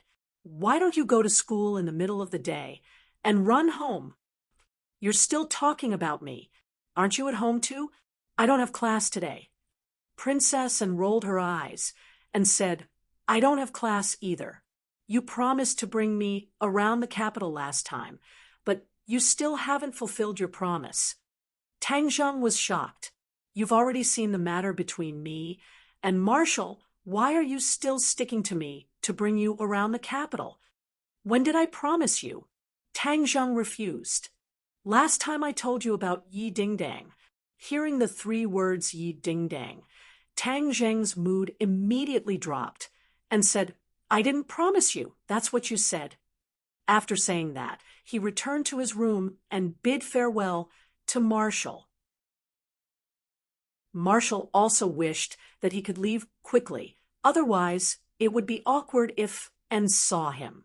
Tang Zheng brought Xiao by and left amidst N's angry denunciations. In the next few days, Tang Zheng took the time to treat Marshall's injuries. Those scars finally disappeared, and she regained her former beauty. When N saw this change, she was so shocked that her chin almost fell to the ground. She understood the international biomedical information very well, especially the treatment of scars. There had never been such an immediate effect. This was simply a miracle in the history of medicine. She kept asking Tang Zheng how he did it, but Tang Zheng completely ignored her and directly slipped away, causing N to stomp her feet in anger. The peaceful days were short-lived. Old Wei's call finally came, informing him that the grave robbers were ready to leave. It was just a group of grave robbers, so Tang Zheng did not put them in his eyes, so he left Little White in the imperial city to accompany the 5-clawed golden dragon. Marshall also stayed at home to cultivate the fire underworld palm. Ever since he had seen the actual power of the fire underworld palm, he had been training even harder. Driving to the school to pick up Professor Chi, he found that he had prepared a lot of things. It was obvious that he had made sufficient preparations during this period of time. Is there a need to be so exaggerated? Tang Zheng didn't know whether to laugh or cry. Professor Chi nodded seriously. Of course there is. This time we are going to the wild, and we are exploring an ancient tomb. There are only the 2 of us, and we don't know what kind of unexpected situation we will encounter, so we have to be fully prepared. All right, but there's no need to carry so many bags. I'll keep them for you first. Tang Zheng waved his arm, and all the luggage disappeared into thin air. Professor Chi was flabbergasted. Although he already knew Tang Zheng's identity and knew that he had a lot of divine arts, he still couldn't help but be shocked when he saw this move. The 2 of them arrived at the place where they had agreed to meet up with Old Wei. Old Wei had been waiting for a long time and quickly came forward to welcome them. Seeing the 2 of them empty hands, he frowned and said, Are you going to go empty-handed like this? The luggage is with him. Professor Chi pointed at Tang Zheng. Old Wei looked at Tang Zheng with a strange expression. Tang Zheng didn't want to explain and asked first, Where are the grave robbers? Chapter 7:24. 5 or 6 people walked out with big and small bags and got into 2 off-road vehicles. Tang Zheng furrowed his brows. Although they were separated by a street, he could still feel the murderous aura from them. There was also a strong Yin energy. This meant that not only were their hands stained with blood, but they had also been in a graveyard full of Yin energy all year round. That was why they were so stained with Yin energy. They really are grave robbers. A cold light flashed in Tang Zheng's eyes. He was like a lurking tiger staring at a pack of wolves. Virum! The off-road vehicle started, and with a graceful swerve of its tail, it sped away, leaving behind a trail of dust. Professor Chi hurriedly urged Tang Zheng, Quick, don't lose them. We can't run away. Sit tight. Tang Zheng also started the car. The roar of the engine made people's blood boil. This car was specially prepared for him by Mu Hongyan. It had been carefully modified, and its performance was much better than other cars. Old Chi, be careful, Old Wei said worriedly. Professor Chi's face was red as if he had a second spring. He waved his hand proudly and said, Don't worry, wait for my triumphant return. This discovery will definitely shock the world." He was full of confidence, like a fighter. Virum! Tang Zheng started the car and roared away, following the grave robbers from afar. One in front and one behind, the two groups of people drove out of the capital and onto the highway. Tang Zheng looked at the road signs. These people were heading south. As for their destination, it was unknown. The grave robbers were very vigilant. If not for Tang Zheng being careful, he would have been discovered several times. Night fell. The grave robber got off the highway and stopped in front of a small hotel. "What do we do?" Professor Qi asked. Tang Zheng was bold and said, "Let's go to the hotel. They haven't seen us before, so there's no need to be afraid." Professor Qi was eager to try. This was an unprecedented experience. He was so excited that his cheeks were red. He rubbed his hands and said, "We'll have to face the grave robbers in a while." Tang Zheng patted his shoulder and said, "Professor Qi, calm down. It's just a few grave robbers." Professor Qi said disapprovingly, "You don't know how much archaeologists hate grave robbers. If we can catch them with the stolen goods and hand them over to the police, it will be a great deed." "Okay, after it's done, we'll hand them over to the police," Tang Zheng promised. By the time the two of them got out of the car, the grave robber had already checked in. He watched the other party go upstairs from afar. Professor Qi's eyes were fixed on the back of the grave robber. His eyeballs almost fell out of their sockets. "Cough." Tang Zheng coughed lightly and reminded Professor Qi to pay attention because the hotel owner was already paying attention to them. Professor Qi blushed and quickly retracted his gaze. 2 rooms." Tang Zheng handed over the money and documents. The boss looked at the two of them deeply, went through the registration procedures with a straight face, and then handed the two of them 2 access cards. There was no need to expect any service from the owner of such a small hotel. Anyway, the two of them didn't care about that. They took the room card and went upstairs. "Which room are they staying in?" Professor Qi asked in a low voice. "The 3rd floor, right next to us. They've booked 3 rooms." Tang Zheng's hearing was excellent. The soundproofing of such a small hotel was not very good. He could already vaguely hear the grave robber's voice. However, the other party deliberately lowered their voices, so he couldn't hear what they were saying. "Sigh, it's such a waste for the two of us to get 2 rooms. Professor Qi looked at the room card in his hand, came back to his senses, and muttered. Tang Zheng smiled slightly, but did not explain the reason. The last time he entered the 100,000 Mountains with Professor Qi and the others, he had a deep impression of Professor Qi. He especially liked to snore. It was earth-shattering and made it difficult for people to sleep. He didn't want to endure that kind of destruction again, so he deliberately booked 2 rooms. After they entered their rooms, Tang Zheng was a little tired after driving all the way. He ate a little and went to sleep. In a daze, he was suddenly awakened by a noise, mixed with Professor Qi's exclamation. Tang Zheng jumped out of bed like a carp and quickly opened the door, only to see a lot of people crowded in the corridor. They blocked Professor Qi's door and were shouting fiercely. Tang Zheng's heart tightened. Could it be that something happened to Professor Qi? He quickly squeezed through the crowd and shouted, "Make way! Make way!" Finally, he squeezed through the door, only to see Professor Qi being forced into a corner by a few people. His clothes were messy, and there was a woman sitting on the bed with her hair blown dry. This woman had heavy makeup and an extremely short skirt, revealing 2 white thighs. Seeing this scene, Tang Zheng was stunned. What was going on? "Old man, you look so serious, but your mind is so dirty. Seeing that my sister is beautiful, you want to take advantage of her, right? Let me tell you, if you don't give us an explanation today, don't even think about leaving." a bald man roared fiercely. The bald man was shirtless, and there was a big gold chain around his neck, coupled with his big pockmarked face. It was obvious that he was a gangster. Tang Zheng was confused. How could Professor Qi have a conflict with this group of people? Moreover, the woman on the bed was too eye-catching. What the hell was going on? But no matter what, he had to save Professor Qi first.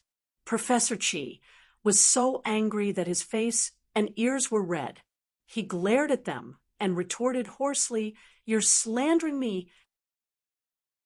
It's obvious that you're the ones who controlled the girl to do those dirty things. I want to call the police. I want the police to arrest you." Professor Qi's voice was loud and righteous, but it made the group of people's eyes shine fiercely. They shouted unscrupulously, "Where did this old man come from? You dare to call the police? When the police come, don't even think about pleasing them."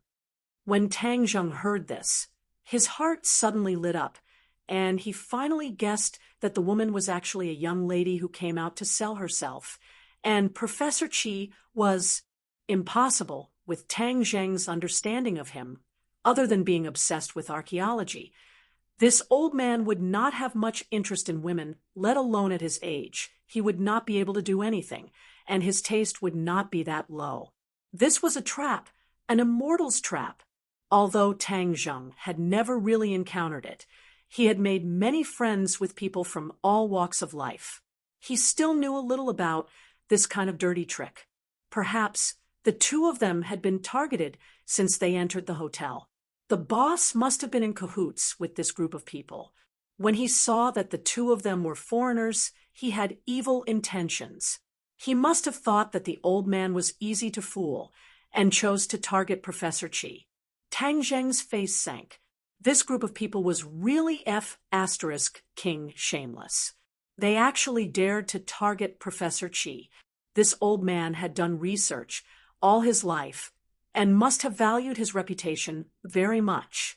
Now that he was slandered as a prostitute, it would be worse than death. Tang Zheng did not delay and rushed over with large strides. The few burly men only felt their bodies sway and were pushed aside.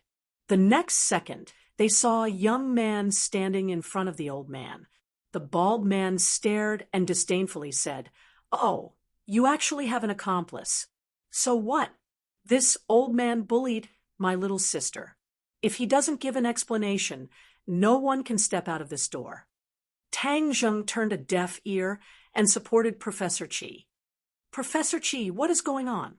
Hearing Tang Zheng call him professor, the bald man became even more arrogant. It was as if he had eaten stimulants. He shouted loudly, "So it's still a professor, a beast with a human face. I think it's more like a beast. If you don't give me an explanation, I'll go to your unit and ask for an explanation." The bald man was an experienced person. He was ecstatic. This time, he had really picked up a treasure. This kind of person was most afraid of people going to his unit to cause trouble.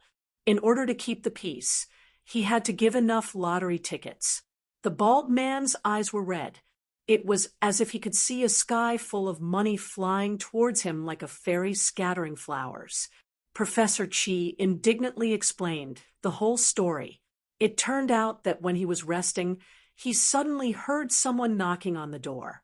When he opened the door, he saw a woman with heavy makeup. The other party rushed into his room without saying anything and tried to sell him her services. Although Professor Qi was obsessed with research, he still knew that the other party was a woman who had lost her virginity. Although this group of people often appeared in the news, it was the first time he had seen it. It was very fresh. Of course, he definitely did not have any improper thoughts. He just felt that the other party was very pitiful, so he tried his best to persuade her to take the right path. He even promised to find a job for her when he returned to Beijing. He never thought that his love would harm himself. The door was pushed open with a bang, and then a group of people surrounded him fiercely. They insisted that Professor Qi was an old man who did not respect himself and bullied a woman. Professor Chi was a scholar who met a soldier. He could not explain himself clearly and was unable to defend himself. He was said to be useless by the other party. His part-time job was to call a beast with a human face, but a beast's heart. Seeing Tang Zhang, Professor Chi's heart finally returned to his stomach. He grabbed Tang Zhang's hand and explained, "Don't believe their words. I'm really wronged." Tang Zhang smiled coldly and glanced at the people opposite him. "Of course I know you're wronged. This group of people came with ill intentions. They're obviously here to extort money. Professor Chi, you've been fooled." Professor Chi's face was bitter. Although he was a titan in the archaeological world, he was helpless in the face of these things. He said dejectedly, "Then what should we do?" "Pay up. You have to pay up." The bald man shouted first. "Professor Chi, sit on the chair and rest. I'll take care of it." Tang Zhang comforted him. He turned his eyes and saw a few familiar faces at the door. It was the group of grave robbers. One of the grave robbers pointed at the dejected Professor Chi and whispered to him. Tang Zhang's heart trembled as he had a bad premonition. As expected, the grave robber looked at Tang Zhang and Professor Chi warily, then turned around and left. "I've been exposed." Although Tang Zhang did not know how the other party found out, he was still exposed. This matter was troublesome. However, he did not have time to chase after them. He was stopped by the bald man and a group of people. Each of them was like a pack of wolves, staring at Tang Zhang with glowing eyes. "Want to escape? No way. Close the door." You're tuning in to the Mystic Fist YouTube channel. Don't forget to subscribe and join us on this journey to catch the most captivating stories.